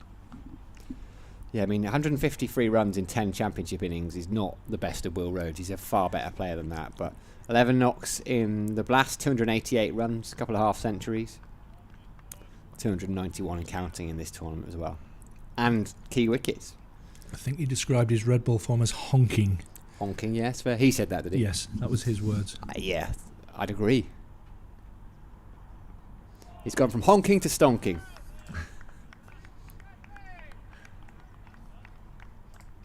But I mean, look, he's a fine red ball cricketer. 1,000 runs last summer, 300s. I thought when they got him, brilliant signing. Just had a different role, hasn't he, with Durham? Yeah. Not getting that number 3 role and batting more in the middle order, so It's just some things for him to work through, really, but he's quality. It's just reinventing people a little bit. You know, Graham Clark, a couple of years ago, when Ryan Campbell first came in, it's a good start from Guthrie, had pretty much resigned himself to not playing championship cricket and became a regular, particularly in that promotion season. I don't think anyone would have called Will Rhodes being the T20 finisher Indeed. this year. I think originally they had planned to have Ben McKinney in that role. And he shown he could open up that, what was it, 30 odd in the 100 the other night? Blasted it. 3 sixes, was it, in his first 15 balls? That's a nice way to announce yourself. Just need consistency from him now. That'll come. Good shape from Guthrie there, making Will Rhodes play early. A little bit of swing, isn't there, for the left armour? Been a good opening over.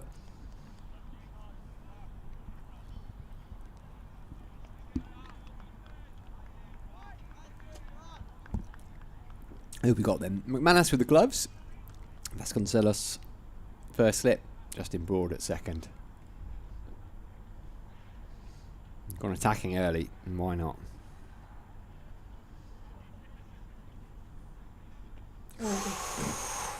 I'm not quite sure how that's missed off stump. That is a peach. Brilliant over. Wicket maiden to start from Luke Guthrie. Thanks very much. It's a lovely start, isn't it? A little bit of swing, like I said, away from the left-hander. And millimetres away from a second wicket.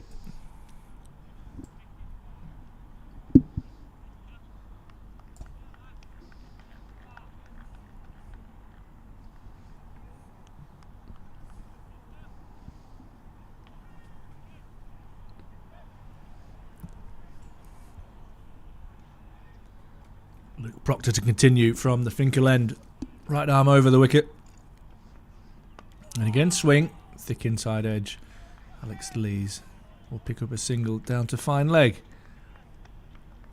A challenging start here for the Durham openers.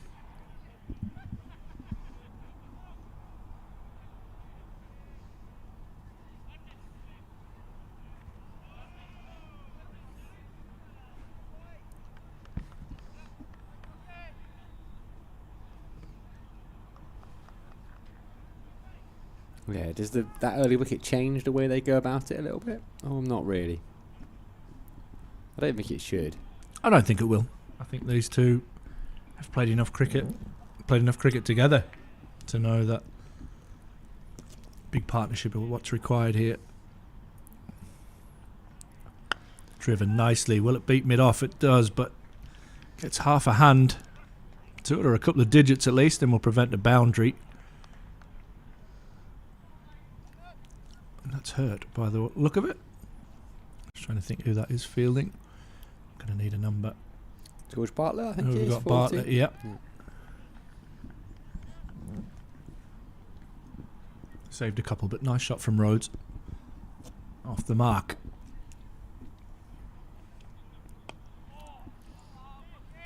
Again, I don't know whether the overheads have just changed a little bit. It was bright sunshine when Durham have bowled, and there's definitely an overcast feel to the game, and it's got a little bit cooler. There's definitely some more swing than we saw this morning. Maybe these two are just more natural swing bowlers than we saw this morning.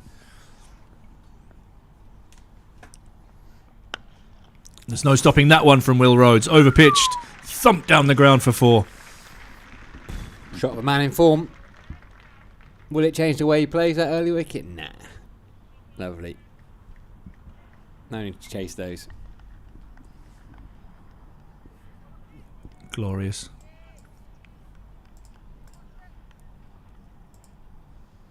Going to try round the wicket now.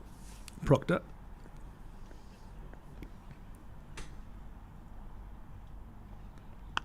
Finds a better length. Still shape into the left-hander. But we found all day and all of Wednesday that if you get your length, all your lines slightly wrong on this surface, then expect to be punished.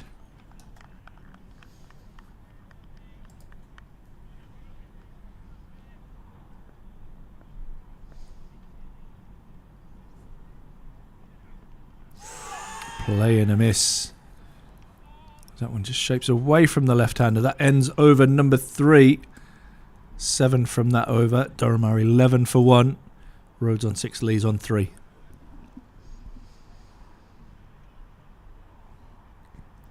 Ideal start for Northamptonshire. Durham started pretty well though with the ball, don't forget. Mitchell Colleen started very well with the ball. Plenty of time to play catch up. I'm looking forward to Yuzvendra Chahal. Love leg spin. IPL's leading wicket taker. Yeah, legend. What a signing. They've done really well over the last few years bringing over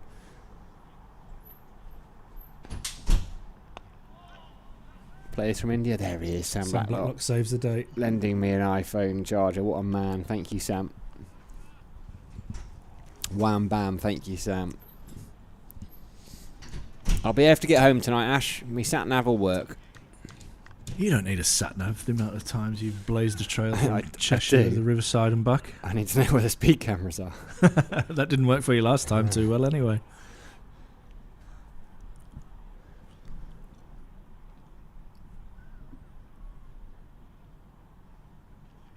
Edged. Falls just short. Does well, actually, Ricardo Vasconcelos. Take that on the half volley. Alex Lees would have looked behind and expected that to lead to him wandering off. He'll have been pleased to see that die off the edge.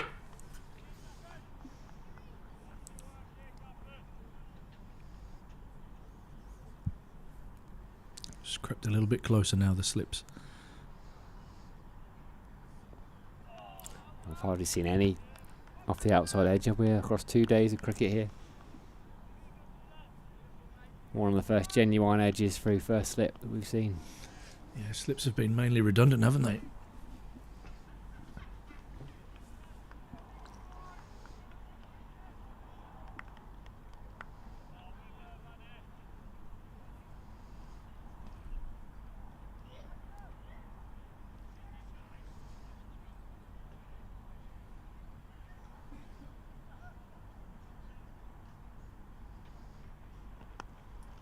Tucked away nicely.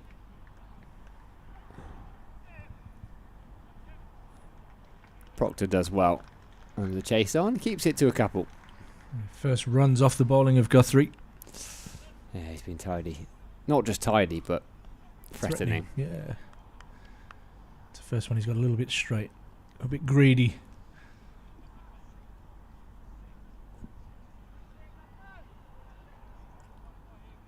So top 3 left-handers. Robbie Bowman, left or right? Right-hander. Right-hander. Edge and gone. This time it has carried, gone all the way through to the wicketkeeper, Lewis McManus. Liam Guthrie on a pitch that has offered almost nothing from the outside edge. Has suddenly found it twice in an over. Beautiful delivery, that. Ooh. Left arm swinging at full. Faint edge through to the keeper. Lovely start for the Steelbacks and for Liam Guthrie. That's a beauty. Had to play at it. There's nothing else Alex Lees can do. He was a good enough player to find the outside edge. Many would have played and missed at that. What a start. What a bowler.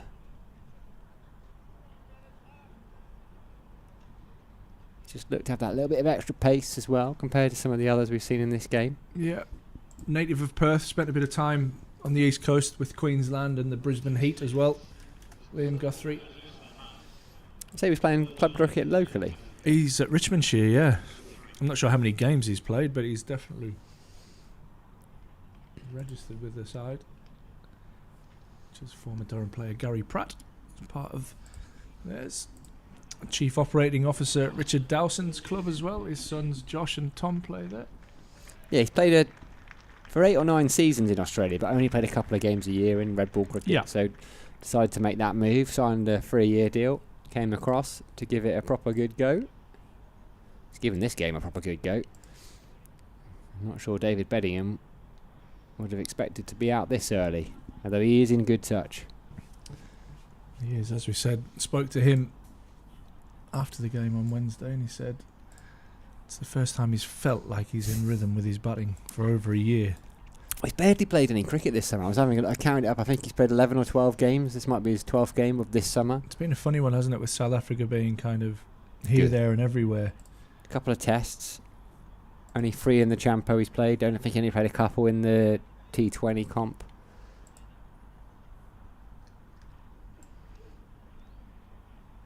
Durham in need of a big partnership here.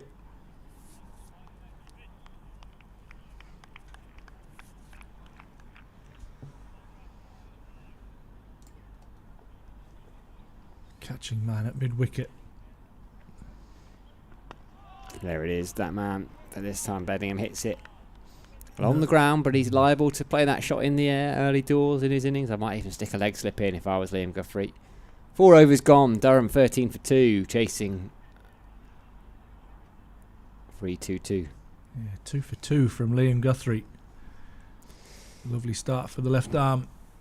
Well, swing bowler, you would say today. He's bowling beautifully. Hooping it. Yeah, look, he played a bit of Australia under 19s a decade or so ago. Who was in that side that made it? Not many, actually. Proctor continuing around the wicket.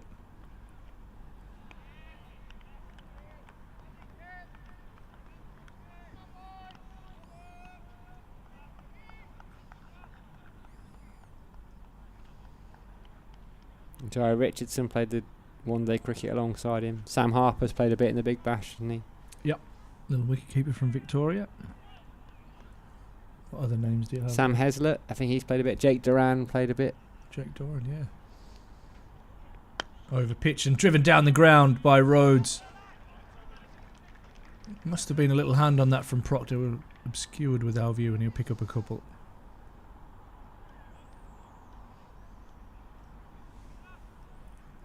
Lovely straight bat.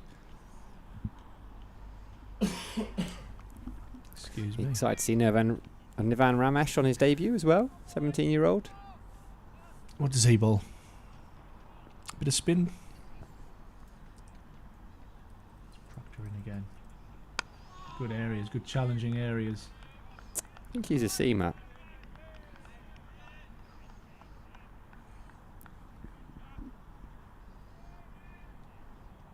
No, he's a young spinner. Crickinfo has it wrong. I'm just having a look. He was doing a bit of work with Toby Radford. Okay. So they've got him. What a man for him to learn from as well. Twice his age. He's Vindra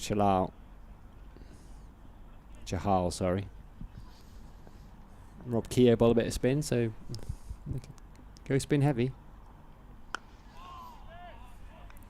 Got Justin Broad, sort of medium pacer.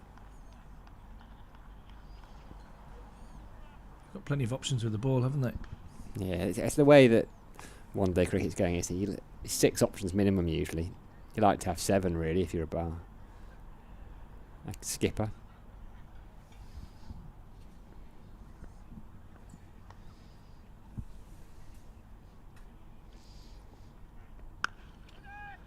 Driven on the up, but won't beat cover. Just the 2 off this over. 15 for 2, Durham. Early double blow from Liam Guthrie. As both openers back in the shed.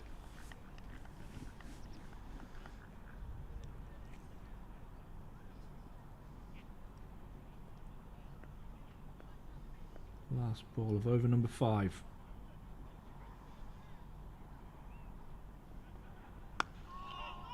Push to mid on. And an easy single through, so Rhodes will retain the strike. 16 for 2 after 5. Rhodes moves on to 9. Decent start from Proctor too, just the 14 off his 3 overs, but he's been outshone by Liam Guthrie, who's about to start his 3rd. 2 for 2 off 2. Richie.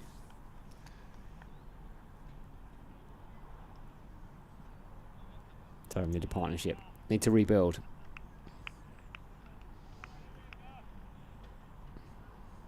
The DLS says they need to be on 72 right now. What? 5 overs in. The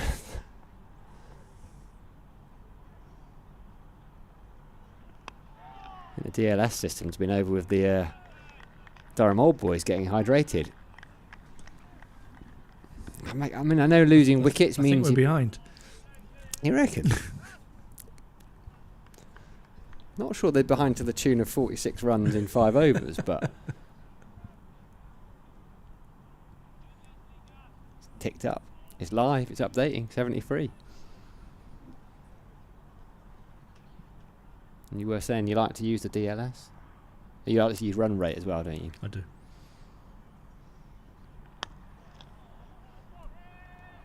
Yeah, I'm a rate required man. Which is nudging 7. Started at about 6.5s. 3-2-2 off 50. Oh, good calf stretch there. Nice square leg umpire, Mr. Widdup.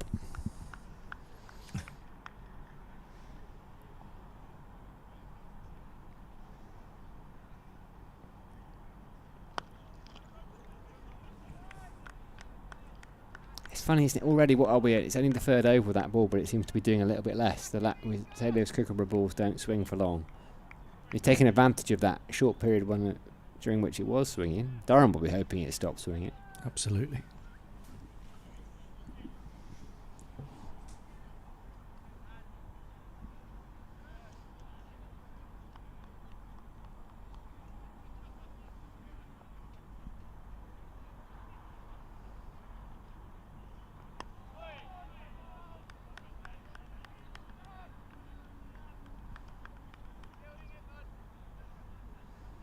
I don't know, it just looks a little bit more comfortable already, doesn't it?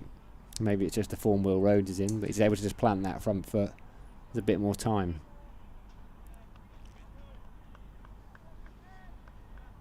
I wonder how long before we see spin. That's me basically saying I want to see him. Yeah. No, he's world class.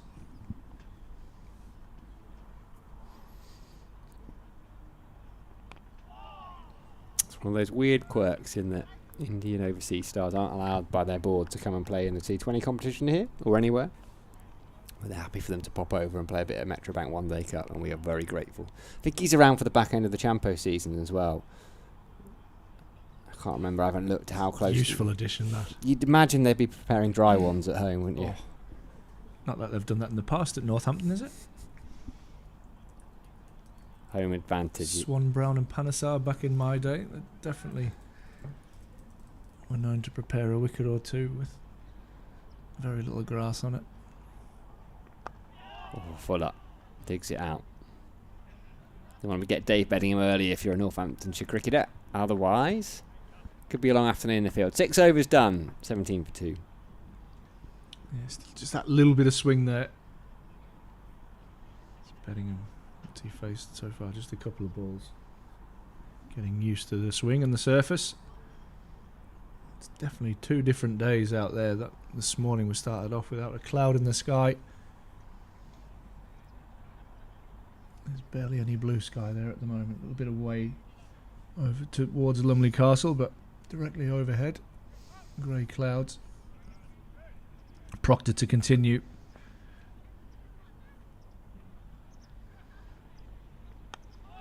A thick inside edge from Rhodes. He's going to push for 2. This Chahal is the man to do the fielding down that fine leg.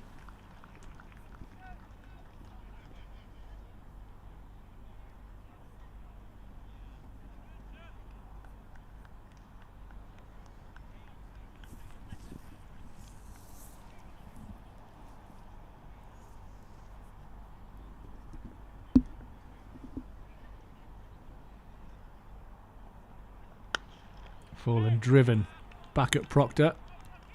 Does the fielding. The big left hand.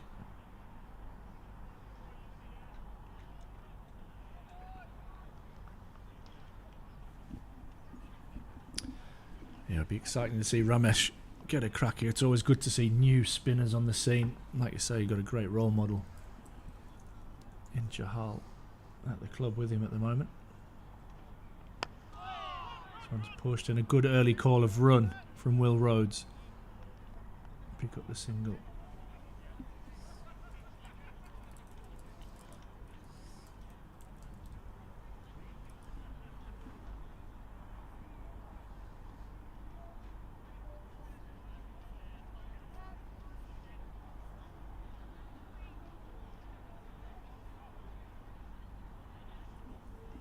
Bellingham's first look at Proctor.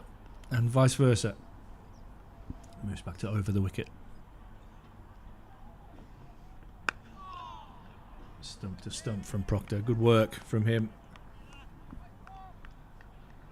In isolation, his figures would be superb. 1 for 17. There's 2 balls remaining in his 4th. And you look underneath him on the scoreboard, and you've got Liam Guthrie, who has 2 for 3 from 3 overs.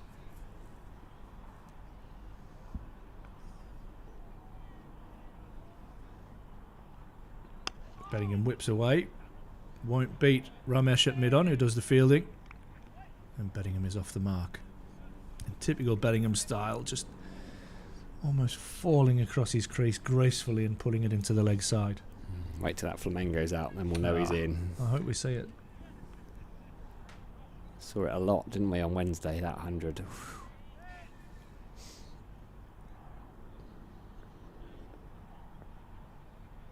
Back around the wicket to the left-handed Rhodes. Driven. Oh. Beats mid-on. Glorious shot. Full face of the bat for Will Rhodes. Picks up his second boundary to close out the over. 25 for 2 Durham after 7. A man in form. Nothing better than an on drive. Checked on drive. No need to run those. No chance for the fielder. I think for a left-hander in particular, that's a real test for your balance. As a lefty, we tend to try and whip those balls probably more through mid-wicket. But to know that you're standing up and hitting that ball straight shows really good balance. As you said, a man in form. As has been Liam Guthrie so far. 3 overs, 1 maiden, 2 for 3. He is unsurprisingly going to continue. Day-night game down at Hove. Lancashire made a strong start, 143 without loss. Michael Jones, formerly of Durham, made a Roses 100 midweek down at York in a losing course. Got 75 off 69 so far. He's batting alongside George Bell, so they're flying along nicely. What did Derbyshire end up at? Derbyshire ended up on 315 and Worcestershire 36 for 2. Okay. Caleb Jewell made 113. Matt Montgomery, who's made the switch from Nottinghamshire, 92.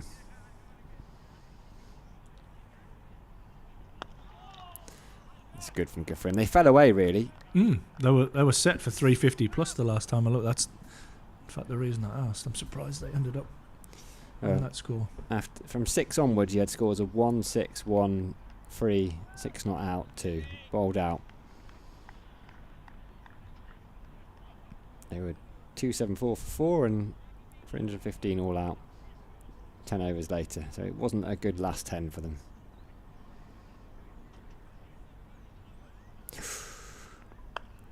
Balled up-ish. Risky, but chips it over the infield. And Sales will give chase. Now, down at Chelmsford, Essex made 417 for 6. What? Who got runs? Luke Benkenstein, 83. Curtis Campher, the Irishman, who they only signed midweek. 123 off 68. I think it's his second spell, if not third in this competition. I know he played for Somerset. He might have played for Gloucestershire as well. I could have made that up. Simon Harmer, 68. Surrey going with youth in this tournament. Testing day for them. And they're 2 down in reply. Oh, swing and a miss. I think that go just went under the inside edge. Yeah, through the inside. Bellingham trying to hit that through the covers. A little bit of shape still there for Guthrie. Maybe after the ball before where he's bowled that bouncer, he's tried to go full, just hoping that Bellingham would maybe just hang back a touch. It's been an impressive opening spell from Guthrie.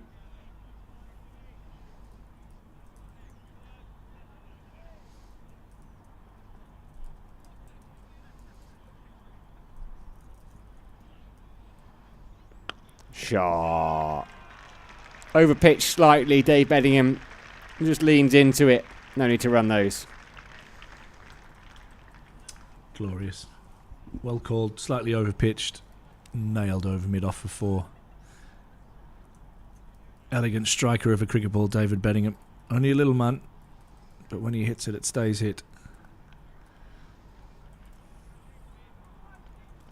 Couple of bounces and skipping into the Toblerones there. Well, over them. Stood and watched it. Rhythm is still there.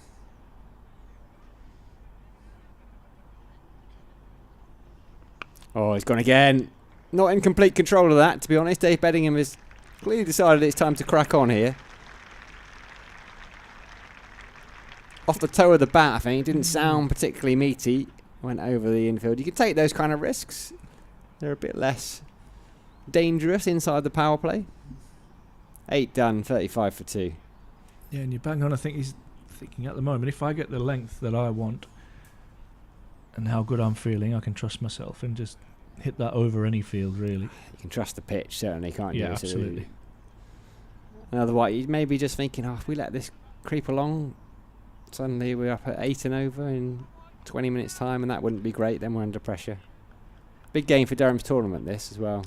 Well, it is, and this is a tournament that you feel that they should be having a look at an opportunity for silverware, as will most of the counties that are involved. Rhodes driving again, but won't beat mid-off. Yeah, it's probably one of the most even tournaments in that sense. And I know you got any team in the division can win it. It's not true in the Blast or in the County Championship, but this one you really don't quite know what you're going to get until you get there. Absolutely.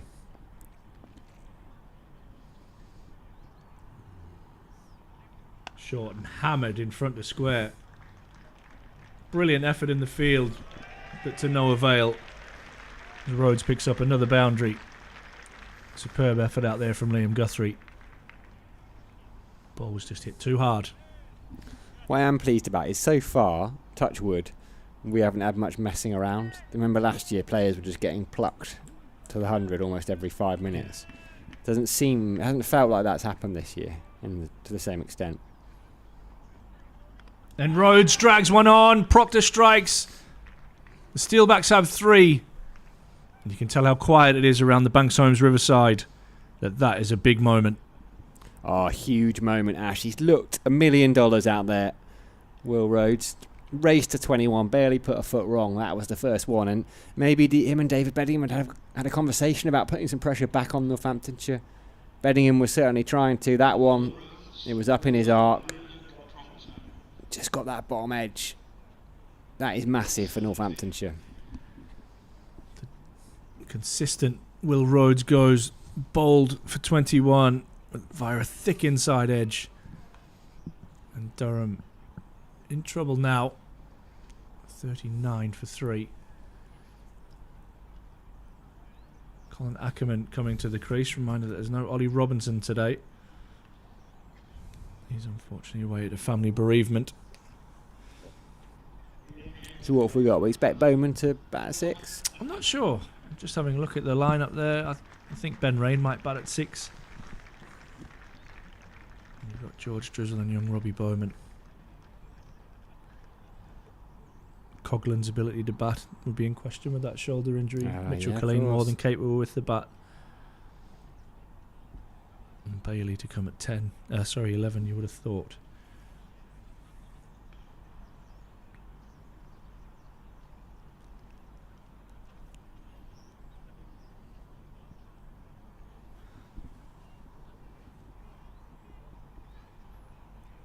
Two right-handers now at the crease for the first time for Durham.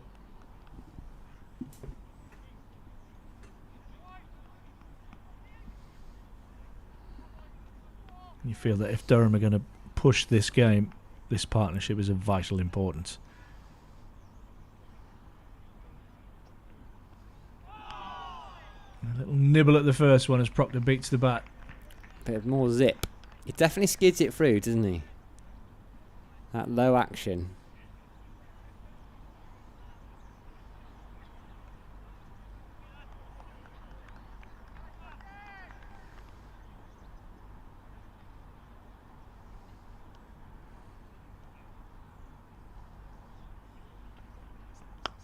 This is driven beautifully down the ground, beats mid-on, and Ramesh and will run away for 4. Not for the first time this boundary has been peppered at this Finkel end. Yeah, not a bad way to get off the mark, that. On drive. Fizzed off it. Not much mid-on could do that. In fact, there was now he could do.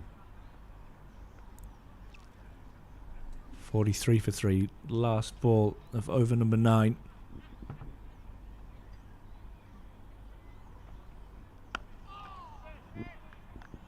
Ackerman solid in defence. Ends the over 43 for 3 from 9. Emilio Gay going first ball, LBW to Guthrie. Lee's caught behind off the bowling of Guthrie for 5. And then Rhodes in this over, dragging one on off Luke Proctor for 21. All eyes now on this pair. David Beddingham on 11 not out and Colin Ackerman on 4. This is the game you feel for Northamptonshire.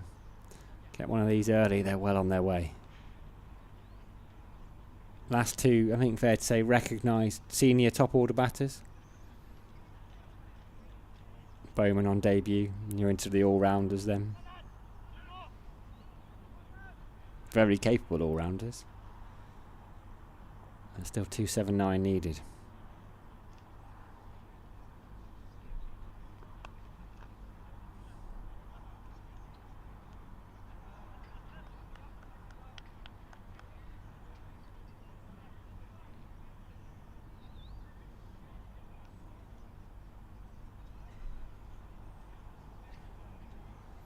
Ackerman just taking his guard, going to face Guthrie for the first time.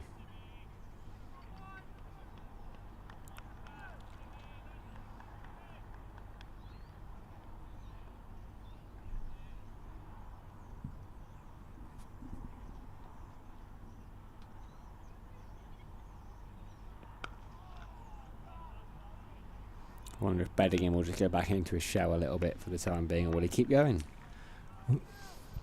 The other thing to take into consideration, it's the last over of the power play as well, so from the next over, Northants will be allowed 4 fielders even outside of the circle.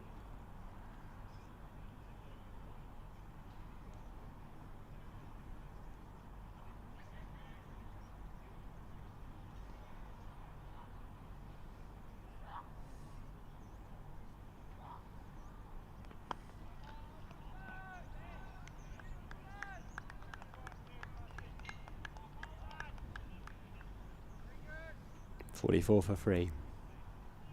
More grey cloud. A bit more threatening as well, it's looking now. I still don't... It doesn't feel like it's going to rain. Certainly not anytime soon, but... there's dark grey clouds over towards Bannatyne's gym.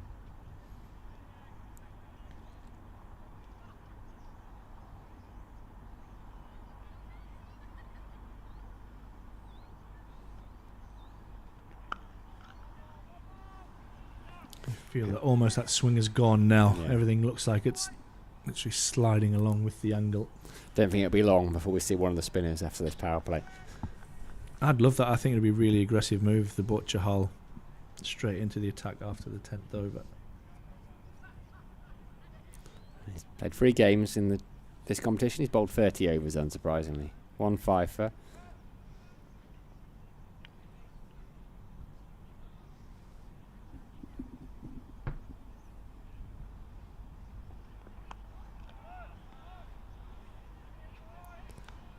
Like Justin Broad was getting loose.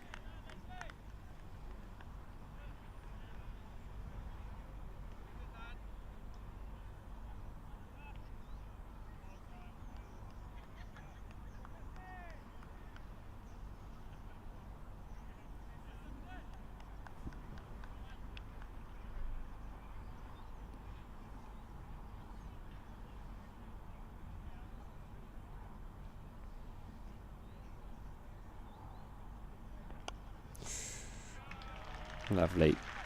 Whipped away, Colin Ackerman. His second boundary. His flamenco's out already. 48 for free. 10 gone. Power play done. Fielding restrictions lifted. Double the amount of fielders allowed outside that 30-yard circle goes from 2 to 4. Lovely way to finish the over. Just a little bit over pitched and straight from Guthrie. Ackerman all over it.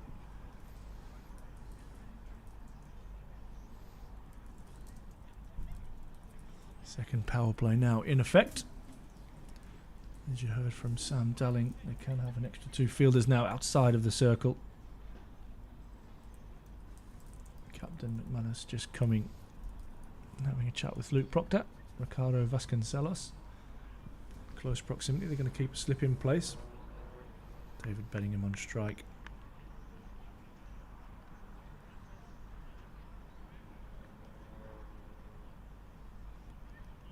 What do you reckon they do with Guthrie? Keep him going or take him off now?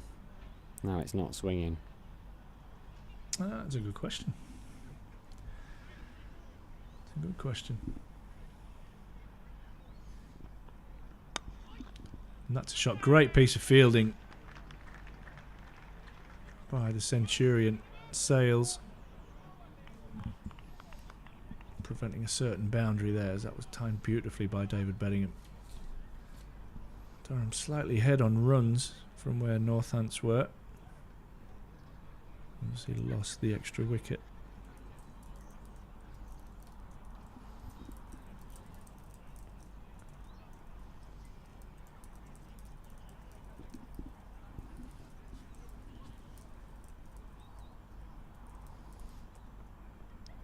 Oh, edged and gone. Proctor strikes again. Ackerman flirts with one outside off stump.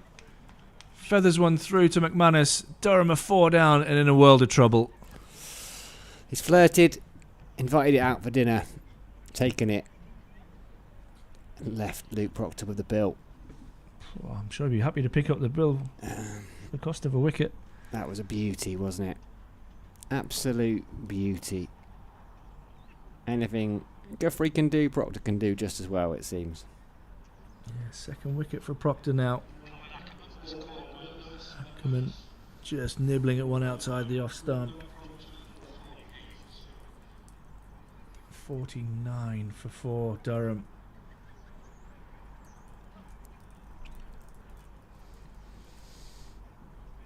In a bit of trouble. I think, is that young Robbie Bowman coming into bat? Yeah, I like that. Pick him to bat. Pick him to play. Pick Yeah, him it back is. at 6. Comes in like for like. Pressure. Not going to be easy this, but an opportunity. Might not need the spinners.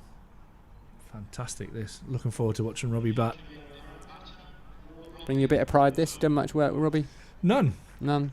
I've spent a bit of time with him in his age group stuff, but done nothing specific with him at all. But Who spends it's just great to see another one come through the academy. Who has spent a lot of time with him then John over the Windows, years? Cole Pearce, especially as his wicket-keeping Keeping. coach. Over the years, you've had the likes of Nathan Remington, Stu Pointer, James Lowe, back from Yorkshire now with the academy as well. So lots of good people involved, plus all of his guys at, Cameron Harris, who's head of cricket at Newcastle School for Boys, plus his coaching guys at Tynemouth as well. So there'll be a lot of people who's had a part of this journey, but now he's on a stage where everybody's watching.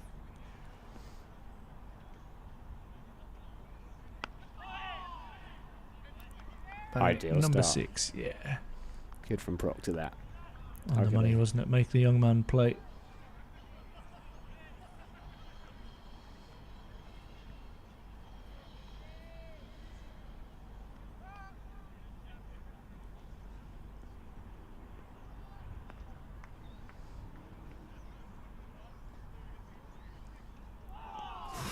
Play and miss there. There'll be nerves for the youngster.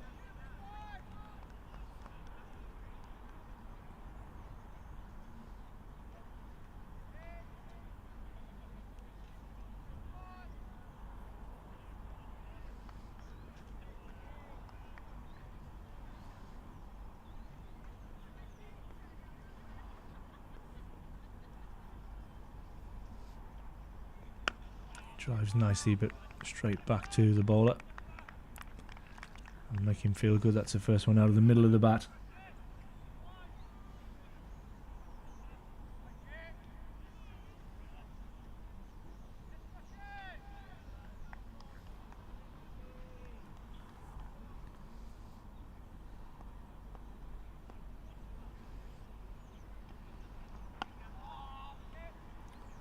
Solid in defence. Just one from that over.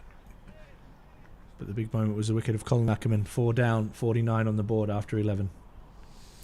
What do they do here? I'm not surprised to see Lewis McManus turn to Liam Guthrie and say, "Nah, you carry on, pal." Particularly the new batter in, young lad on debut. Left arm quick from Australia. Tail up, couple of wickets. 49 for 4, real trouble. 273 runs required to win. Well, we don't need to think about that for the time being. That's a long way off right now, isn't it? What Northampton will probably do here is just allow Beddingham to get off strike and try and bowl as much as they can at the youngster. I think he's going to try around the wicket as well. A little bit of a different ploy.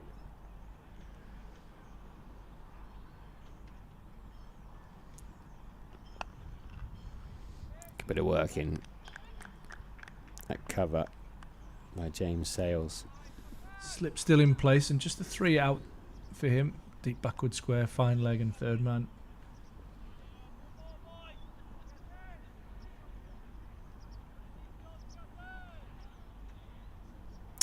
Just as you say that, Ashford, there goes slip.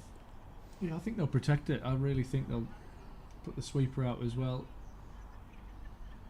Stop Beddingham from scoring boundaries, and you stop Durham from winning the game.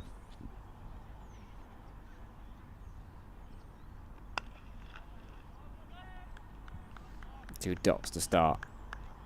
Into his 6th over, Liam Guthrie been highly impressive. He's bowled well. Trapped. Emilio Gay, LBW, first ball. Gay faced. Second in the week for Emilio.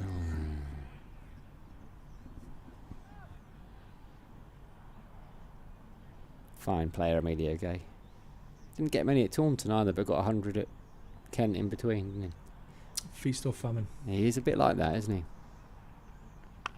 Not a bad trait as long as you're feasting. Quick single here. Chance for a run out. Oh my God. He's going to get 5. But definitely worth the risk of the throw, because I think with a direct hit, Beddingham was gone. Tim Robinson it was. Chucking it. Not backing up so well. This is Svendra Chahal. And there's the 50 up. In a strange way. With a 5. With a 5. The first 5 of the game. Funnily enough. 50 up, but not the number next to it that Durham would have liked. 4 down.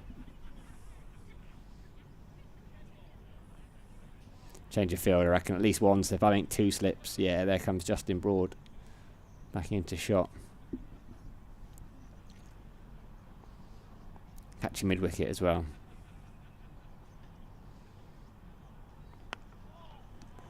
Oh, Shot boy. lovely. Lovely. It was there to be hit. And it would have been very easy for young Robbie Bowman to try and overhit it, but he didn't. He just pushed it. Backed himself. Timed it. 4 bits. I like it. A bit of composure there from the youngster. Like you say, he could have really had a thrash at that, but just timed it beautifully through cover point for his first boundary in professional cricket. First of many, no doubt.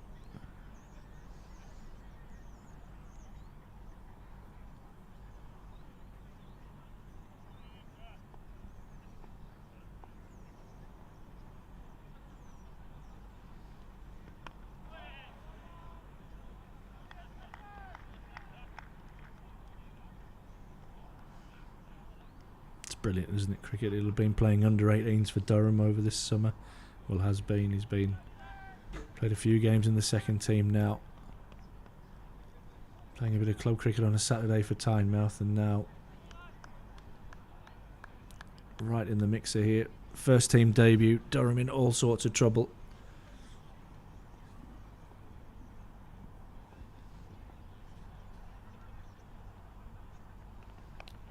Pulled. Played it nicely, that. It was sharp. It's going to bring him 4. Lovely stuff from young Robbie Bowman. A 5 in the over, plus 2 4s. Perhaps it was 1 too many for Liam Guthrie. Ruins his figures slightly, 13 off it. Always a good sign, that front and back foot from a young player. Often you'll find a lot of them will favour one over the other. Guthrie went full, he pushed through the covers for 4, he went short, he pulled him around the corner for 4, so excellent batting from the youngster.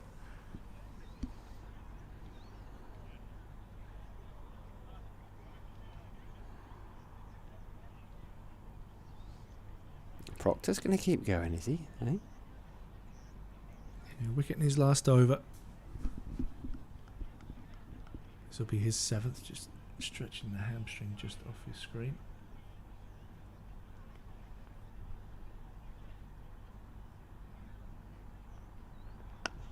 Beddingham drives beautifully but won't beat Ramesh at mid-on. Pick up a single though. 63 for 4. Beddingham moves on to 19. Bowman's on 8.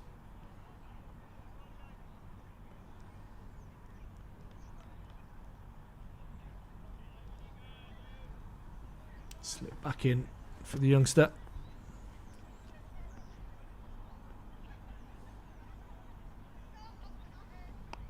Ooh. Just hurries young Bowman up a little bit. Popped, Did a didn't it? bounce That? off a length, yeah. Hit the splice. Normally somebody quite skiddy. Be a great time to get spin into the game here. Young cricketer at the crease.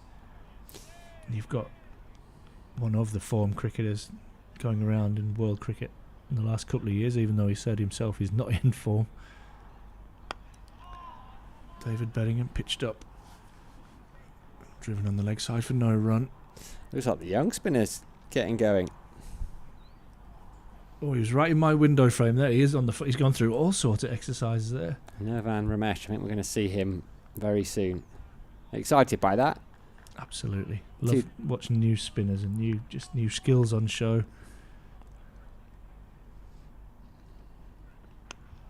Bowman turns this away. Pick up a single.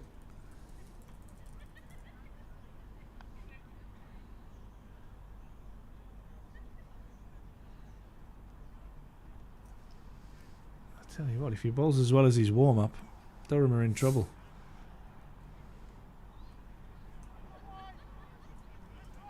What a moment for him.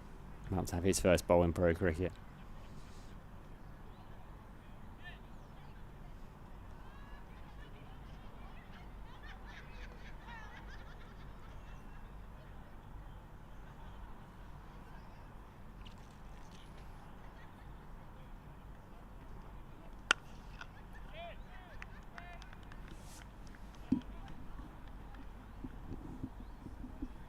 He's definitely going to be loose.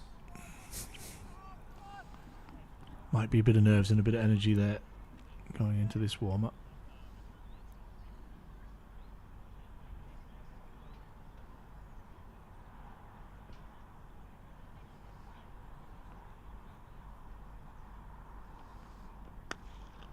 Gorgeous shot that from Beddingham. A real strong area of his through that wide mid-on area. Straight bat. And a boundary to finish off the over from Proctor. His 7th is now done. Beddingham moves into the 20s onto 23 with a piece of class. 68 for 4 Durham. It's now the time. It looks like it is. The helmet's coming on.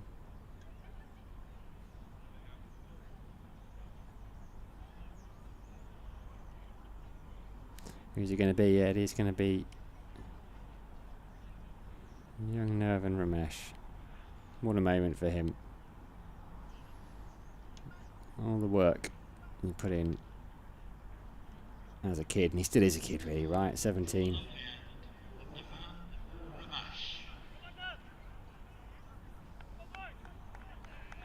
Plays his league cricket for Brondesbury in the Middlesex League.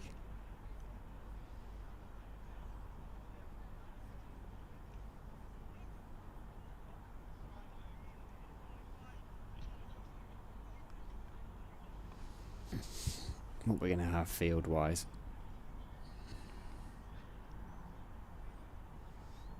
They're all moving around. People getting the right people in the right place.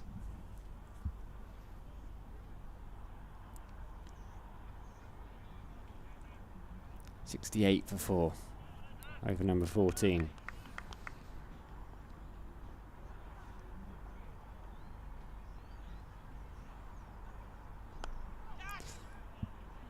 Catch immediately.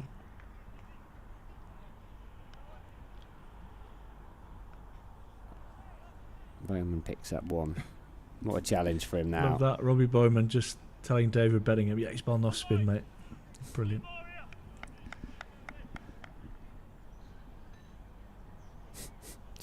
Cheers, Robbie.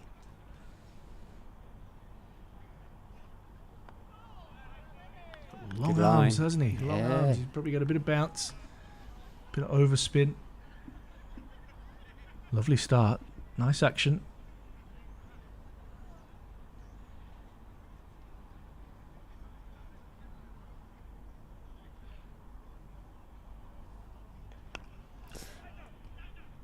Steadies himself, doesn't he? And then that left hand comes round almost as a guiding. I was going to say light. It's not really a light. Just needs to be a little bit careful of that left arm coming across his body so much. But apart from that, looks a pretty solid action.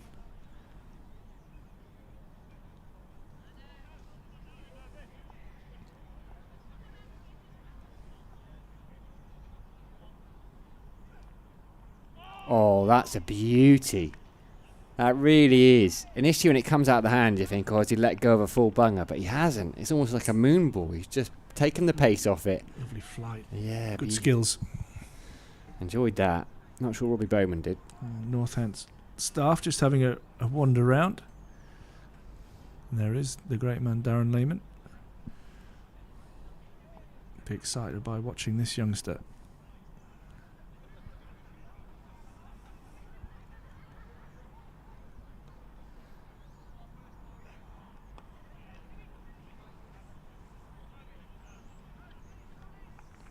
Just one out to deep mid-wicket. Confidence it'll give him as well. He knows Chahal's in the side and his skipper's gone. You go first. Nice move.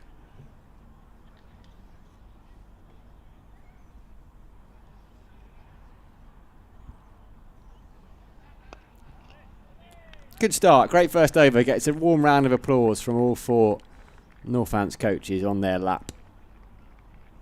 Rightly so as well. 71 for 4. Yeah, that'd be a nice feeling for the youngster just getting through that first over. Nicely, didn't bowl a bad ball at all. No nerves. I'm sure there was some nerves, but no nerves shown. A bit of flight and a bit of drift and turn on one of the balls in particular that beat the inside edge of Robbie Bowman.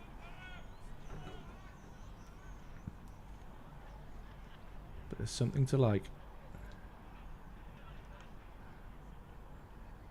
A double change. As Broad comes into the attack. Very impressive innings in partnership with Sales. England just named their white ball squad for upcoming one-day series against, what have we got? ODIs against South Africa, T20s against Ireland. Ryan Cast in the ODI squad.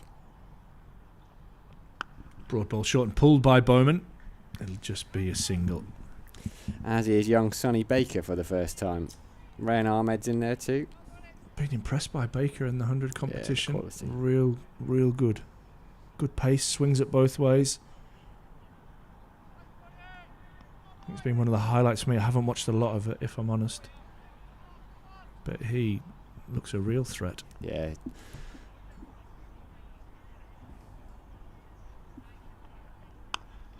Betting him up tall. Can't beat mid-on for a single.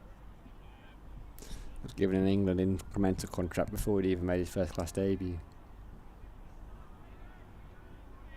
Jacob Bethell's going to captain the T20 squad who go to Ireland. Matthew Potts is part of that. When is that tour? Starts on the... Oh, short. On his hip. And you do not bowl there to David Bedingham. All the way for 6. 8 sixes on Wednesday.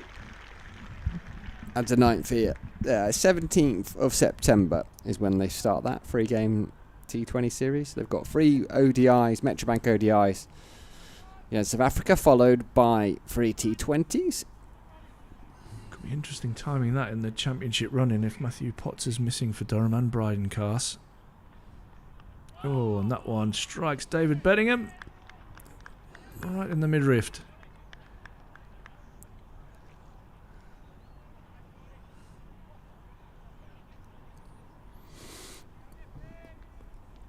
Down on his haunches, the World Test champion.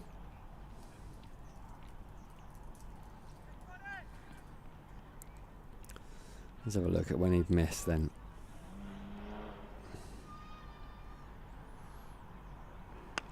This time he goes downtown. It's not timed at all. It won't beat mid-off, and it's a comfortable catch for Proctor. Broad strikes in his first over. Bedingham goes. Durham 78 for 5. Wheels coming off. Scoreboard pressure. Looking up, knowing you need all those runs. They've approached it very differently to Northamptonshire, and it's falling apart. Nice 30 for Bedingham, but that's all it will be.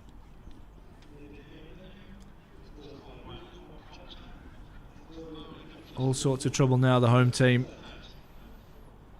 Really a must-win game, sitting on 2 wins and 2 losses. If Durham were to have any hope, you feel that was going to be at the hands of David Bedingham. He goes now for 30. Thought when he initially hit that it was coming down towards us, but it was right off the splice of the bat. Looks like George Drizzle. A new batter coming to the crease.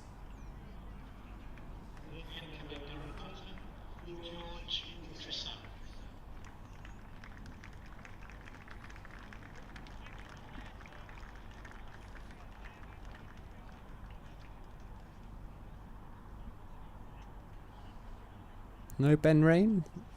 Well, obviously a Ben Rain, but not now. Any thoughts? Yeah, I mean, George has been in really good form this year. Earning his place in the side, pushing his way in front of Callum Parkinson at the early start of the season.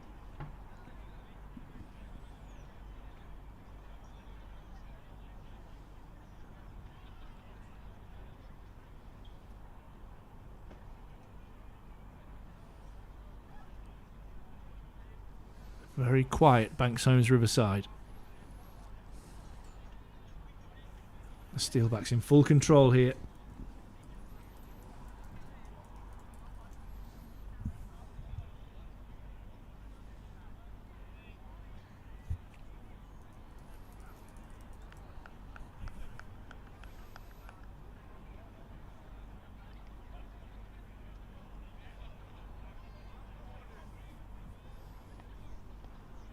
Broad to continue. George Drizzle on strike. Defends first ball. Good noise from behind the wicket, as you would expect from the Steelbacks fielders. 15 overs are done. Durham done. 78 for 5. They're not far off it. What do you do here if you're Durham? How do you approach this? Do you just keep going? Do these two go, well, let's just bat for as long as we can and see what happens? I think that's all you can do. Just try and establish a partnership. Take this game as deep as you possibly can.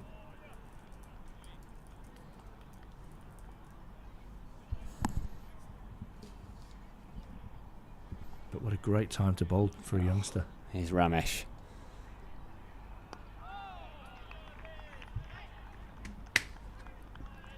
Debutant at one end and the batter on 0 at the other. Perfect time to bowl. Make your name in the game.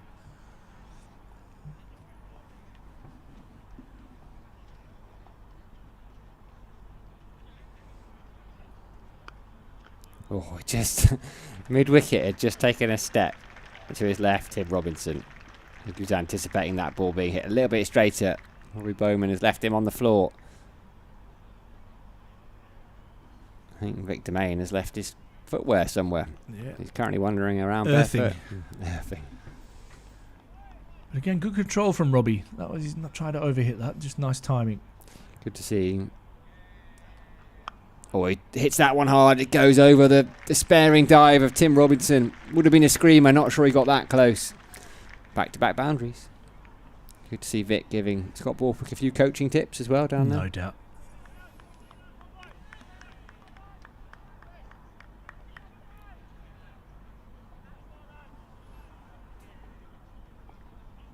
Taking lessons from Harry getting the trotters out.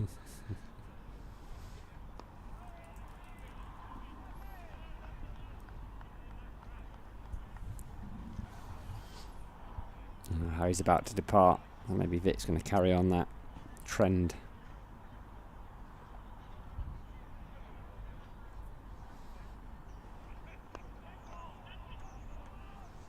Good cricket. One down the ground. Bowman on to 21. Quick fire runs as well. He's enjoying himself. He won't be enjoying the situation. Very tough out there, but he's showing some fight.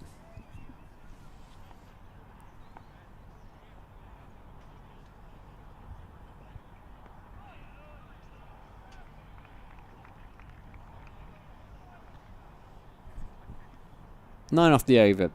16 gone. Durham 87 for 5.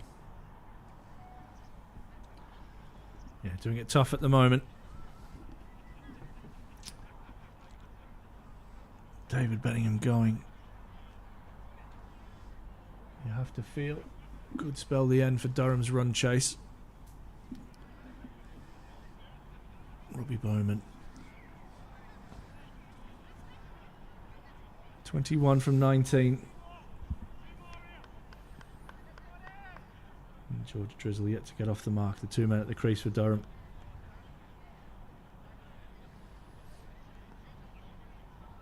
Broad to continue.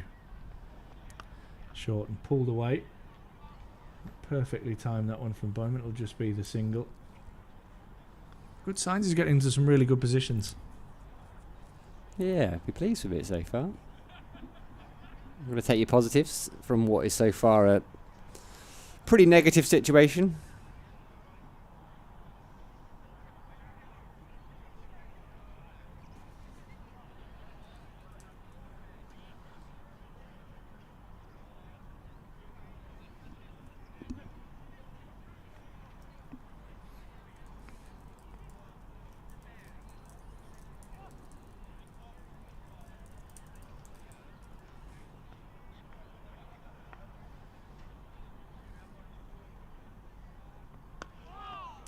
he, from Broad.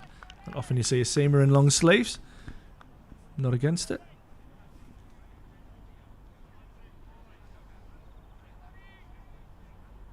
That's a good cricketer, isn't he? Very Genuine, handy, yeah. genuine all-rounder. Yeah. Batted nicely. Better than that, I'd say.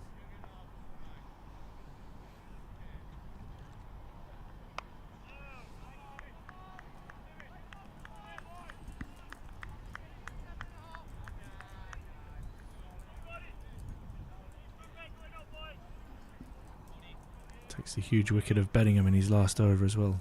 Was hit for 6, got on his hip. And then Bellingham trying to drive over the top, trying to drive a hard length ball. That one strikes Drizzle on the pad, but it's too high. Or half an appeal.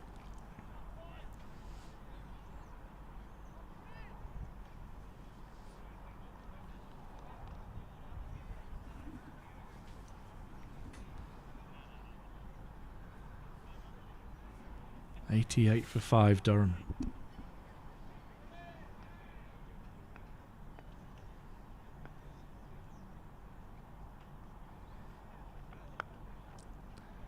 Full and edged down to third man. Hull does the fielding.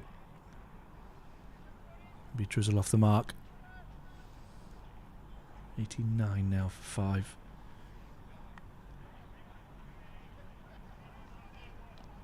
It's more off the toe of the bat rather than an edge, that one.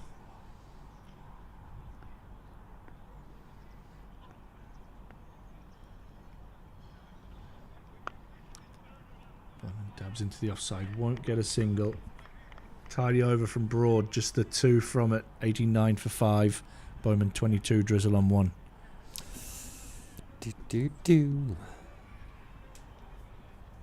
Darren Lehman just leading his coaches, hands behind his back, grinning away.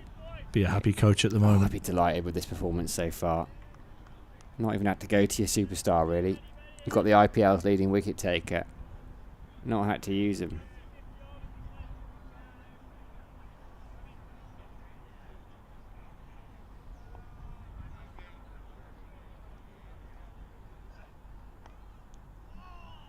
Like the look of this lad, Ramesh. Yeah, there's a lot to like. Nice high release.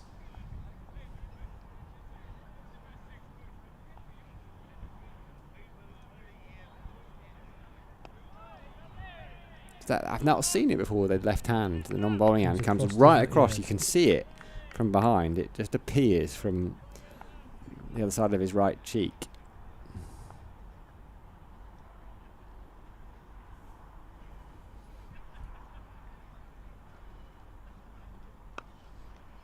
Doesn't quite get that one right. That was the one he bowled to Bowman a few overs ago. It was attempted, the one that just hangs in the air. He couldn't quite get that one to pitch. I like what he's trying to do, though. Trying different things. Would be very easy on your debut, right? Even in this situation, just to fizz through him. Bowl them flat, get through your overs, go at 5 or 6 and over and be quite happy with that. Chance to make a name for himself here. Mixing it up. I haven't seen one go the other way yet. No, not yet. He might have that in him. Might be a bit nervous to try yeah. and get that one out on day one. Might keep a few toys hidden from everybody. No, I wouldn't blame him. 17 years old.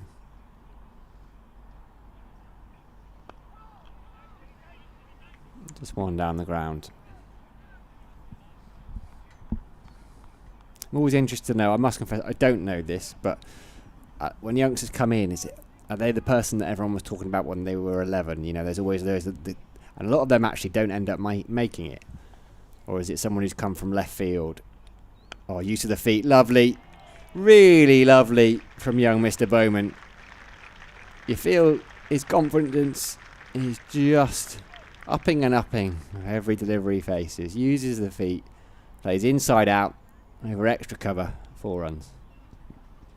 Yeah, I like it. It's a good option. Mid-off's up in the circle. Getting to the pitch of the ball. An excellent execution. Well done, young man. Moves on to 26 now. 98 for 5, Durham.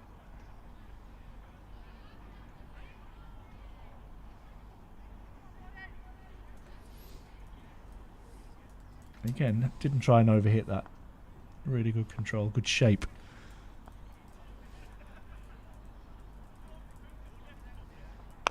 Oh, good Yorker from Broad. Kept out by Drizzle, just checking the toe of his bat for any damage.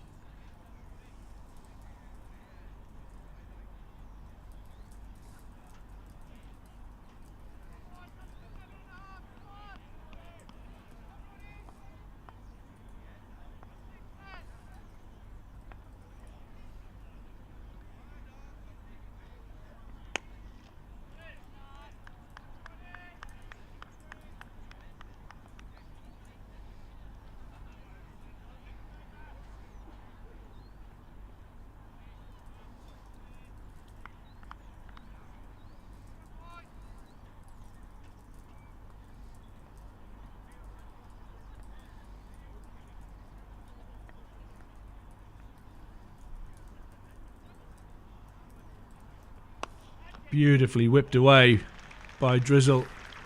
Just a little bit full and straight. And that brings up the 100 for Durham.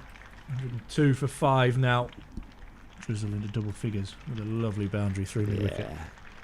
100 up as well. Did you just say that? I did. You did. You carry on typing. Yeah. We do it to each other We sometimes. do, yeah. You get to certain phases of the day where you're not quite zoned in. Oh, that was zoned in from Broad. Right on the money. Good comeback.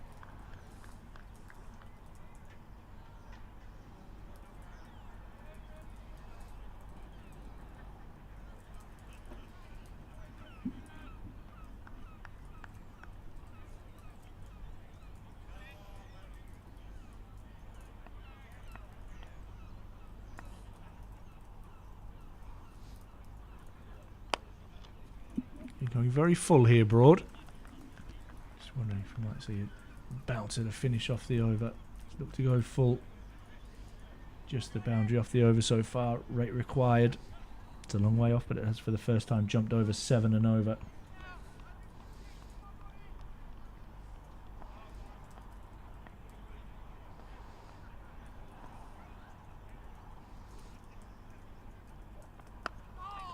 No, he hits a good hard length. Drizzle defends in the leg side, and that ends over number 19, Durham. 102 for 5. 10 for Drizzle. What's Bowman? 26?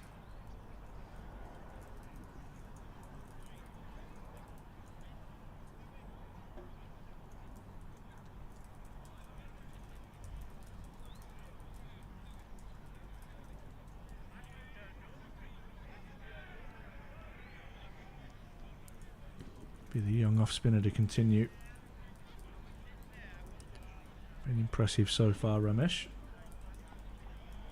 Yeah, he really has. He's going at 7s, but Chance for a run out. Bit of a mix up. Bowman said no. Drizzle fancied it. Yeah, 7s doesn't reflect how well he's bowled. he went for, was it 3 boundaries in that off Bowman?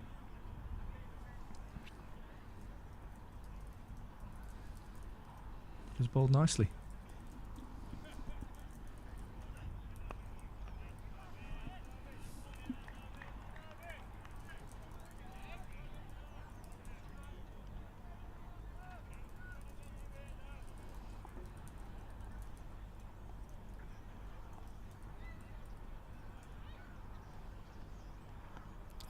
That's another good one. He's bowled nicely. Bowman's batted nicely.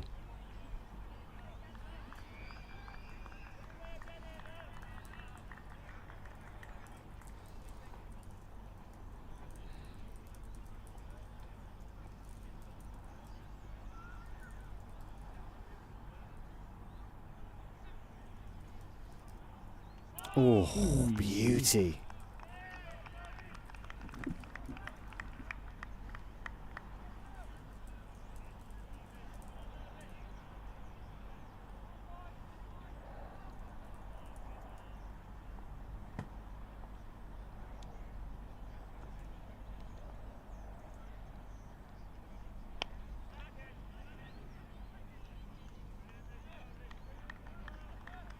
Uppish, just a single. Some 100 action in the Northeast in the Premier League tonight. Oh, yeah. Quarter-final night. My Chesley Street head to Burnmore. 100 action. Is it 100, not T20? It is a 100 competition. Yeah. Oh, wow.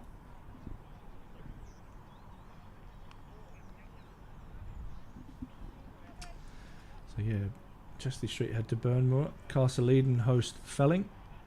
Ashington host Burnetfield. And Philadelphia host Seaham Harbour in an all Division 1 clash. Just the two sides remaining from Division 1, and they face off in that quarter-final tonight at Philadelphia.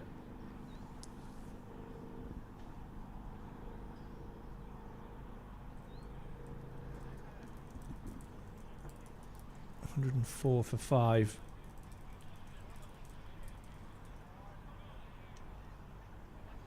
After 20 overs, Durham.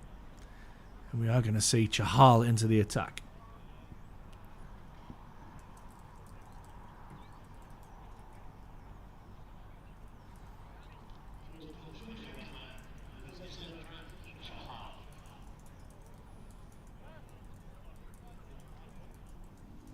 He's going to bowl from the Finkel end, slip in place.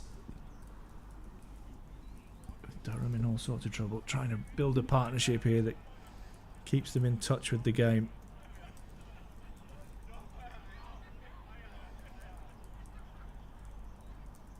Partnership of 26 so far.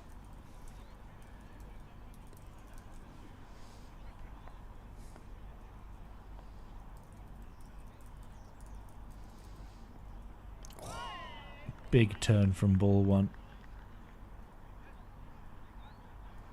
Slip eagerly waiting in place. What a joy this is.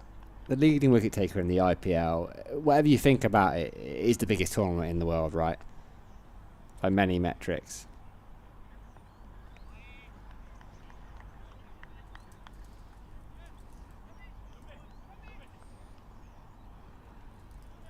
Oh, straight on a length. Enables McManus to bring long on into the circle now. This is driven down to long off for a single, well played by Drizzle. Luke Proctor, the man doing the fielding.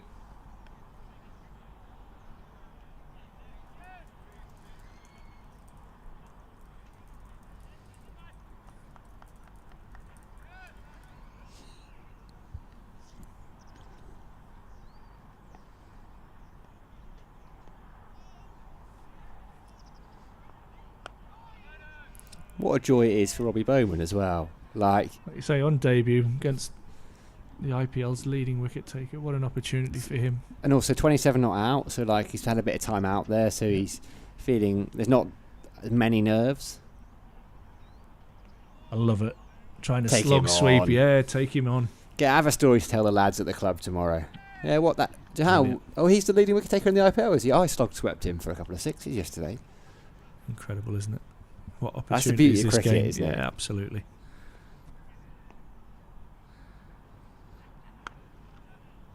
This one's punched out into the offside. Just the one off Chahal's first over. Tidy as you would expect from such a champion of the game.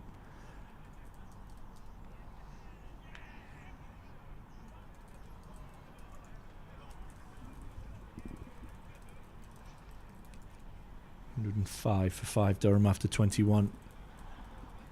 And Durham will have to figure a way of playing against Chahal and scoring off him, because that rate required continues to climb. I couldn't think it. I'm that tired. I couldn't think of a climb-based song quickly enough. Climb? Maybe Kate Bush running up that hill, but that's about it. That's all I've got. Danger bowling from the Lumley end. Rob Keogh coming into the attack for young Ramesh, who I enjoyed watching. Off spinner for off spinner, different type. Always bowls in his sunnies, doesn't he, Rob Keogh? Tall man, and good success in T20 cricket. Good success in all forms of cricket, really. Brilliant player for Northamptonshire over the years. Going swimming later. That towel.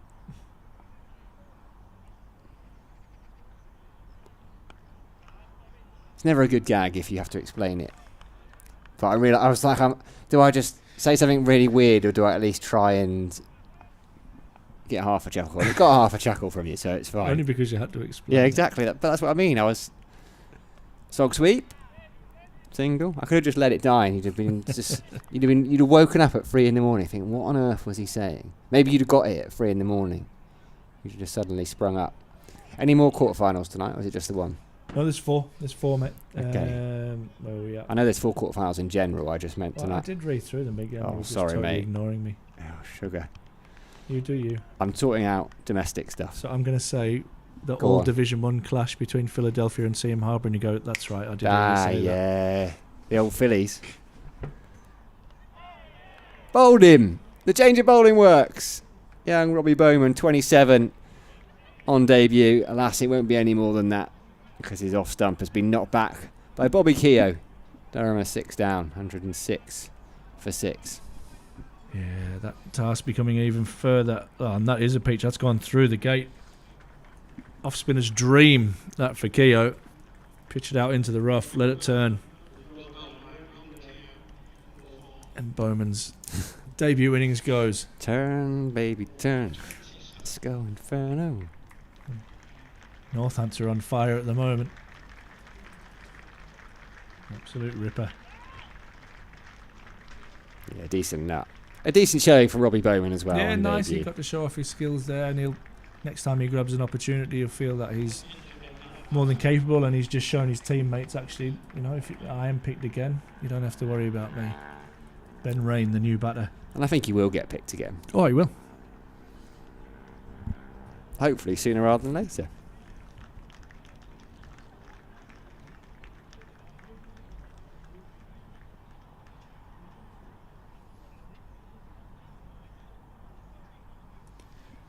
Getting messages of a rescue spaniel again. As in to get a second one. Yeah. 2. See, we got sisters. You're not meant to have 2. Apparently it's not good. Okay. But that's just me trying to... This is 2 lads. There'll be 2 2.5-year-old and a 1.5-year-old Sprocker. He's a beauty. He's a good-looking boy. Called Ralph. It's a name I can get behind, Ralph. Will there be many Harmisons playing for Ashington tonight? Should have been 3, but young Charlie's broken his collarbone. Oh no. Get well soon, Charlie. So that's a nasty one. Son of Stephen. Very, very promising young quick bowler. Turn and bounce. Turn, baby, turn. Yeah, Ben Harmison. Formerly of here. and Former Kent. manager of Ashington Football Club No, as that well. was Stephen. Stephen. Did Ben play? Ben plays, yeah. James Harmison as well, other brother, middle brother.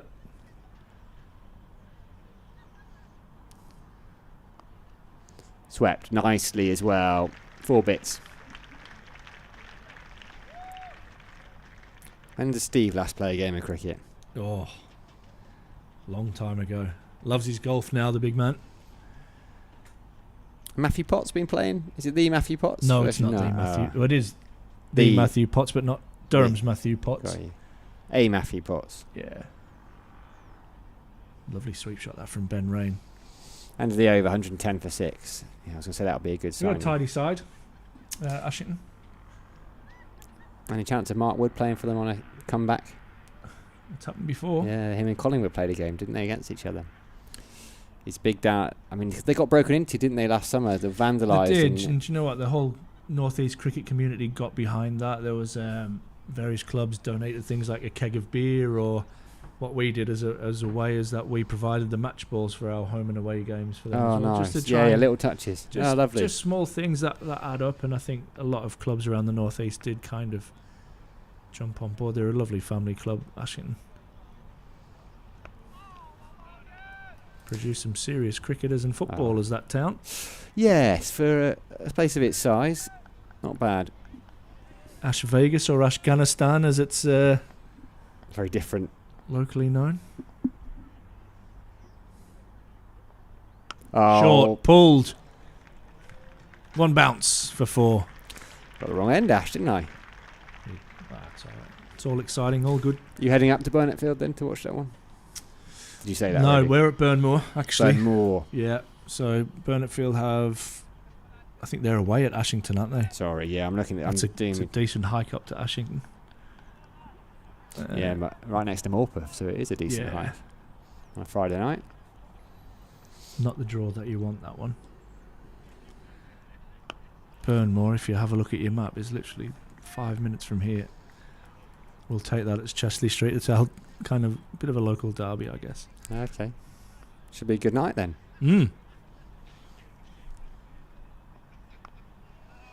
Think of a single, but good call of note.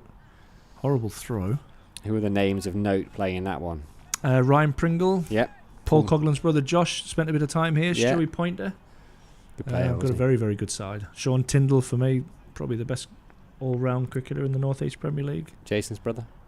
No.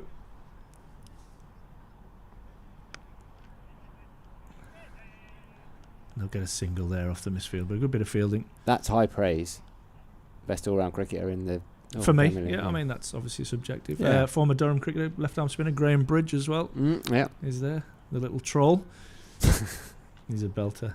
Still How old is ripping he up now? miles. Because he's been around Would for you a be while. mid to late 30s. Okay. Started off life as a seamer. And realised that the height of about 5'2", I'm being harsh there. What's he in his 40s, is he? He will like you. How old Mid is to he? late 30s, 44. Jeez, Turning is he that 45. old? He's looked that age though for about the last 15 years. Clip that up, mid to late 30s.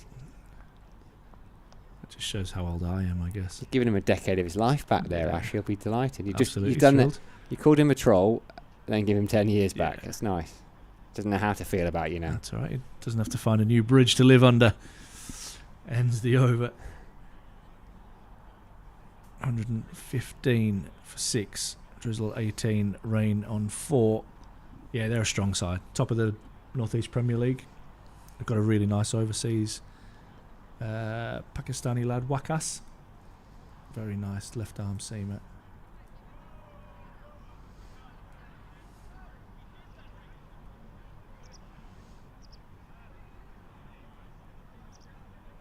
Going for a treble. Won the T20 tournament. Obviously in the quarterfinals tonight in the Banks 100 and current league leaders. Decent summer ahead then. Yeah. Well, we're in the midst of a decent summer. Who else have we got who's scoring heavily up there? Johnny Bushnell scoring runs, is he Doing in the North okay, East Premier League? Johnny, yeah. Very talented player. Was here released a couple of years ago. Pulled away by Drizzle, but there's a man out there, so should just be one. He's just one. It's almost a little bit dark now. I know we've got slightly tinted windows, but I'd almost Call be it turning off. the floodlights on. Call it off. Yeah, DLS. No, DLS doesn't count. We'll have to start from scratch. DLS is 228. Just behind. Subjective, I suppose, the word just. Speaking of Justin Broad has gone into first slip. Very good. Well done.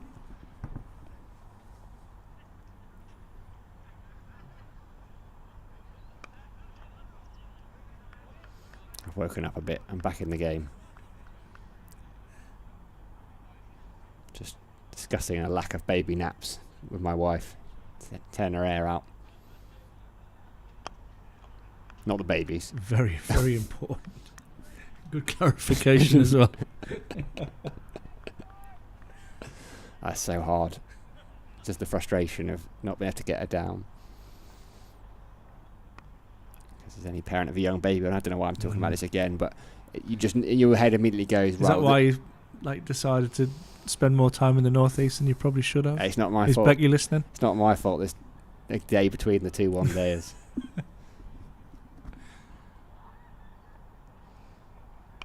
Oh, just plinked in the air by Ben Rain. Placed nicely. 4 runs. Came off the toe of the bat, I think. Wasn't a nice sound. That sounded horrible, and I thought it was just going to dribble away for a couple, and it's absolutely raced away for 4. It was more like a golf club hitting a golf ball sound. It was like titanium-y. God, remember that? Were you ever one of those? Did you get the titanium edges? Remember they came in for a little bit, became in vogue? Golf's not really my thing. No. On the cricket bat. Remember the Gray Nichols titanium edges? It was like you wouldn't get thin edges anymore. Oh. There was the whole graphite Yeah. kind of kookaburra. Behind square. Oh, ref. I th- He's giving himself. Yeah, up. I mean, people are shouting him that's 4, but it was quite obvious that Liam Guthrie had given it as 4. He'd stopped. Yeah, he'd given himself up. Yeah. Fair play. Always He was getting, honest, those Aussies. he was getting a bit of stick. Yeah, and like those blooming English. What did so is it Butler and Broad do a podcast? I've said that as if I don't know who Butler and Broad are. I was trying to work out if it was them that do the podcast. I know exactly who Josh Butler is. And I think obviously the Ashes stuff has already started, and what do you call it? The label, the name tag when it comes up. Stuart Broad, ex-England bowler. Something bloke. Yeah, but it said, I think it said Stuart Broad, non-Walker. Ah, very good. Very good. Yeah, Davey Warner's been Affectionately known in Brisbane as a average bloke. I think by Aussie standards, that's quite That's affectionate, isn't definitely it? not what the T-shirt said. Yeah, 4 letters. I think he's good on comms. I like him. Don't mind him at all. He's always presented himself well in front of the media and things, and natural progression for him. Oh, Drizzle just thinking about another pull shot there, but it was a bit too full. Do you feel like this was natural progression for you back in the day when you got your Durham contracts? No. Saw yourself in the media? No, nor coaching. A star of the media? Well, you were only going to be here for a year. Nor coaching, yeah. I'd settle for a life well outside of cricket. You can tell this boy plays largely white ball cricket, can't you? It's much flatter. That first one turned about 3 foot though, didn't it? Oh, yeah. Yeah, I like it. I like all of that cricket. I like it from Chahal, Yeah.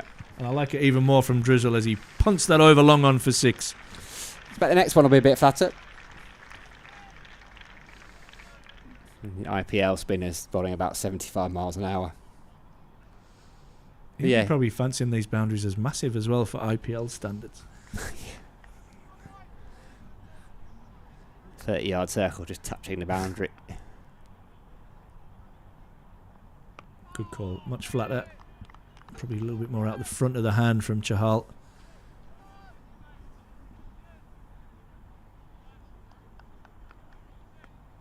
Yeah, it was tossed up for a reason, and Drizzle gave it a reason to disappear over the rope. Yeah, again, much flatter, much straighter. As you would expect, a good bounce back from a quality operator. He's a smooth operator. He is. Pick up a single. Thinking of a second, but they'll settle for just the one. Out in the deep. Which IPL? I mean, you're Mr. Google. No, which IPL yeah. franchise is he currently with? I'm glad you didn't suggest I'm Mr. IPL, because honestly, No. I used to, when I was a student, when it was on channel ITV4, those were the glory days. But I must confess, I don't have the time nor really the inclination to follow franchise cricket. Things I'm an all-in man. Like, if I can't be all in, then I won't be in at all. PBKS is the initial. Hang on, who does that mean? Is that Kings 11 Punjab? Yes, Punjab Kings, skippered by Shreyas Is Iyer. that Josh Inglis' Ponting's side. team? Yeah, I don't know. We're halfway here anyway. 25 overs done, 131 for 6. Northampton. They lost If the you- final. If Sorry. you can be in a commanding position, this is probably it. I think that's Ricky Ponting's mob this year. Yeah, it is. There's a quotes piece down the side. This is the scorecard for the final, which they lost. And this is not me dissing that competition. I mean, the quality of it is immense. And actually, often you see the number of times 200 odd is posted is far higher than many of the other T20 competitions. Yeah, indeed. Who champions of the IPL this year? I don't even. That's how much I followed it really. RCB. I did actually know that. It's the first time they've It's won the it. first one. Because when I used to watch it, it was a sort of De Villiers, Chris Gale. Like, they had that amazing batting lineup, but never won it.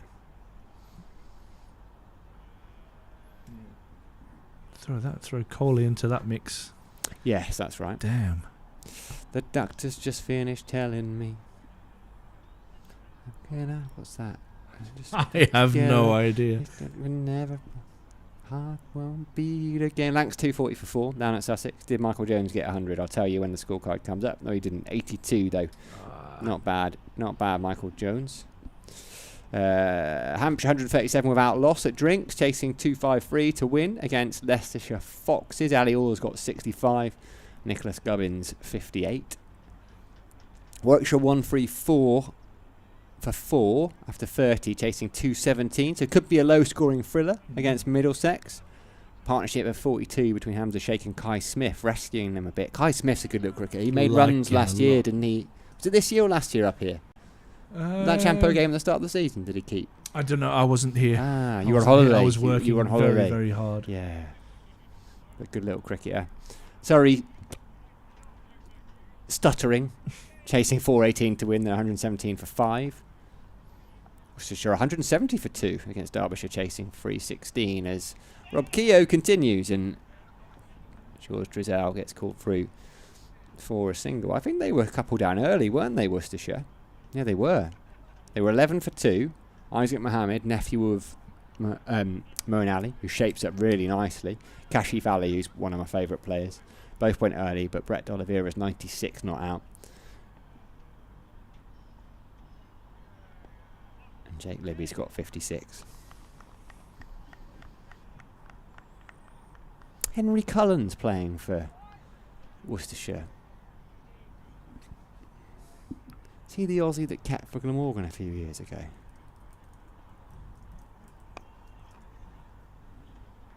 No. Who capped for Glamorgan when they won it? Just a single. Not Cook? Is he not keeping? No, not in this competition, I don't think. I'll find it. Was it the game against Gloucester? Did they win it? Against Durham, wasn't it? Yeah, they beat us a couple of years ago at Nottingham. By Jahar. Tom Cullen, that was. Oh, was it? Okay. There you go. Don't know if either of them are related to Dan Cullen, the former Aussie off spinner.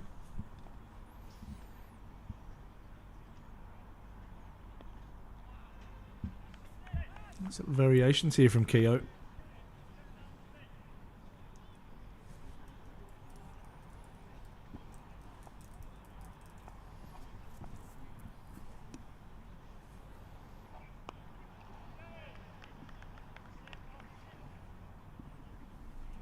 Tidy over. 133 for 6. That rate required. Pushing up towards 8 now. Northamptonshire will be looking to close this out, get on that bus a little bit earlier. Yeah, and this, on a tight table as well, net run rate could be crucial. Try and get a big win on the board.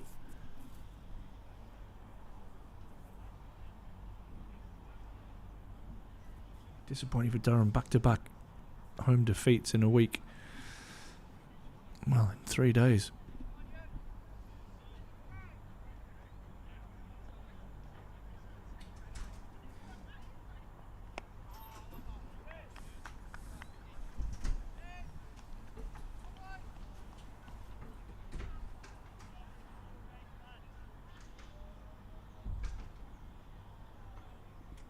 What's Ben Rain thinking here? He was thinking that gap to the right of cover there, I think. I don't know whether he's going to try and get the reverse out here, you know.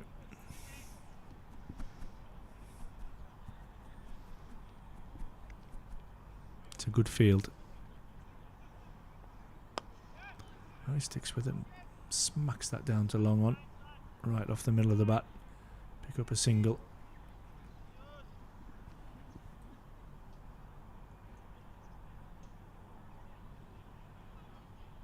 Very tidy. 15 dot balls. And just 3.5 overs. Nicely driven down the ground by Drizzle, who pick up another single. And they've got to keep going for it, right? If they're going to keep batting, they've got to try and get 8 and over. So there's no point just going into your shell and scoring 40 off the next 10. May as well get bowled out in 5 overs time. Thinking big, thinking slog sweep. Getting a thick bottom edge on that one. Down to deep backward square. Another single. Disappointed there, Ben Rain. Probably got the length he wanted.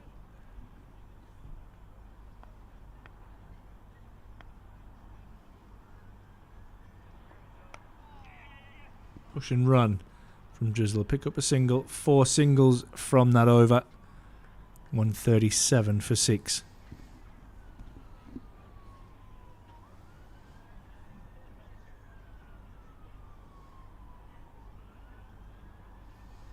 .29 George Drizzell's got. Drizzle and rain out there.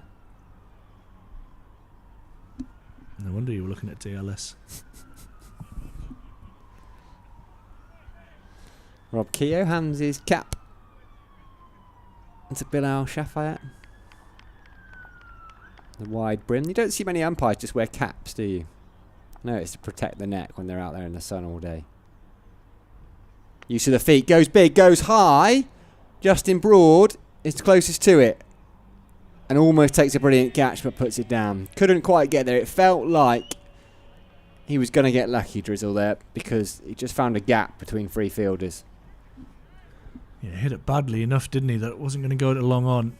That's a good effort from Broad to get back. Yeah, it was.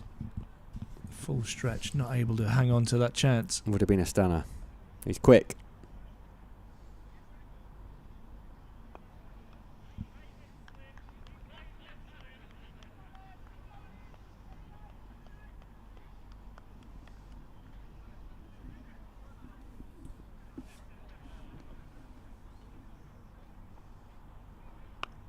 This time Rain goes.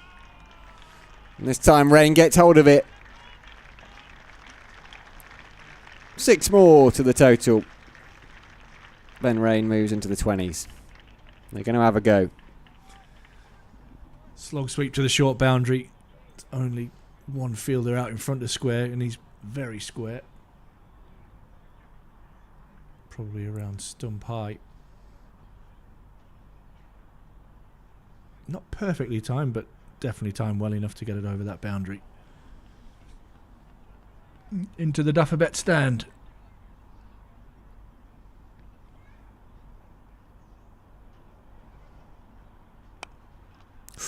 Into a gap. Wide of mid-wicket, who might have fancied it for a while. Miss hit. Close the face on it. Rob Keogh. Head to the ground. Hands on knees.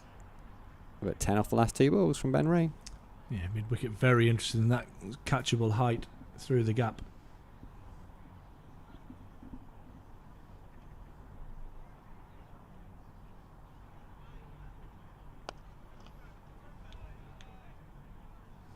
He almost gave that one a little bit more air, Rob Keogh, as well. I like that. Do it again. Go on, Ben. Plenty to play with, isn't there? Yeah. Still, though, as a bowler, skipper could tell you there's plenty to play with, but when you've been hit for a 6 and a 4, you've got to be brave to float one.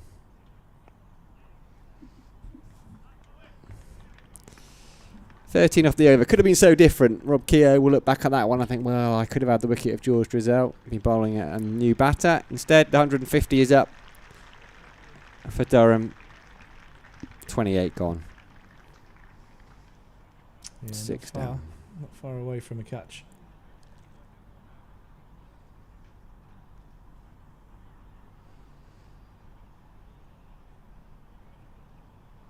Durham, runs-wise, are ahead. Yeah. Northants were at the same stage.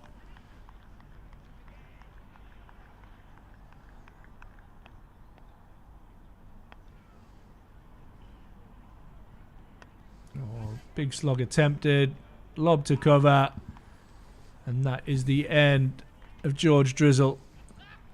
Chahal picks up his first wicket. He felt it was coming. I don't feel that Durham had really any other choice than to really attack this. So you can't hold that against George Drizzle. He goes for 31 and becomes Chahal's first victim. Caught by Tim Robinson in the covers. And you just never know, do you? You have to have a go. I remember down at Somerset, Durham they won the game, but Somerset were in a similar position, and Ben Green hit 15, 16 sixes, made 170. So there's no point, as I was just saying, in a nice little 30 not out off 65 balls. Doesn't help anybody then. you're not going to get particularly warm reception from your teammates when you go back in. Not at all. Ryan Campbell's way, Durham's way is let's keep believing we can win the game right until it's physically impossible for us to do so. Take it head on. Paul Coughlin is going to come out and bat. I'm concerned about his shoulder injury, only bowling 9 overs.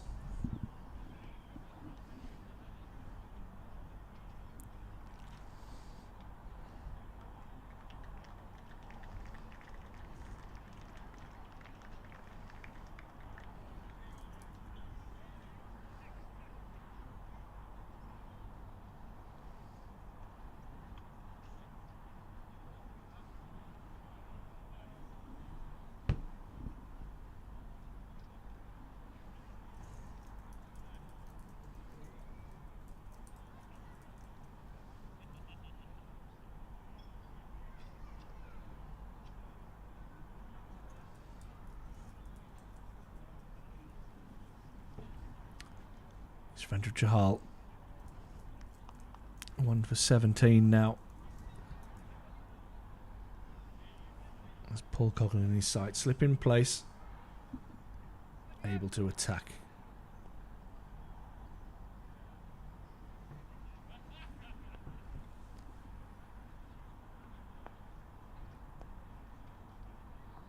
Oh, and Coughlin sweeps the first ball. Is that's please don't tell me that's Harry again. No, it's John. John Bland dropping that catch. The ground staff not having a good week in the field. Had a great week preparing a beautiful surface. Another catch down in the crowd.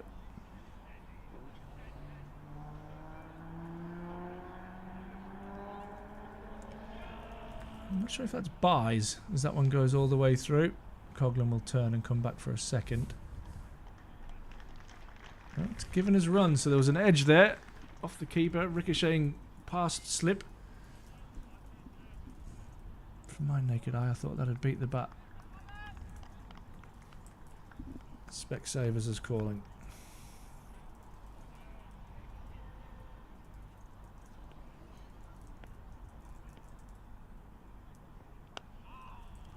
And the money from Chahal won't like going for 8 runs and 2 balls. A bit flatter out of the front of the hand.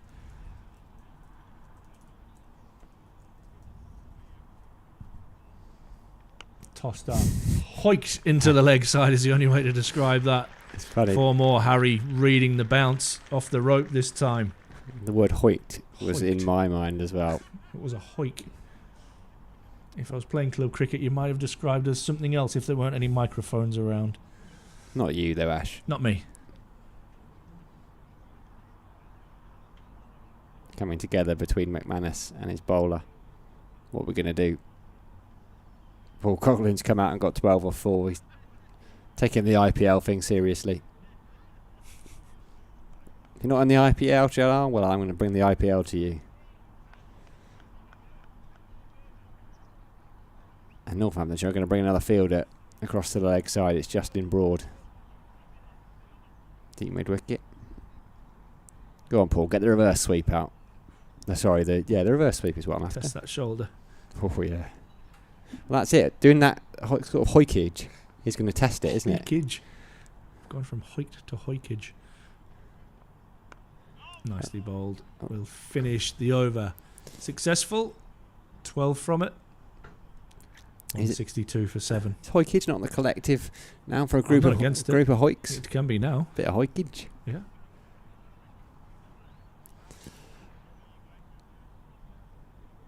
Who's going to bowl?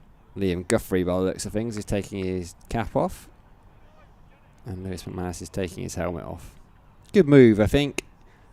Northamptonshire wanting to finish this off, both in terms of getting out of here and net run rate. 3 wickets left, why not bring back someone probably the Premier seamer, right? Proctor bowled really well as well. Great spell first up. Yeah, it was. Swing, pace. LBW, he trapped Emilio Gay. First ball. Fancy a loosener, Liam? No, I'll just get on to shape. Hit the back pad of the opening left-hander who's in fine form this season. If he can get past the first ball.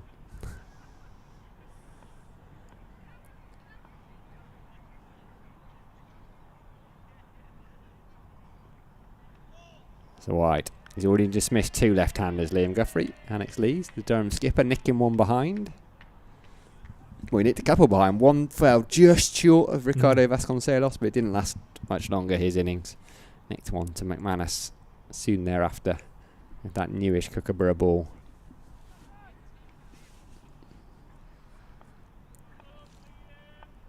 Again, on the comparison, Durham well ahead on runs.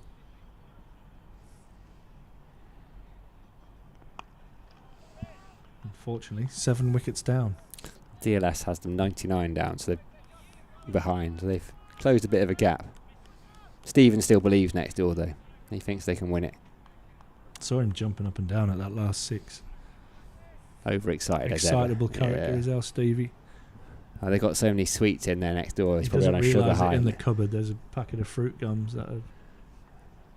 Now he's excited. Vegan friendly. Good bumper. Oh, giving us a wide. Yeah, fair. The Archie Bailey fan club putting pressure on Simon Widdop.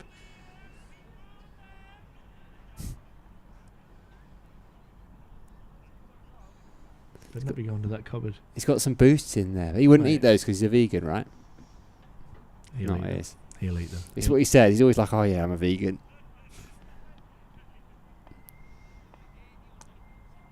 Virtue.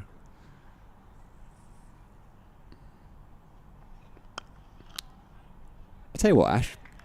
I handled a boost the other night for the first time in a long time. I was very disappointed. What with the size? Yeah. Yeah, It was a Jarrow, actually. I understand. I often flatter to deceive. I got offered. I bought a boost actually for £1, and it was handed across, and I was like, right, is that half of it? Yeah. It used to be proper chunky. You couldn't get your teeth right the way through They're it. almost kind of the fun size Yeah. now, which is not so fun. Fun size were never fun.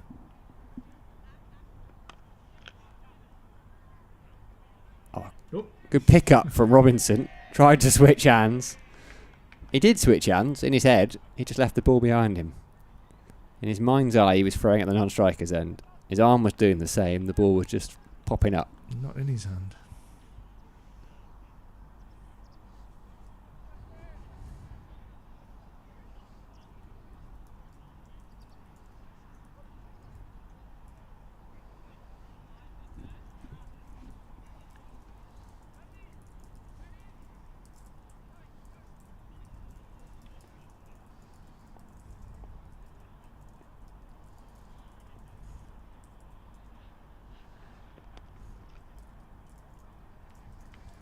Similar little load up to Mitchell Johnson. Mm.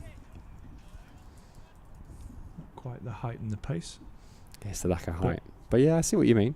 There's a similarity, a lot of similarity in the load. It just, I know he doesn't, but it feels like he almost stops. Gets into position, lifts everything up, and then stops, and then goes boom.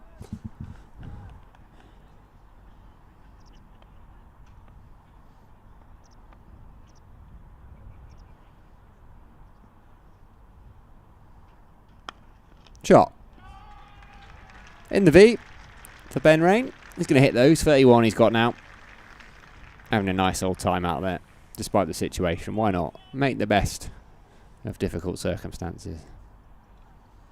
170 now on the board, coming up to the 30 over mark. And again, runs-wise, Durham are better off, but those 7 wickets are far from ideal. 150 to win. 152 to win. Didn't think I'd be saying that at any point.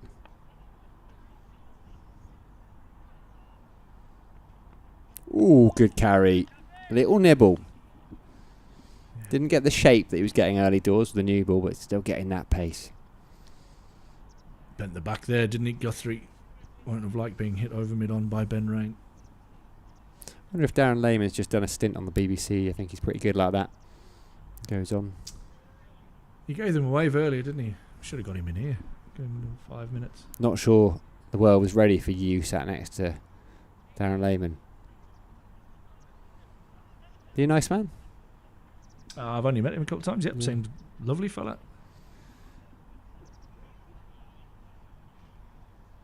I One interviewed of him. those friends by social media kind of. Okay. Oh, we're friends on Facebook. Seen each other twice. Yeah, I interviewed him at All the the start of lies the that we season. put on social media Yeah. about how great our lives are. And you meet someone, you're like, oh, okay. No, my life's not too bad after all. Chahal going to continue. 5 bells. Indeed. Premier League season starts tonight. Yes, Liverpool Bournemouth, is it? Indeed. It's back. Never went away. Well, it did, Oh. but not for long. It's not been constant on my feeds the last few days.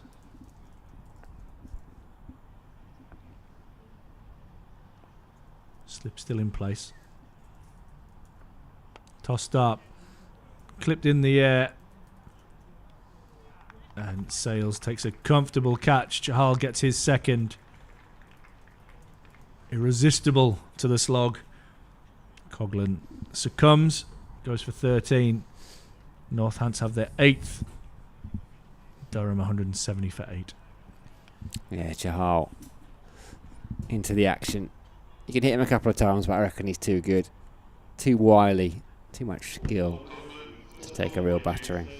Yeah, mate, it's the reason why he is what he is. What is he? The leading wicket taker in the IPL. Yeah. I mean, I've only saying that because you've said it. He is. So if you were lying, then I'm 100% backing you all the way. But he's a class operator and has been for a long time. Yeah, I think he was. Mitchell Colleen making his way to the wicket. Batting at number 10. And just Archie Bailey left with the pads on now for Durham. 152 caps for India across ODI and T20 formats. Who, Mitchell? Then that would be an interesting stat. No, Chahal. Mitchell's still got time. 380 T20 wickets. Wow. Yeah, so his career, he's got 602. 729 plus 2 here. 731 career wickets, of which only 127 have been Red Bull.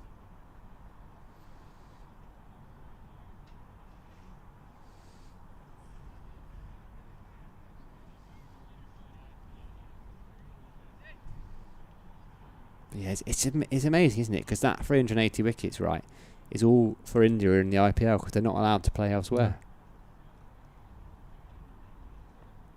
Will that change? It just, well, it feels like it's about to, doesn't it?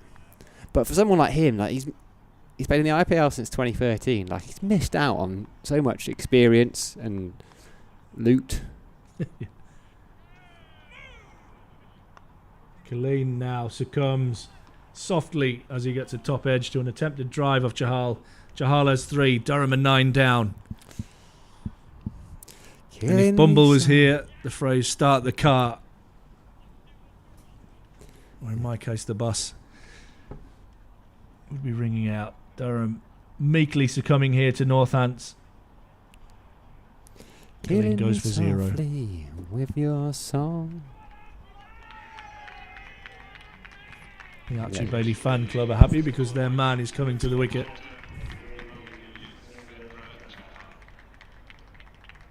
They are cheering for the man in the middle. Tough circumstances. He'd have felt, I think Durham would have felt at the start of this innings, if they needed Archie Bailey to bat, they wouldn't be quite where they wanted to be. Yeah, especially after 30 overs. Big win this, though. It's going to be for Northamptonshire. We should give them an awful lot of credit. James Sales was brilliant. Robinson showing his international quality. The one surprise was he didn't go on and make a really big score. A bit of a bonus wicket, wasn't it? That change of bowling. Smashed one to mid-wicket off Coghlan. Justin Broad looks a fine young player. It's been I mean, we had a great game Wednesday. Don't get me wrong. Wasn't great from a Durham point of view. But today's been surreal. Like, Northants have just cruised along, got themselves to around a par score, I thought, 320. And then the new ball spells really killed Durham. 2 for the lefty, Liam Guthrie, a couple for Proctor. Durham 50 for 4, and never been in the hunt since. Jahal and Northamptonshire going for the kill. Oh, I was expecting a big wrong in first ball. Didn't probably turn as much as Jahal wanted.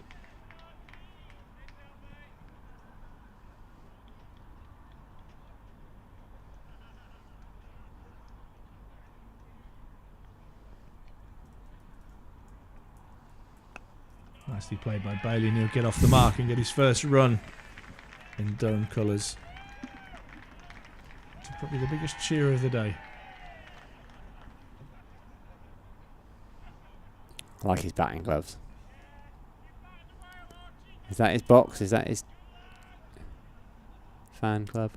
That's his fan club there. Good work, Ross and Stevie.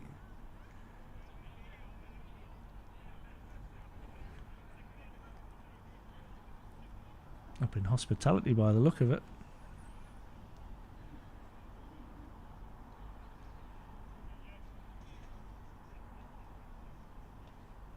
I don't know why I was expecting a much younger demographic to be in that fan club.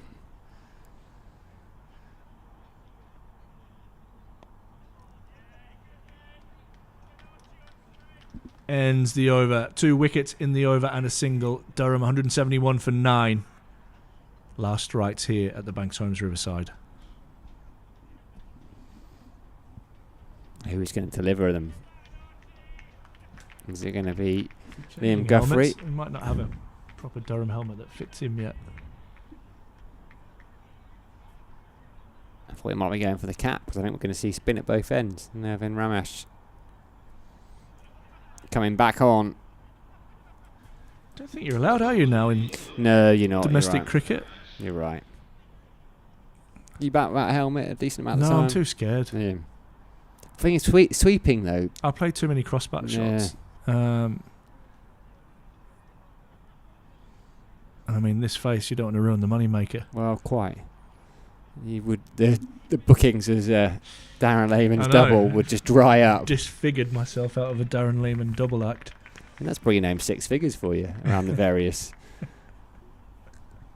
local clubs. So, and then if you add on the number of drinks you get bought when in the Northampton area, Yeah.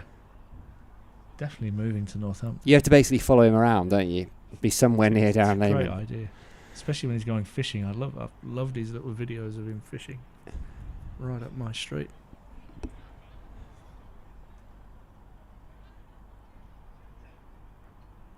Nice. Was impressed by Ramesh. 4 overs for 23. Good move bringing him back on. Let Yeah, him let try him and pick get a up his wicket. first wicket. Yeah. He's going to float a few up here, I reckon. There's that moonball edged and taken. What a brilliant moment from Ramesh. His first wicket in professional cricket, 17 years old. And it's the wicket that has won the game by Northamptonshire. Durham all out for 171, falling well short. It's been a brilliant performance, a clinical performance from the visiting side. He gets a hug from his teammates. Lovely moment. Good catch at first slip by Justin Broad. Archie Bailey, the last man to fall for just a single run. And victory is Northamptonshire's by 150 runs. Yeah, you have to bat well to knock off 320. You have to have partnerships, and Durham haven't had any of those the whole way through the innings. Full credit to Northamptonshire. I thought they were, if I'm honest, a little bit passive with the bat at times, but got to 320 and got to a competitive total. And then they've bowled absolutely beautifully to knock Durham over for 171. They've been well worthy of their victory here this afternoon at the Banks Homes Riverside. That victory for them will enhance their chances of going through to that quarter-final stage. That will really hurt Durham today. Yeah, this couple of days has really hurt them. They'd have definitely felt on Wednesday they were in box position for a victory. They'd have fancied their chances of chasing this one down here, not to be. Boost Northamptonshire's chances, as you say. Some wonderful cricket. Let's be honest, most of it played by the away side, who were thoroughly deserving of that win. Yeah, Sales 100 for me, absolute highlight, and a couple of the partnerships that he got with Robinson and Broad, absolutely superb. And then that new ball combination, absolutely ruthless, as Durham were 4 down, 50 on the board. Game over from that moment on, and it proved to be so. Durham falling well short Northants worthy victors. From Ash Thorpe and Sam Dalling, that's it from us. That's it from me for the summer. And Thanks very much, you, mate. mate. It's Lovely been an honour company. and a pleasure to have you with us, and hopefully we'll catch up again next year. I'm sure we will. From us, good evening.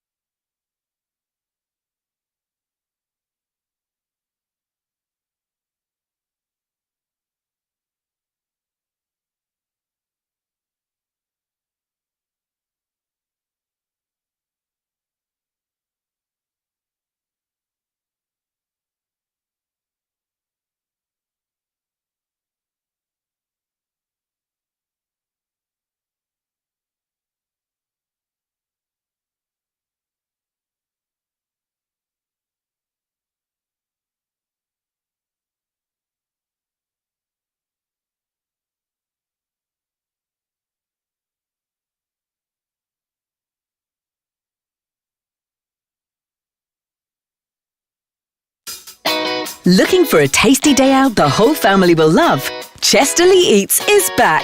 On the 27th and 28th of September, come and join us at the Northeast's vibrant food, drink and music festival with free entry. That's over 40 street food vendors, live music all weekend, family fun and artisan shopping in our Market Street and Indoor Eats Emporium. Chesterley Eats at Durham Cricket's Banks Homes Riverside on the 27th and 28th of September.